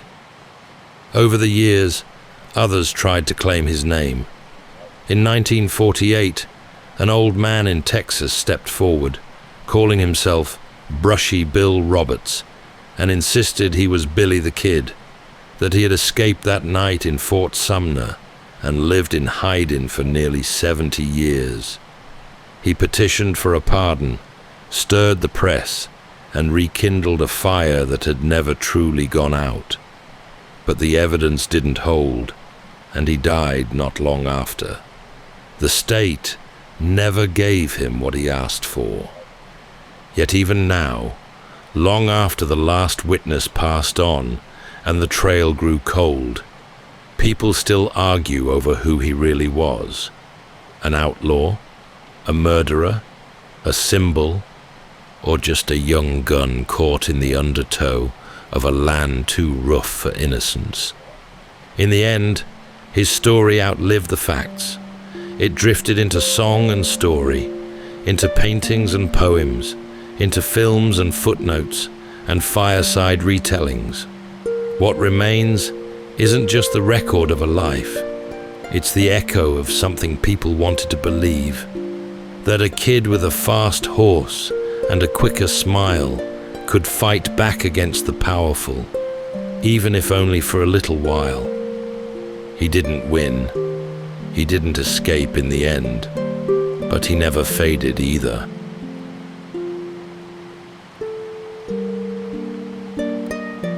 That's all for tonight's journey through history. Whether you're fast asleep or still drifting there, thank you for listening. And until next time, rest well.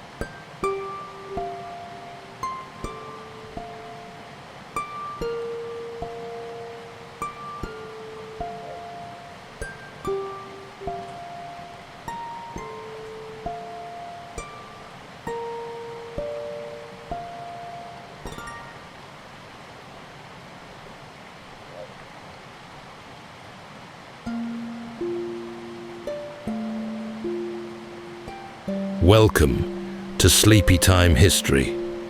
True stories from the pages of history for a full night's rest. If this is your first time listening, let us know where you're tuning in from. And if you like what you hear, please consider subscribing or rating us on your preferred podcast app. You can also help us choose an upcoming feature by voting in our Spotify poll. Thank you for your support. It helps us immensely. All right, it's time to settle in, relax, and take a wander through the pages of history and storytelling. Tonight, we're going to be exploring the remarkable true story of Blackbeard, the legendary pirate captain and archetypal swashbuckling rogue of the high seas. Picture the Atlantic at dawn, the slow creak of rigging and the smell of salt and tar over water. Lanterns sway, cannons line the gunwales as the sea drums against the hull. A towering figure stands on the quarterdeck with a black tricorn pulled low over deep-set eyes. A wide bandolier of half a dozen flintlock pistols hangs heavy like a portable armory. Ghostly threads of smoke curl about a bristling beard tied in tails with vibrant ribbons. This was stagecraft meant to intimidate and unsettle. This was Blackbeard, captain of the dreaded Queen Anne's Revenge.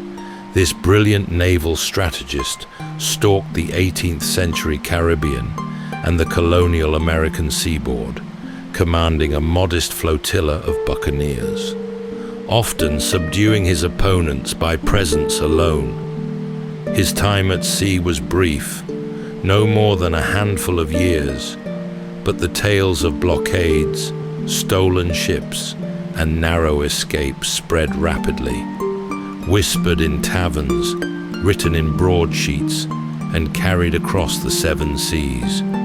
He came to embody everything a pirate was thought to be: fierce and flamboyant, cunning and cruel. Even now, more than 3 centuries later, the spectre of Blackbeard still echoes through history. Tonight, as we drift into sleep, we'll trace the man and the myth, letting rough edges soften with the tide. So settle in, take a deep breath, and let's raise the sails with Blackbeard, prowling through uncharted waters, starry channels, and drifting tides of this golden age of piracy.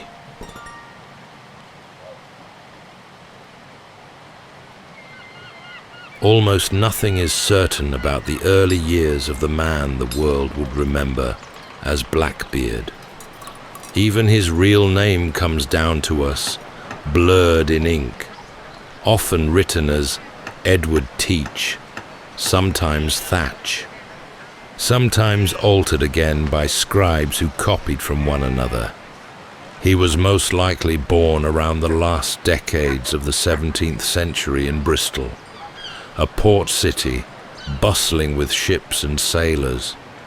That is all the record gives us. From there, rumor and imagination fill the gaps. To picture him as a boy, one must look to the streets of Bristol itself.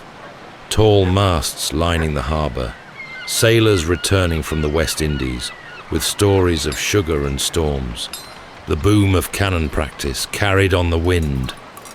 Bristol was a city of merchants and mariners, where fortunes were made and lost on the tide. It was also deeply enmeshed in the transatlantic slave trade. Ships left its docks carrying manufactured goods to Africa, returning with enslaved people forced into lives of bondage in the Americas. Edward grew up in a world where the sea meant opportunity, but also exploitation. Historians cannot say what he thought of it, only that he would later make his life among the same waters. The first true glimpses of him come during Queen Anne's War, fought between England and France from 1701 to 1714. At the time, men could serve as privateers, legally sanctioned raiders given papers by the Crown to seize enemy vessels. Edward almost certainly took this path, though his name does not appear in every surviving list. The war offered young sailors both employment and adventure. A privateership was crowded, dangerous, and unpredictable, yet it gave its crew a share of whatever prizes they captured. In those years, Edward learned how to fight with cannons, how to command men under stress, and how to maneuver a vessel under fire. When the war ended, thousands of privateers were left adrift. Their commissions expired, their pay cut off. A man trained to capture ships found that the Crown no longer had need of him. Some returned to merchant sailing, accepting lower wages and long voyages. Others, unwilling to surrender their hard-won freedom, turned pirate. Here is where Edward's trail takes its decisive turn. Was it simple necessity that drove him to it, the need to earn a living in unforgiving times? Or was there a darker hunger, a taste for the chaos and spoils that piracy offered? The records are silent, leaving us to wonder. Later, legends often exaggerated this choice. Some tales claim he was betrayed by officers, cheated of prize money, or scorned by governors who profited while men like him risked their lives. None of that can be proved. What we do know is that by 1716, he was sailing under a notorious pirate captain named Benjamin Hornigold in the Bahamas. This was Edward's apprenticeship in piracy, learning from a leader who was both respected and feared. Hornigold was selective about targets, often choosing Spanish or French vessels, careful not to anger England directly. In this company, Edward gained experience and reputation. It was during these years that he began to distinguish himself, not only as a capable seaman, but as a man who understood the power of appearance. Witnesses would later describe his size, his imposing figure, and the way he carried himself on deck. He was not yet Blackbeard, but the elements of that persona were beginning to gather, like storm clouds over the horizon. The boy from Bristol, shadowy in the records, had become a man of the sea, hardened by war, sharpened by necessity. From here, the outlines of a legend would start to take shape, carried by whispers among sailors, and soon to be feared across oceans. When the guns of Queen Anne's War fell silent in 1714, the world of the privateer collapsed almost overnight. Ships that had once sailed proudly under letters of marque were stripped of their legal cover, their crews dispersed into unemployment. For some, the path back into ordinary merchant service was open, yet merchant wages were meager and the discipline harsh. A sailor could toil for months only to earn a fraction of what a single prize had brought in wartime.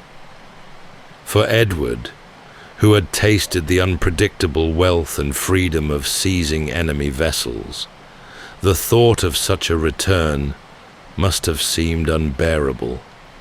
The Crown had profited, the governors had profited, but the men who risked everything were left to scrape by. It is easy to imagine resentment growing in his mind, the sense of being discarded. Piracy offered a man like Edward more than just income.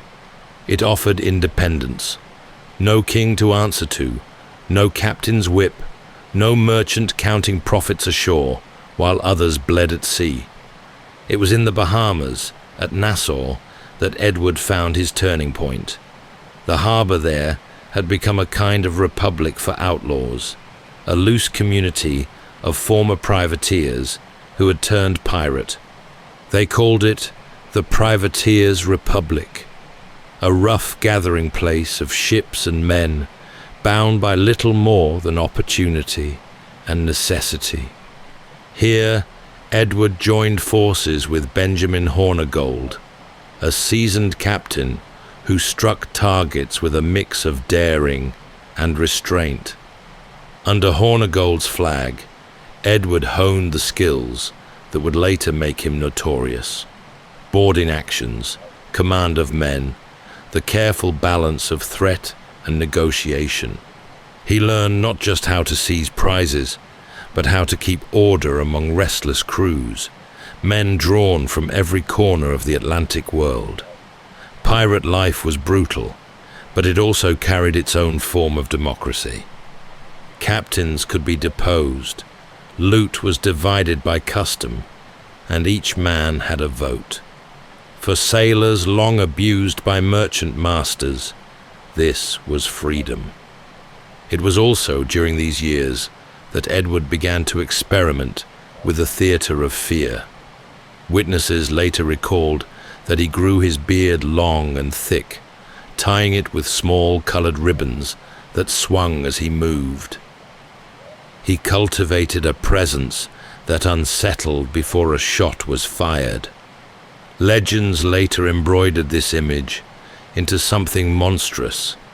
Eyes that glowed in the dark, smoke that rose constantly from his hair, even rumors that he was in league with the devil.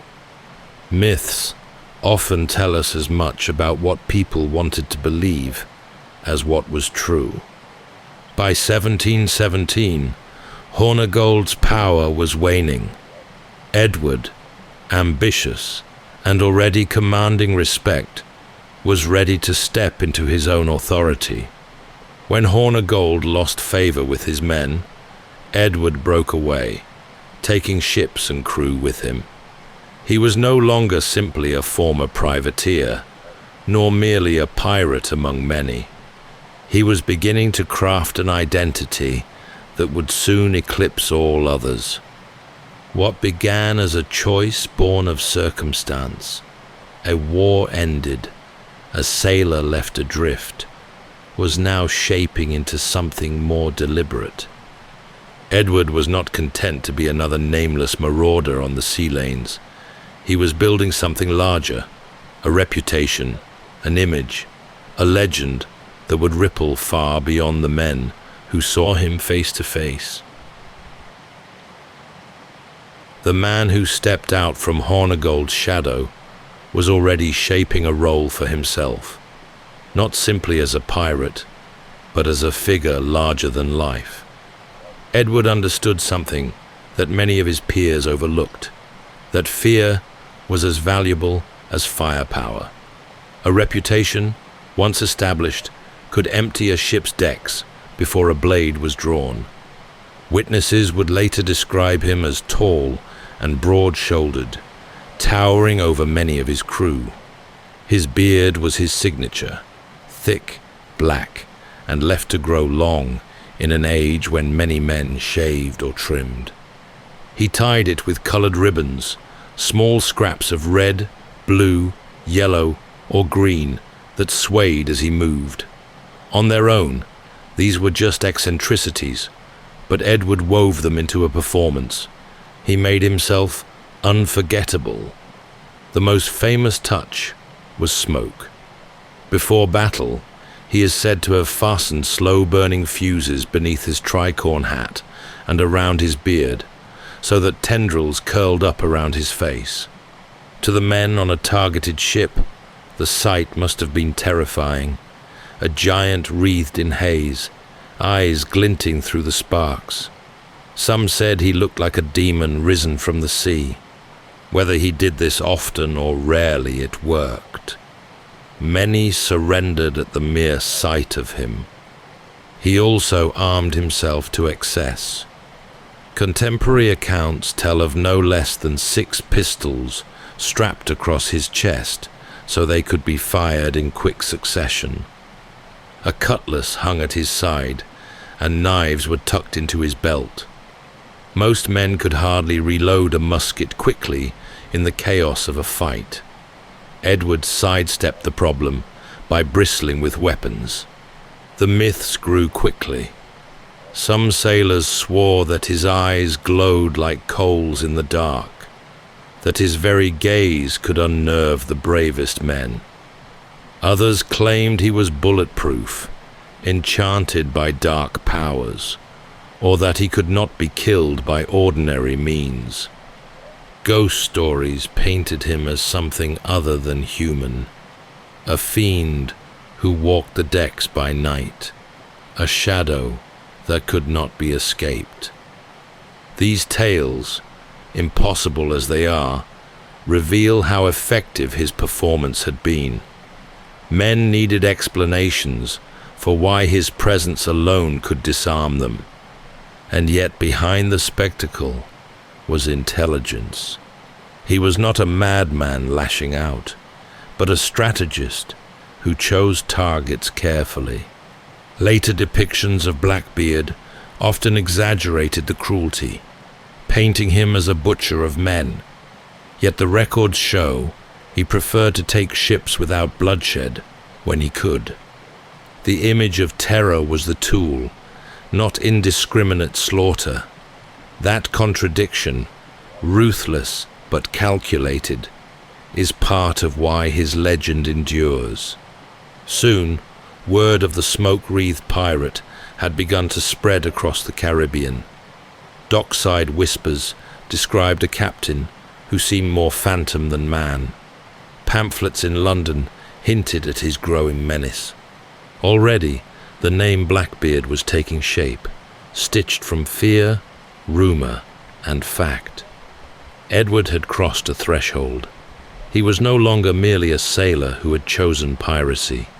He had become the living embodiment of piracy itself.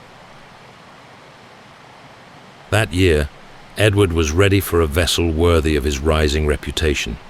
The smaller ships he had commanded could raid and retreat, but they lacked the presence of a true flagship. That autumn, fortune gave him exactly what he wanted. Off the coast of the Caribbean, he captured a French slaving vessel named La Concorde. The ship had sailed from France with hundreds of enslaved African people crammed below deck, bound for the brutal plantations of the Americas. By the time Edward encountered her, many had already perished from disease, thirst, or the appalling conditions of the Middle Passage. Contemporary accounts suggest over 300 were taken aboard, but fewer than half survived the voyage. When Edward's men seized the vessel, they found the crew weakened, the enslaved suffering. The fate of those captives is uncertain. Most were reportedly put ashore on the island of Bequia, left to fend for themselves. Some historians believe a handful may have chosen to join the pirates, drawn by the chance of freedom, however precarious. Piracy was no idol, but it offered escape from chains. What is clear is that Edward did not keep the majority aboard. His interest was not in human cargo, but in the ship itself. La Concorde was large and heavily built, capable of carrying hundreds of people and mounting dozens of guns. It was the kind of vessel that could project power across seas. Edward refitted her swiftly, stripping out the fittings used for enslaved passengers and installing heavy cannons. He rechristened her Queen Anne's Revenge, a name thick with meaning. To some, it was a nod to the war he had fought in. To others, a taunt to the new king who had left privateers abandoned. The name itself was theatre. a statement that this was no ordinary pirate sloop, but a warship under its own flag. With Queen Anne's Revenge, Edward's image soared. He now commanded a floating fortress, a ship that could overawe merchantmen and even threaten naval patrols. Contemporary reports claim she carried around 40 guns, making her one of the most formidable pirate vessels of her time. For sailors who glimpsed her looming silhouette, the sight alone could be enough to sap their courage. The myths began almost immediately. Tales spread that Queen Anne's Revenge was enchanted, that no navy could match her. Some said she carried a crew of demons, their faces hidden behind masks of smoke. Others whispered that she had never lost a battle, that she glided through storms unharmed. These were exaggerations, but they revealed the dread her name inspired. In practice, the ship was not invincible. She was heavy, and her size made her less nimble than smaller craft. But Edward wielded her wisely. He used her bulk to blockade harbors, and her cannons to force submission and frighten anyone who might resist. With this vessel, he became more than a pirate, preying on stray ships. He became a commander who could choke off entire stretches of coast. The capture of La Concorde marked a turning point. The boy from Bristol, the privateer left adrift after war, had remade himself into Blackbeard, master of one of the most feared ships on the Atlantic.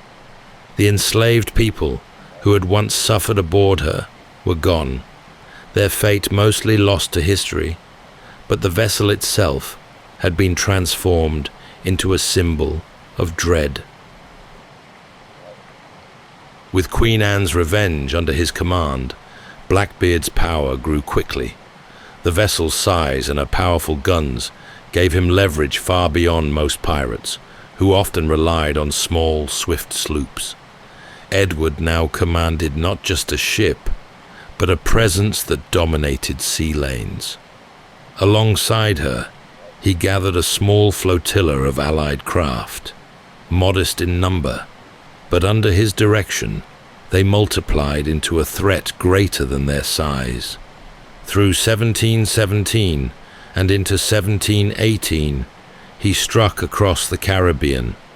Spanish, French, and English merchants alike fell into his path. The tactic was often the same: sails rising over the horizon, Queen Anne's Revenge, like an ominous wall of wood and iron, and a surrender offered before a shot was fired. Many captains, confronted with the terrifying sight of Blackbeard himself at the rail, chose life over resistance. His reputation did the work. From the Bahamas to the coasts of Cuba and Hispaniola, and then north toward the Carolinas, his name spread in fearful whispers. Some said he was everywhere at once, able to command storms, to vanish into fog, to appear again hundreds of miles away. Pamphlets and broadsheets in England painted him as a scourge of the seas, half man, half monster. In taverns, sailors spoke of his cruelty, but also of his strange restraint. Tales of men spared when surrender was swift, cargo taken, but crews left unharmed. It was during these months that the myths of treasure began to flourish. Rumors claimed he buried chests of gold on hidden islands, leaving no man alive who knew the location. Some swore he had maps inked with blood, or secret caves guarded by curses. Yet historians find no trace of buried riches. The truth seems simpler. Pirates spent their plunder quickly, on drink, supplies, and fleeting comfort ashore. Edward himself likely lived as lavishly as his means allowed, preferring to enjoy wealth rather than hide it. Still, the image of Blackbeard's hidden hoards lingers even now, a dream of fortune waiting beneath the sand. His strength was not only in fear, but in strategy. He understood the flow of trade, where ships were most vulnerable, how to blockade narrow channels and harbors. He chose his targets carefully, weighing the cost of resistance against the ease of intimidation. Violence was a tool, but not his first choice. A battle damaged ships and wasted time. Surrender was swifter, more profitable, and fed the legend that made the next surrender even easier. Among his crew, stories say he maintained order, not only with fear, but with a kind of strange charisma. Pirates lived under codes of their own making, dividing plunder by agreed shares, voting on major decisions. Captains could be deposed if they lost respect. Edward seems to have understood this balance, stern enough to command obedience, theatrical enough to keep men loyal, generous enough with spoils to ensure their trust.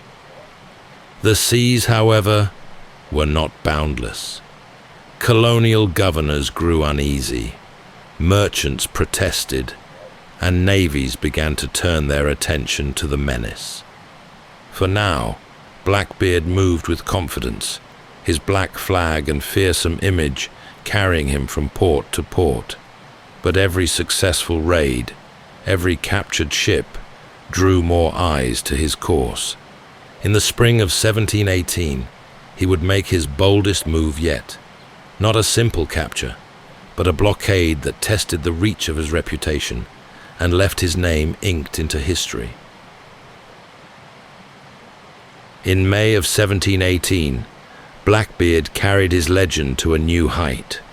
Sailing north with Queen Anne's Revenge and several smaller vessels, he set his sights not on a lone merchantman, but on one of the busiest ports of the American colonies, Charleston, South Carolina. Few pirates had dared anything so audacious. For nearly a week, he held the harbor itself in his grasp. Charleston was a city of trade and wealth, its wharves piled with goods bound for Europe and the West Indies. Dozens of ships passed through its waters, laden with rice, indigo, and timber. To blockade such a hub was to choke an artery of commerce. Blackbeard anchored his ships at the harbor's entrance, cutting off all traffic. Vessels attempting to leave were stopped.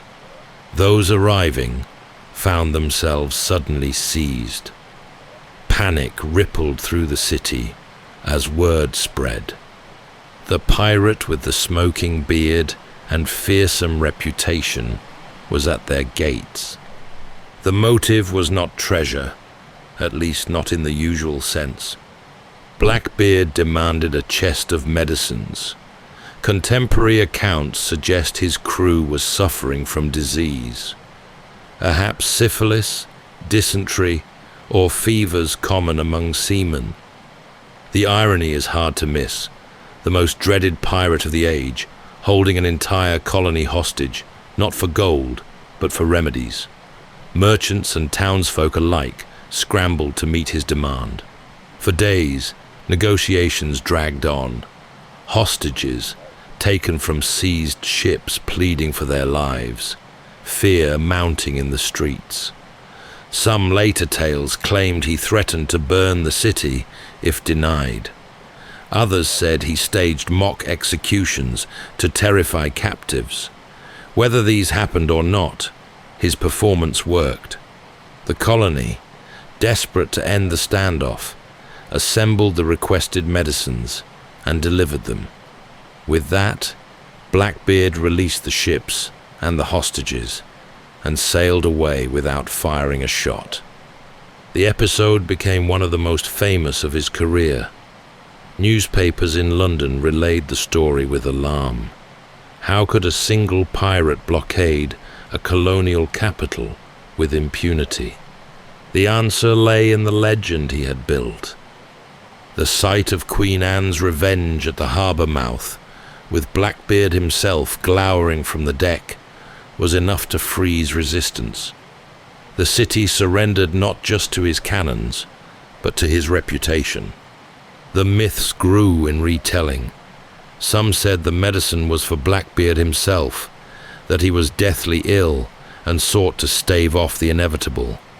Others whispered that it was for his many wives, though whether he had more than one is doubtful.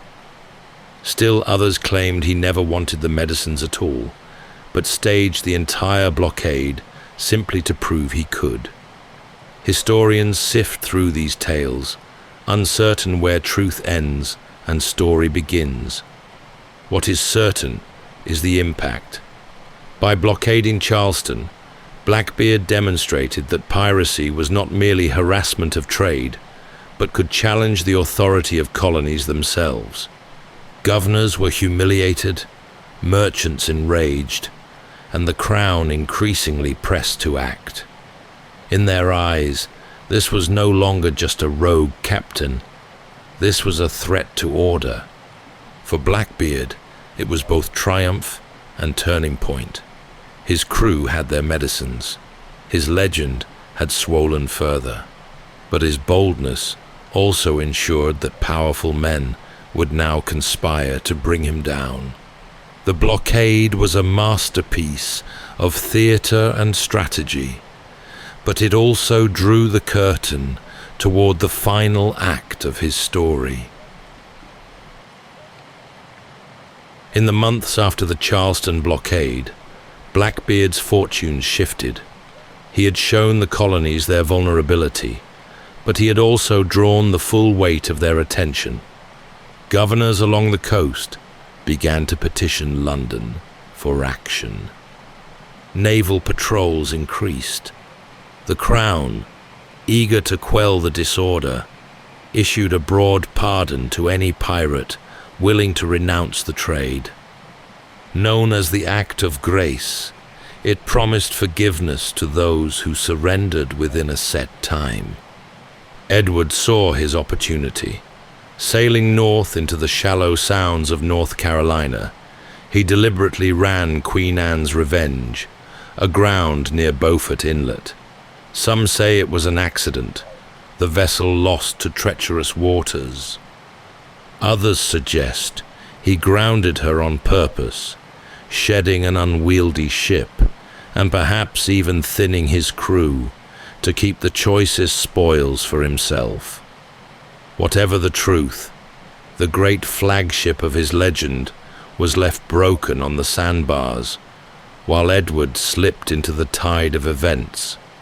He presented himself in Bath, then the colonial capital of North Carolina, and accepted the king's pardon from Governor Charles Eden. To the authorities, this was a success. One of the most notorious pirates of the age had seemingly laid down arms. Edward settled briefly into life ashore. Reports speak of him marrying a local woman, his 14th wife if the rumors were true, though such numbers are almost certainly myth.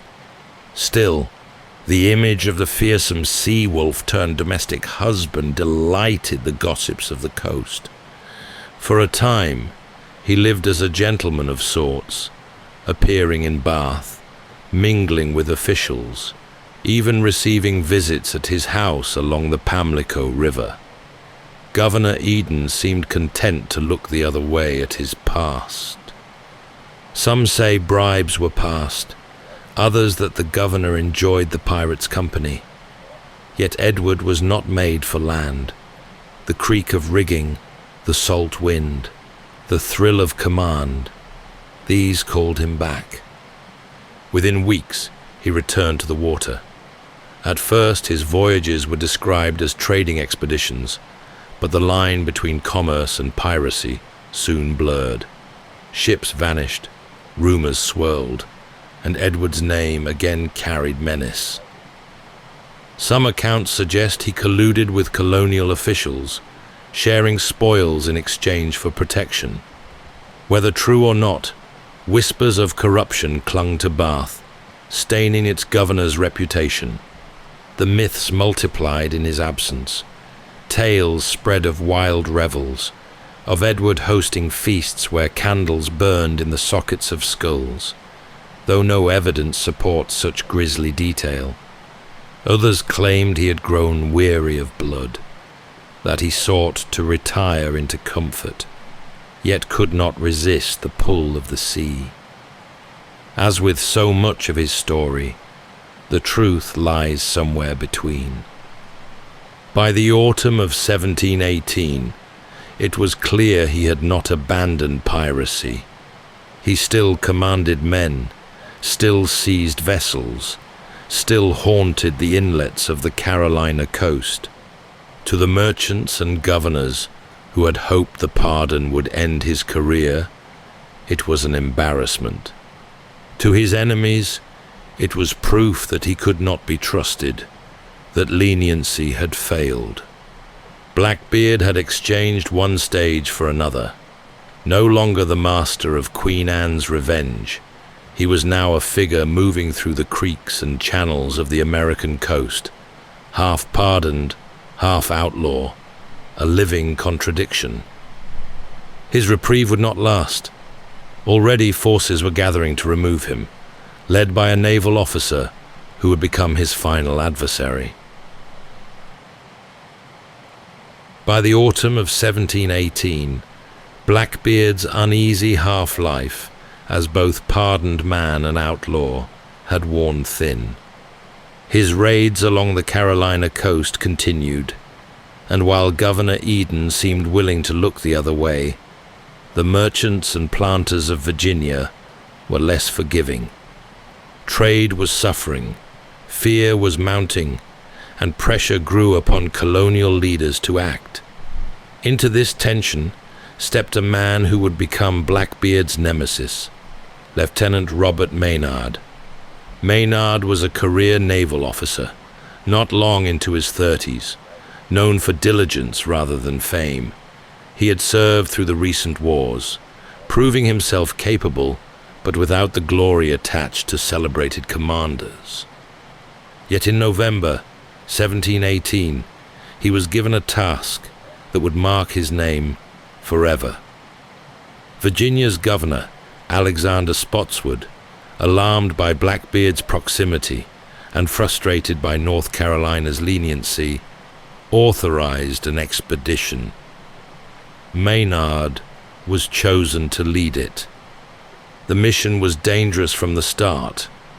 Blackbeard commanded men hardened by years at sea, men who lived by plunder and were bound by loyalty to their captain's charisma. Maynard, by contrast, had two small sloops borrowed from the colony, Ranger and Jane, carrying fewer than 60 sailors. He had no warship of the line, no overwhelming firepower, only determination and the sanction of law. As his men prepared, rumors of Blackbeard filled the air. They had heard tales of the man's towering frame, his smoking beard, his bandoliers of pistols. Some whispered he was invulnerable, that bullets passed through him, that his head could not be severed. Maynard dismissed such stories, but he understood their power. To face Blackbeard was to face not just a pirate, but a legend. The chase led to Ocracoke Inlet, a shallow and twisting stretch of water off the coast of North Carolina. Blackbeard had anchored there with a reduced company, perhaps fewer than 30 men. Some believe he thought himself safe, sheltered by Governor Eden's protection and the shoals that kept larger warships at bay. Others say he was already weary, ready to drink and feast his final days away. Either way, he did not expect Maynard's sudden strike. At dawn on the 22nd of November, Maynard's sloop slipped into the inlet. The tide was against them, the channels treacherous. One of his vessels grounded, but the other pressed on. Blackbeard spotted them early and prepared. He had fewer men, but his cannons gave him the advantage. With a blast of iron and smoke, he tore through Maynard's rigging and deck. The opening volleys killed and maimed scores of sailors. For a moment, it seemed the legend would hold, that the pirate would sweep aside the law as he always had. But Maynard had a plan.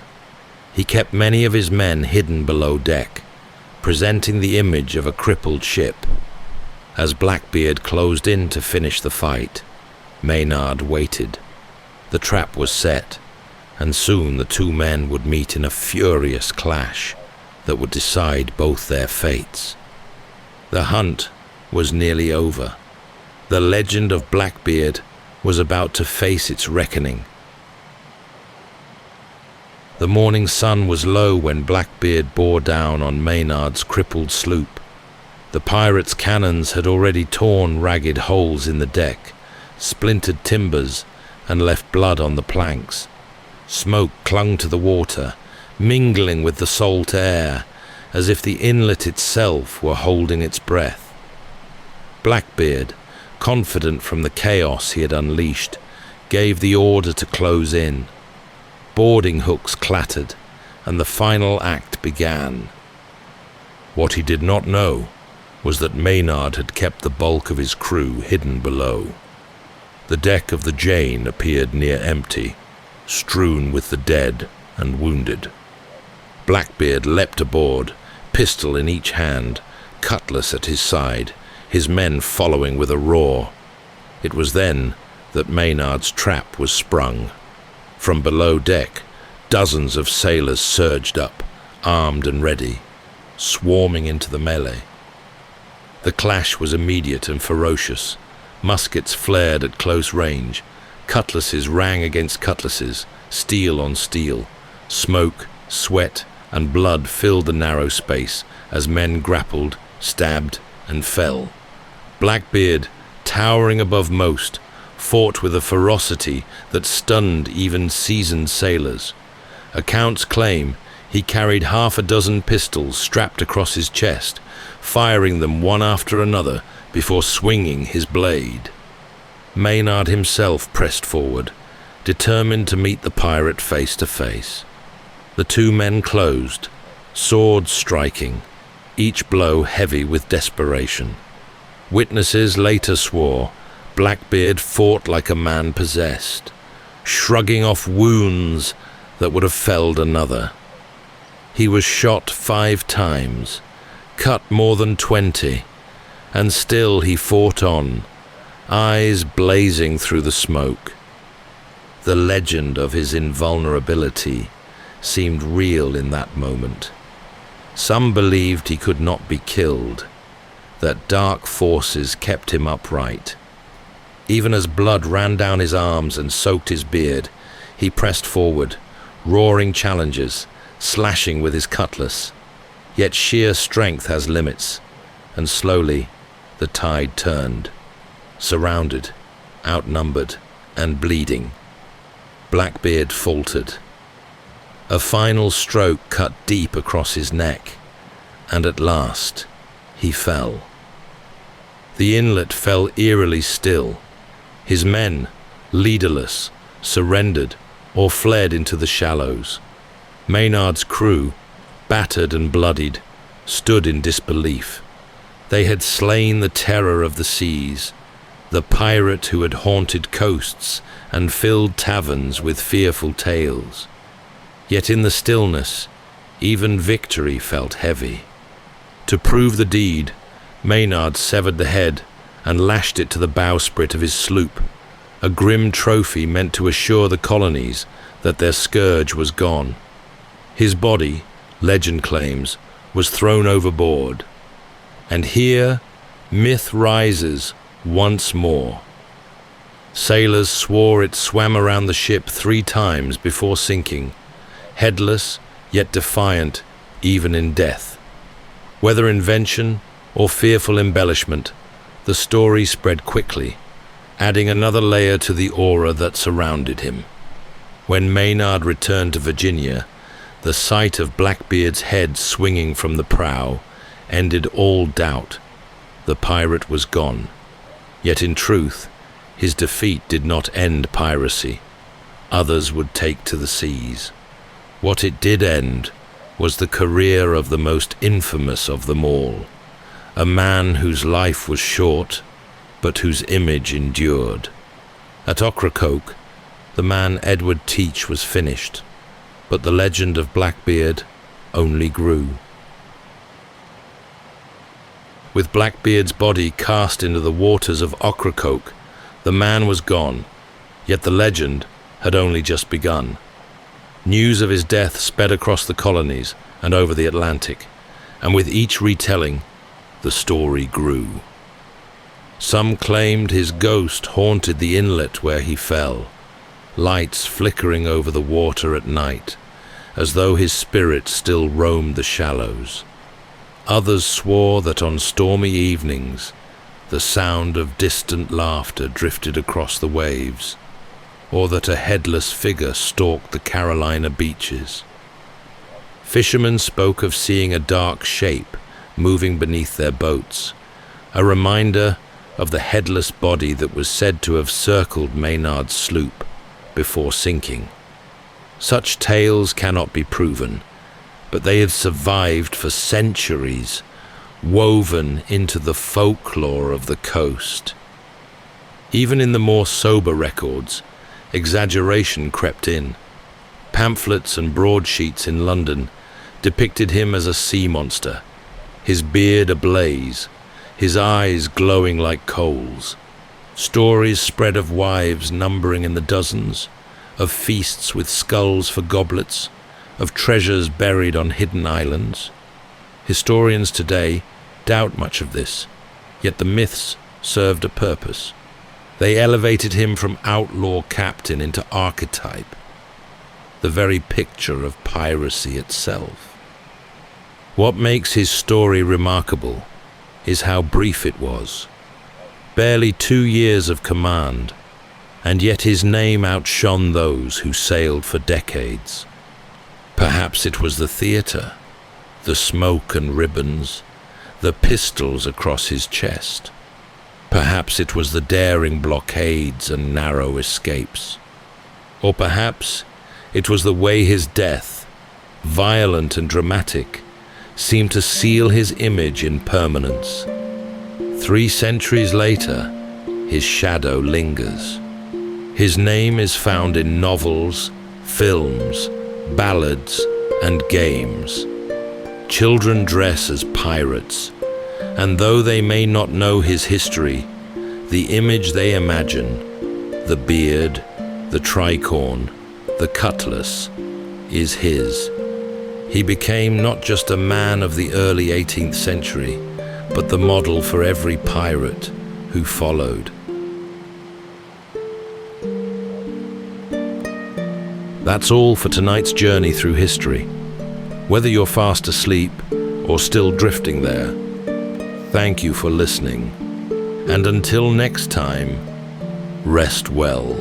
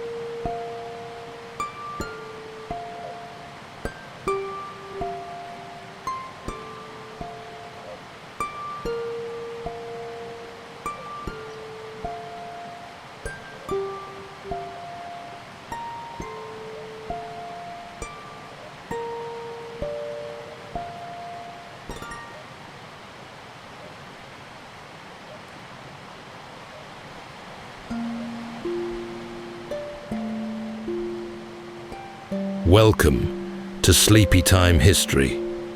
True stories from the pages of history for a full night's rest. If this is your first time listening, let us know where you're tuning in from. And if you like what you hear, please consider subscribing or rating us on your preferred podcast app. You can also help us choose an upcoming feature by voting in our Spotify poll. Thank you for your support. It helps us immensely. All right, it's time to settle in, relax, and take a wander through the pages of history and storytelling. Tonight, we're going to be exploring the remarkable true story of Bonnie Parker and Clyde Barrow, two lovers on the lam in Depression-era America, whose reputation veered wildly between folk hero fame and outlaw infamy. Their story is set against the backdrop of a nation unraveling. The stock market had collapsed, farms withered in dust, and whole cities strained under the weight of hunger and want. In this landscape of hardship, a small band later known as the Barrow Gang drifted from state to state, living the way of armed robbery, stolen cars, bank jobs, and sudden getaways. Known for their heavy firepower and sudden bursts of violence, the gang quickly gained national notoriety after a daring shootout with police that shocked the nation. At the center of it all were the glamorous and dangerous Bonnie and Clyde, barely in their 20s, with sharp dress and a photogenic presence that made them irresistible to the press. Some saw the pair as nothing more than ruthless killers. Others saw them as folk heroes, outwitting the law and thumbing their nose at a system that had failed them.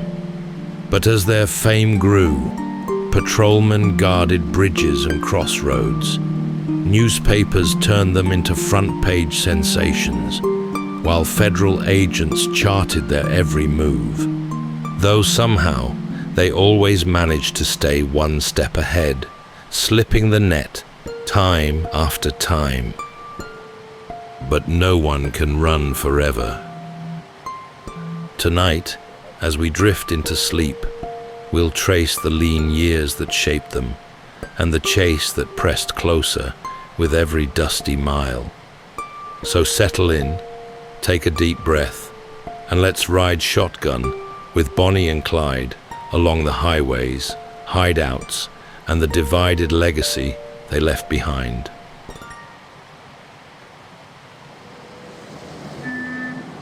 The early 1930s in the United States were years weighed down by dust and disappointment. The stock market crash had long since rippled through every corner of daily life. Factories that once buzzed with machinery now stood cold, their doors locked and windows boarded. Freight yards swelled with men carrying bedrolls, waiting for trains that might take them to the rumor of work. Women lined up with children at soup kitchens, cups held out for thin broth or a slice of bread.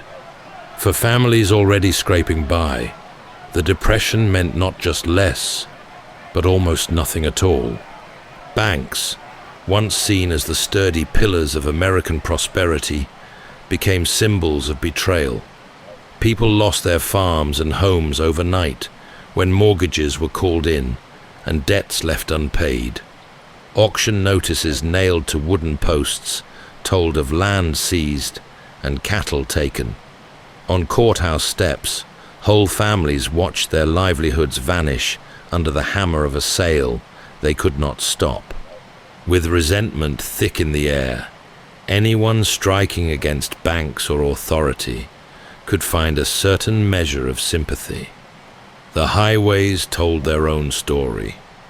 Cars loaded with belongings rattled westward, families chasing the promise of work in California. Others had no cars at all and walked, pushing handcarts with all they owned. Roadside encampments sprang up, nicknamed Hoovervilles, after the president blamed for the crisis. Canvas tents and tar paper shacks lined riverbanks and empty lots. At night, the air filled with coughs, harmonicas, and the weary shuffle of those hoping for a better day. It was in this climate of despair and defiance that Bonnie Parker and Clyde Barrow would emerge. They were not alone in bending the law during these lean years. Bootleggers, train robbers, and small-time burglars dotted the landscape. But what set them apart was how swiftly they captured the imagination of a restless nation. Young, stylish, and inseparable, they seemed to stand in sharp contrast to the worn faces of breadlines and the sagging shoulders of the jobless. Where most bowed under hardship, they appeared to rise above it, even if only by theft and gunfire. The southern plains in particular carried both hardship and opportunity for outlaws. The back roads of Texas, Oklahoma, and Arkansas stretched wide, their dust covering fresh tracks before long. Law enforcement there was local, often poorly coordinated. A county sheriff had little authority beyond his line, so the simple act of crossing a state border could throw off a pursuit. For those willing to take risks, the Depression offered a landscape in which escape was always just a few miles ahead. Yet the dangers were just as real. Armed patrolmen waited at crossroads. Farmers carried shotguns, weary of cattle theft and prowlers. A man caught stealing food might be beaten or worse. Newspapers printed lurid headlines, feeding public fascination with crime while inflaming calls for order. Even as sympathy lingered for the desperate, many Americans wanted protection from the very outlaws who seemed to thrive when everyone else struggled. Into this unsettled stage walked Bonnie and Clyde. She was a waitress with dreams far bigger than her small Dallas neighborhood. He was the son of sharecroppers, drawn to cars, music, and the quick cash of theft. The Depression had shrunk their world, but together they found a way to step outside of it. With stolen cars beneath them and a pistol in the glove box, they began to carve a path across the southern states, a path that would soon catch the eye of the press, the police, and the public. Bonnie Parker grew up in the working-class neighborhoods of West Dallas. She was born in 1910, the second of 3 children. Her father died when she was still a child, and her mother moved the family in with grandparents to make ends meet. Life was narrow in its horizons, but Bonnie stood out, small, lively, and drawn to words. At school, she excelled in writing, often filling pages with verses. She married young to a man named Roy Thornton, but the union quickly fractured. By her late teens, she was living back with her mother, working as a waitress.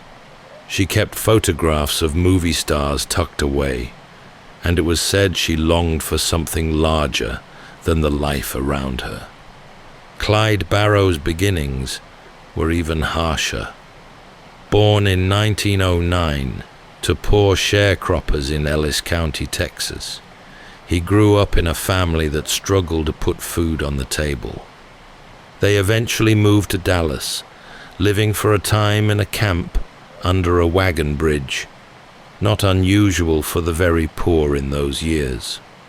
Clyde had a love for music and fast cars, but his path tilted early toward a life of crime. He and his brother Buck stole turkeys, cars, and eventually carried out burglaries. His first arrests came before he turned 20, and short stints behind bars hardened him. By the time he met Bonnie, Clyde already had the instincts of an outlaw, slipping between low-paid work and petty theft with ease. The meeting between them in January 1930 has been retold often, but what remains clear is how quickly they were drawn to one another. Clyde was visiting a friend's house when Bonnie came by. She was 19, he 20, and both were restless, searching for something more than what West Dallas offered. Witnesses later said Bonnie seemed smitten almost instantly. When Clyde was jailed soon after for a string of burglaries, she visited him regularly. During one of those visits, she smuggled him a pistol, which he used to escape briefly before being recaptured. The gesture showed a devotion that would mark her choices from then on. Clyde's time in Eastern Prison Farm was brutal. He endured hard labor, beatings, and violence from fellow inmates. The experience left him colder, more determined never to be caged again. By 1932, he was released, leaner, harder, and entirely unwilling to settle into ordinary life. The world of steady jobs and meager pay had little appeal. For Clyde, freedom meant the open road and the edge that came with living outside the law. Bonnie, meanwhile, slipped easily into his orbit. Though she never pulled a trigger in the way Clyde and his companions did, she was present on many raids and escapes. She carried cameras, posed for pictures, and wrote poems that mixed affection with fatalism. In her verse, she sometimes hinted that she knew how the story would end, yet she stayed. Together, they made a striking pair. Clyde in neat suits, sharp even on the run. Bonnie small but stylish, often in a beret or skirt. In a decade when most people trudged under the weight of hunger and worry, they seemed larger than life, glamorous despite their poverty. The bond they forged in those early years would prove unbreakable, pulling them into a whirlwind of theft, violence, and flight that would soon draw in others and expand into what came to be known as the Barrow Gang. By the spring of 1932, Clyde Barrow had no interest in straightening his path. He had been shaped by poverty, prison, and a restless need for more than ordinary life could offer. The jobs that did exist paid pennies, and with the country still sunk in the Depression, opportunities for men like him were slim. Stealing cars and holding up filling stations seemed to him both quicker and more certain than waiting for honest wages that might never come. His companion Bonnie was soon swept fully into this rhythm. She cooked for the small crew, wrote in her notebook, and often acted as lookout. Her devotion was clear, and it gave Clyde both comfort and courage. Together, they moved through Texas towns, sometimes staying only hours before disappearing down a dusty road. Their crimes began modestly. Grocery stores, small shops, and service stations were easy targets, their tills carrying just enough cash to get by another day.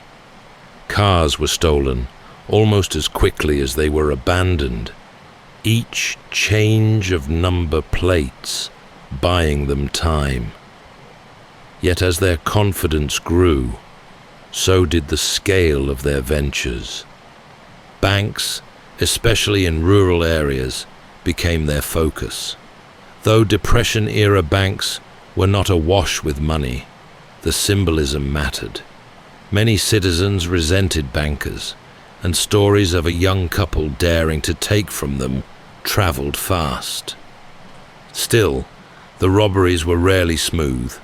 Shots were fired, alarms raised, and sometimes very little was gained. On more than one occasion, they fled empty-handed, abandoning vehicles in fields or creek beds. By late 1932, Clyde was no longer acting alone. His brother Buck drifted in and out of the picture, sometimes joining raids, sometimes lying low. A young teenager named W.D. Jones tagged along, drawn by the glamour of the road and the promise of fast money. With each new companion, the risk increased, but so too did the firepower. Clyde favored the Ford V8 for its speed, and military-grade rifles stolen from armories gave the gang an edge over poorly equipped local police. Violence became more frequent. Patrolmen stumbled into their path, and gunfire followed. Clyde was determined never to return to prison, and that meant no hesitation in using weapons when cornered. In one early clash, officers were wounded, and the gang slipped away, their reputation hardening from petty thieves to dangerous outlaws. Life on the run demanded constant movement. They slept in abandoned farms, roadside cabins, or cheap motels when money allowed. Meals were taken quickly, tins of beans, bread, and coffee from roadside diners.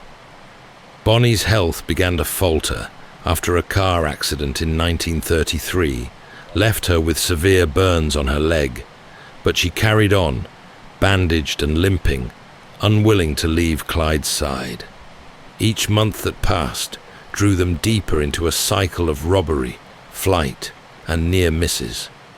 What had begun as small-time crime now resembled a campaign against the law itself, marked by stolen cars, smuggled weapons, and a readiness to shoot their way out of traps. The Barrow name was beginning to circulate in law enforcement circles, and whispers of the gang's activities spread far beyond Texas. The stage was being set for the moment when they would leap from regional criminals to national figures, a shift that would come not from a robbery, but from photographs left behind in a hurried escape. As the months rolled into 1933, Bonnie and Clyde's circle widened. The pair had already proven inseparable, but their life on the road began to draw in others, friends and kin, who were willing to gamble on the outlaw's path. This shifting crew came to be known as the Barrow Gang. It was not a fixed company, but a revolving band of companions, some staying only briefly before prison, or fear pulled them away. Clyde's brother Buck played a central role when he joined in. Recently released from prison, he was older and carried the marks of years behind bars, yet he shared his brother's taste for the outlaw life. His wife, Blanche, followed along, at first reluctantly. In her later recollections, she admitted she never wanted the criminal existence, but love tied her to Buck, and so she rode too. Their presence lent the gang a domestic edge, with Blanche cooking meals and keeping camp. But it also increased the stakes, as more people meant more exposure. The youngest of the group was W.D. Jones. Enthralled by the excitement, he became both driver and lookout. His age made him reckless, but it also highlighted how fragile the line was between youth and crime in those years. Many Depression-era teenagers drifted in search of work or adventure. Jones found his with the Barrow Gang. With this crew, Clyde stepped into the role of leader. He had a sharp eye for cars, stealing Ford V8s wherever he could find them. The engine gave him an advantage over police vehicles, and his skill behind the wheel often meant the difference between capture and escape. The gang also armed themselves heavily. Raids on small armories brought them Browning automatic rifles, shotguns, and pistols, weapons far superior to what most local sheriffs carried. When police tried to block their path, the gang could lay down a storm of gunfire that left lawmen pinned and fearful. Their crimes stretched across Texas, Oklahoma, Missouri, and into the Midwest. Banks, gas stations, and small-town stores all fell victim. The take was not always large, often just a few $100s. But the symbolism mattered. In towns where foreclosures and evictions were daily news, stories of the Barrow Gang's raids stirred conversation. Some condemned them as cold killers. Others muttered that perhaps they were striking back at a system stacked against the poor. Life on the road was relentless. Tourist cabins were rented under false names. Number plates were swapped constantly. They learned to cook meals quickly, to leave lodgings with no trace, and to travel under cover of night when possible. Bonnie often carried her camera, capturing images of the gang lounging with rifles or leaning on stolen cars. These photographs, meant as keepsakes, would later define them in the eyes of the nation. Violence followed them at every turn, and every incident raised the temperature. Local sheriffs, already stretched thin, now called in reinforcements from state patrols and federal agents. Bonnie and Clyde's names appeared in more reports, and their descriptions circulated widely. Despite the strain, there was a strange normality within the gang. Blanche kept her dog, Snowball, close. Meals were shared, jokes told, photographs posed. In moments between raids, the group resembled a rough family on the move, rather than hardened criminals. Yet every time they set out in a stolen car, the guns in the back seat reminded them of the danger that shadowed every mile. By mid-1933, the Barrow Gang had become more than a local nuisance. They were a known force, armed, fast-moving, and unafraid to shoot their way to freedom. The law closed in steadily, but for now, the open roads of the southern plains gave them room to run. By the spring of 1933, the Barrow Gang had carved out a pattern of movement, weeks on the road, then a rented hideout where they could rest, regroup, and plan the next strike. In April, they settled in a modest two-story apartment over a garage in Joplin, Missouri. It was meant to be a brief stop, just long enough to recover and divide their spoils. To neighbors, they appeared as nothing more than a group of young people living a little noisily upstairs. Few guessed the cache of weapons and stolen cars tucked discreetly nearby. The police had already been alerted to suspicious activity, odd visitors, too many cars coming and going, and neighbors unsettled by gunshots they claimed to have heard. On April 13th, local officers arrived to investigate. They expected bootleggers or petty thieves. What they found instead was a heavily armed gang. As the officers approached the apartment, gunfire erupted. Clyde and Buck opened up with their automatic rifles, weapons far stronger than anything the local police carried. The narrow driveway became a killing ground. 2 lawmen fell, mortally wounded, and the others scrambled for cover. The gang managed a chaotic escape, speeding away in a car that roared down the road, bullets smashing into walls and windows behind them. In their rush to flee, they left behind more than they realized: weapons, clothes, and most fatefully, a camera with undeveloped film. When officers searched the abandoned apartment later, they found rolls of photographs that would soon appear in newspapers across the country. The images told a story more powerful than words. One showed Bonnie Parker in a beret, grinning as she leveled a pistol at Clyde in mock play. Another captured her with a cigar in her mouth, a pose that became instantly notorious. Clyde appeared dashing, leaning on stolen cars with a shotgun resting casually in hand. To many readers, the pictures were electrifying. For some, these photographs added a romantic sheen to their crimes. In a nation weary of hardship, here were two figures who looked like movie stars, living outside the rules. To others, the images were proof of recklessness, a flaunting of violence that mocked the suffering of ordinary people. Blanche Barrow later insisted that Bonnie did not actually smoke cigars and had only posed for fun, but by then the damage was done. The myth was fixed. From that moment, Bonnie and Clyde were no longer just regional outlaws. They were household names. Headlines painted them as the most dangerous couple in America. Their photographs splashed across newspapers in New York, Chicago, and Los Angeles. The escape from Joplin came at a cost beyond publicity. The deaths of the two officers hardened the determination of law enforcement.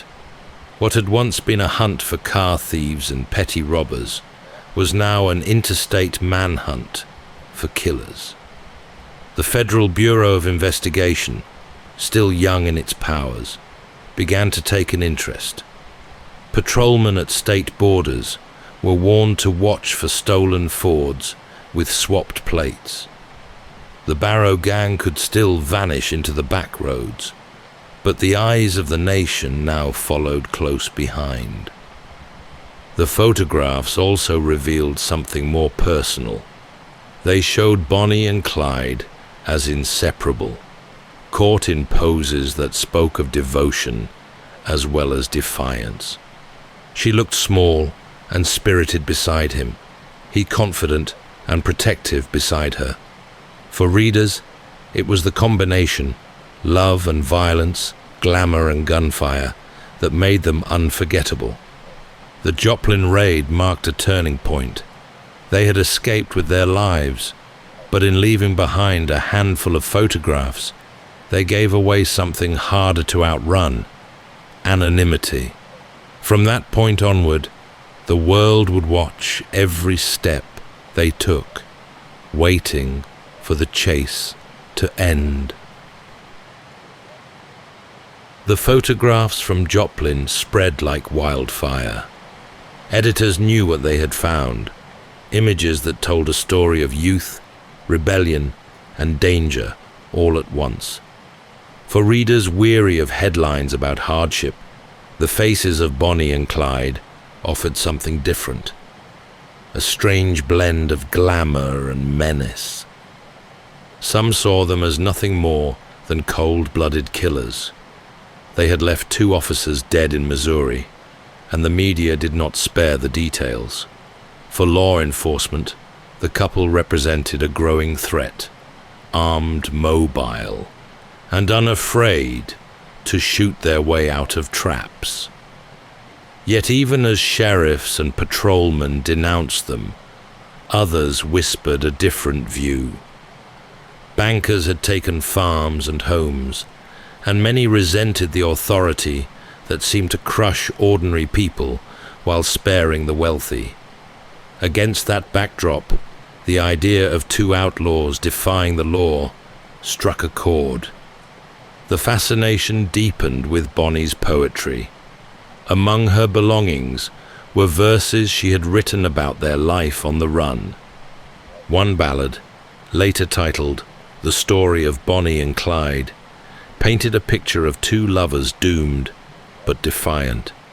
She wrote of highways, stolen cars, and the knowledge that their time would be short. The poem ended with the line that they would go down together, a grim prediction that would one day prove true. When the words were published after her death, they added another layer to the legend: the outlaw as poet, the young woman who knew her fate, yet chose to follow it. To many, those verses made Bonnie seem more than a gun moll or accomplice. They showed her as reflective, literate, and self-aware.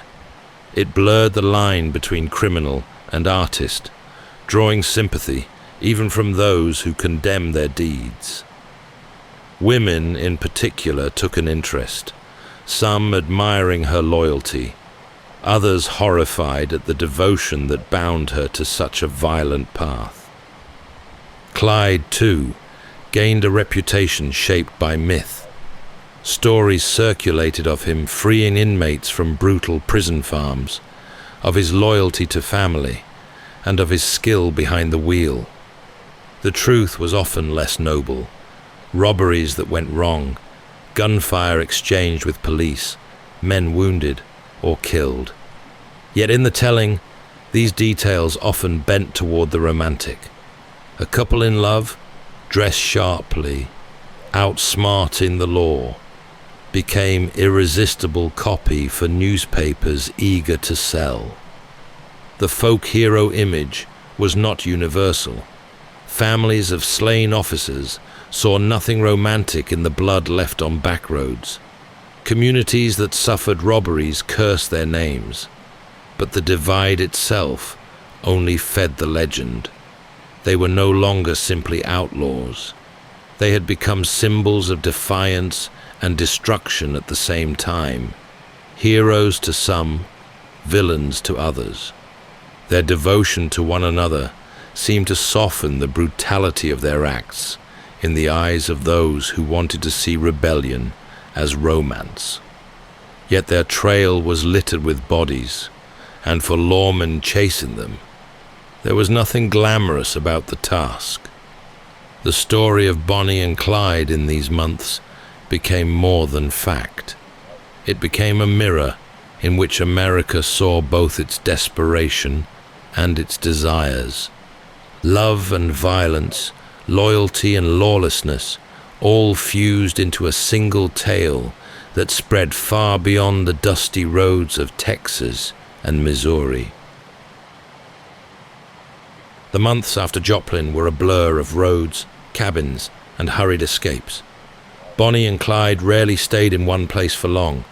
They traveled through Texas, Oklahoma, Arkansas, Missouri, even as far north as Iowa, stealing cars as often as they stole meals. The gang carried weapons in the back seat, maps folded on the dash, and a nervous readiness that came from knowing the law could appear at any turn. Life on the run was both restless and harsh. Tourist cabins and cheap motels offered a few hours of sleep, though always with one eye open. Meals were tins of beans or bread bought hastily from roadside shops. On rare occasions, they stopped to pose for photographs, Bonnie with her beret or leaning lightly on Clyde's shoulder. But even in those moments of playfulness, the reality of their life showed through: exhaustion, injury, and the knowledge that the chase never stopped.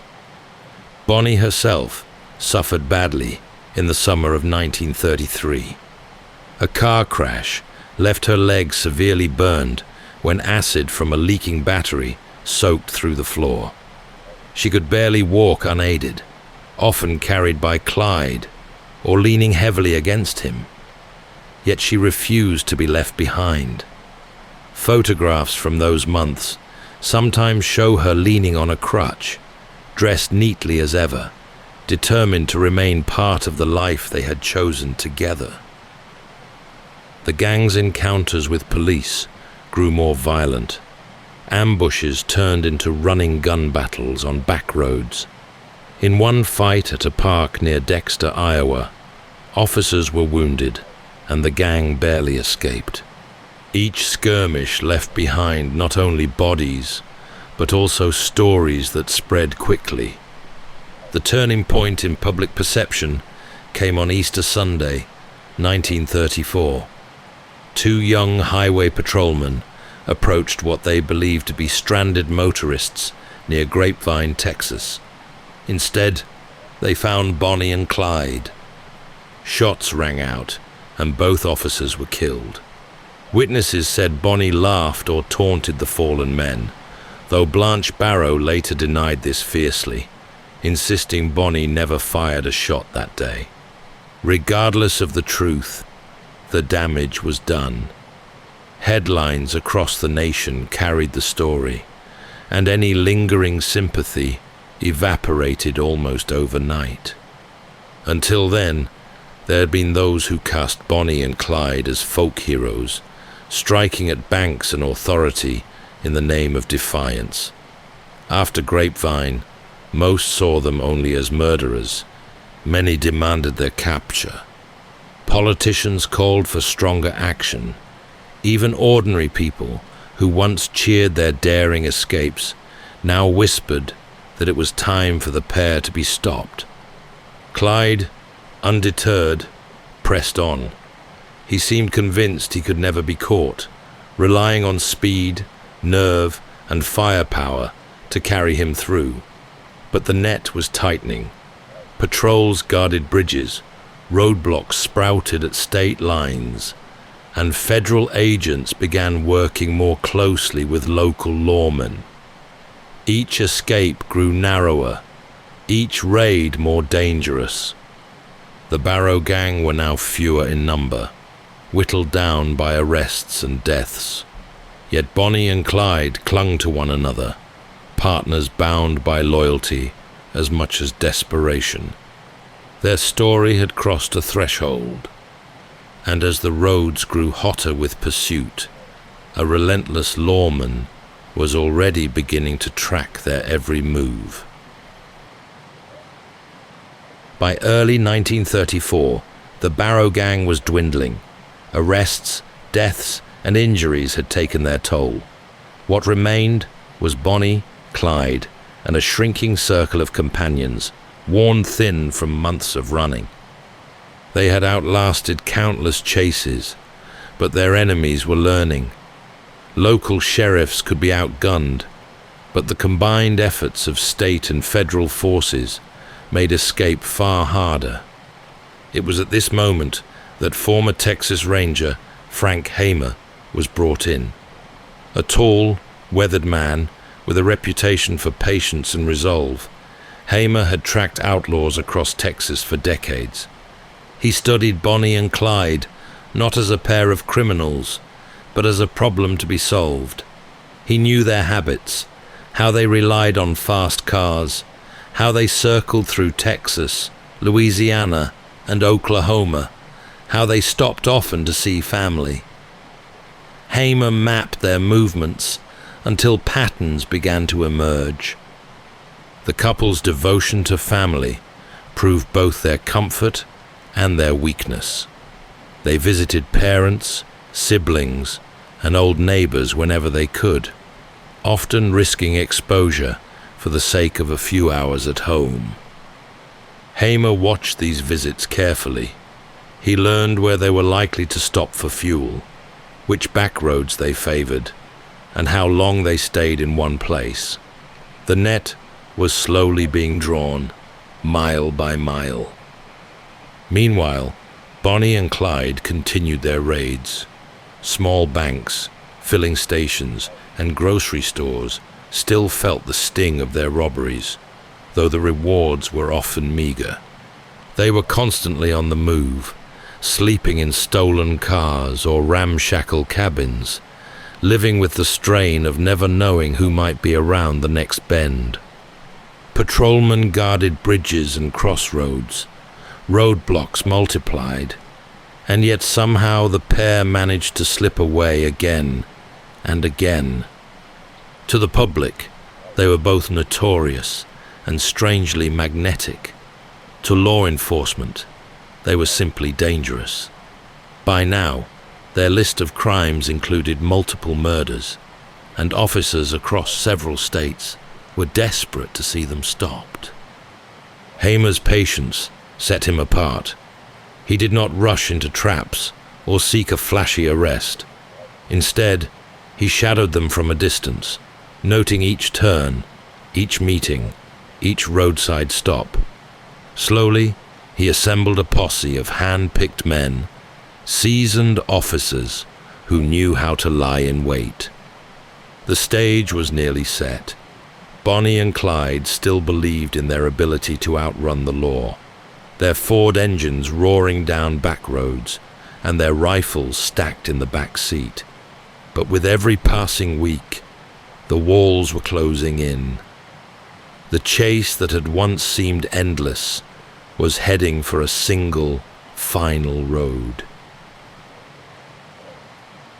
By May 1934, Bonnie and Clyde had run out of safe ground. Their names were known in every sheriff's office, from Texas to Missouri. They were worn thin, living out of cars and cheap cabins, shifted constantly to stay ahead of the pursuit. Yet even with danger close, they still circled back to Louisiana, where family ties pulled them again and again. It was this loyalty that gave Frank Hamer the opening he had been waiting for. Hamer and his hand-picked posse had tracked the pair for weeks, shadowing their movements through back roads and border towns. He knew they often visited Henry Methvin, an accomplice, and that Methvin's father lived near Bienville Parish in northern Louisiana. With patience born of long experience, Hamer positioned his men along the routes Bonnie and Clyde were most likely to take. On the night of May 22nd, the posse waited by a rural road lined with pine and brush. They were armed heavily and carried orders to bring the couple down. Before dawn broke the next morning, they were already in place, concealed by the thick trees, listening for the sound of an engine. It was early on the 23rd of May when the Ford V8 came into view, dust rising behind it. Clyde was at the wheel, Bonnie beside him. They slowed when they saw Methvin's truck parked on the roadside. A ruse arranged with Methvin's father to lure them in. For an instant, the scene might have seemed like countless others, just another back road and another meeting. The posse opened fire. Dozens of rounds tore into the car before either could react. The Ford lurched forward, engine screaming, then rolled into a ditch. When the shooting stopped, the couple lay still. Their bodies were riddled with bullets. Their brief, furious journey ended in an instant. Word of the ambush spread almost immediately. Locals rushed to the scene, crowding around the wreck. Some cut locks of Bonnie's hair. Others tore fragments of her dress. Shell casings were pocketed as souvenirs. By the time the authorities arrived to clear the road, the crowd had grown so thick that officers struggled to control it. The car, perforated with more than 100 bullet holes, became a grim symbol. Photographs of the wreck appeared in newspapers across the country. To some readers, the end was justice served. To others, it was a tragic conclusion to a story that had always felt larger than life. The ambush at Bienville Parish marked the final chapter for Bonnie Parker and Clyde Barrow. Their legend, however, was only beginning to grow. The ambush at Bienville Parish brought an end to the chase, but it marked the beginning of something harder to contain: the legend of Bonnie and Clyde.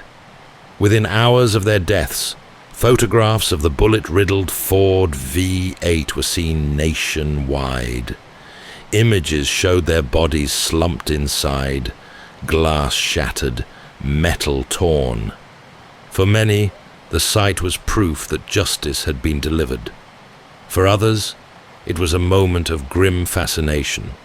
The outlaws whose faces had filled front pages were now gone, yet more present in the imagination than ever before. Crowds gathered in West Dallas and along the roads of Louisiana. The funeral homes were overwhelmed as thousands pressed in to catch a glimpse of the coffins. Flowers arrived in stacks. Reporters jostled for position, scribbling every rumor, from Bonnie's lipstick shade to Clyde's last words, though no one had truly heard them. The public's hunger for detail showed no sign of slowing. Their legend was fed not just by the newspapers, but by the relics left behind. The death car, riddled with bullet holes, was displayed for years, drawing crowds wherever it went. Souvenirs were sold, stories embroidered, and songs composed.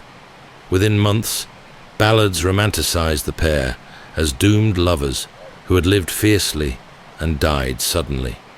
The poem Bonnie had written, the story of Bonnie and Clyde, was published, and readers marveled at its eerie prediction of their end. Yet the debate never settled. To law enforcement and the families of slain officers, they were killers who left a trail of grief across the southern states. To some of the public, especially those who had lost homes and farms during the Depression, they were folk heroes who stood against a world that had offered them little. The tension between those views kept their memory alive. Hollywood eventually seized on the story. Films, books, and songs all portrayed the couple in ways that blurred fact and fiction. The photographs from Joplin, the poems, and the stories of narrow escapes became part of American folklore. Even today, Bonnie and Clyde remain symbols both of rebellion and of reckless destruction. Their true legacy lies somewhere in between. They were hardened by poverty and prison, pulled together by love as much as crime.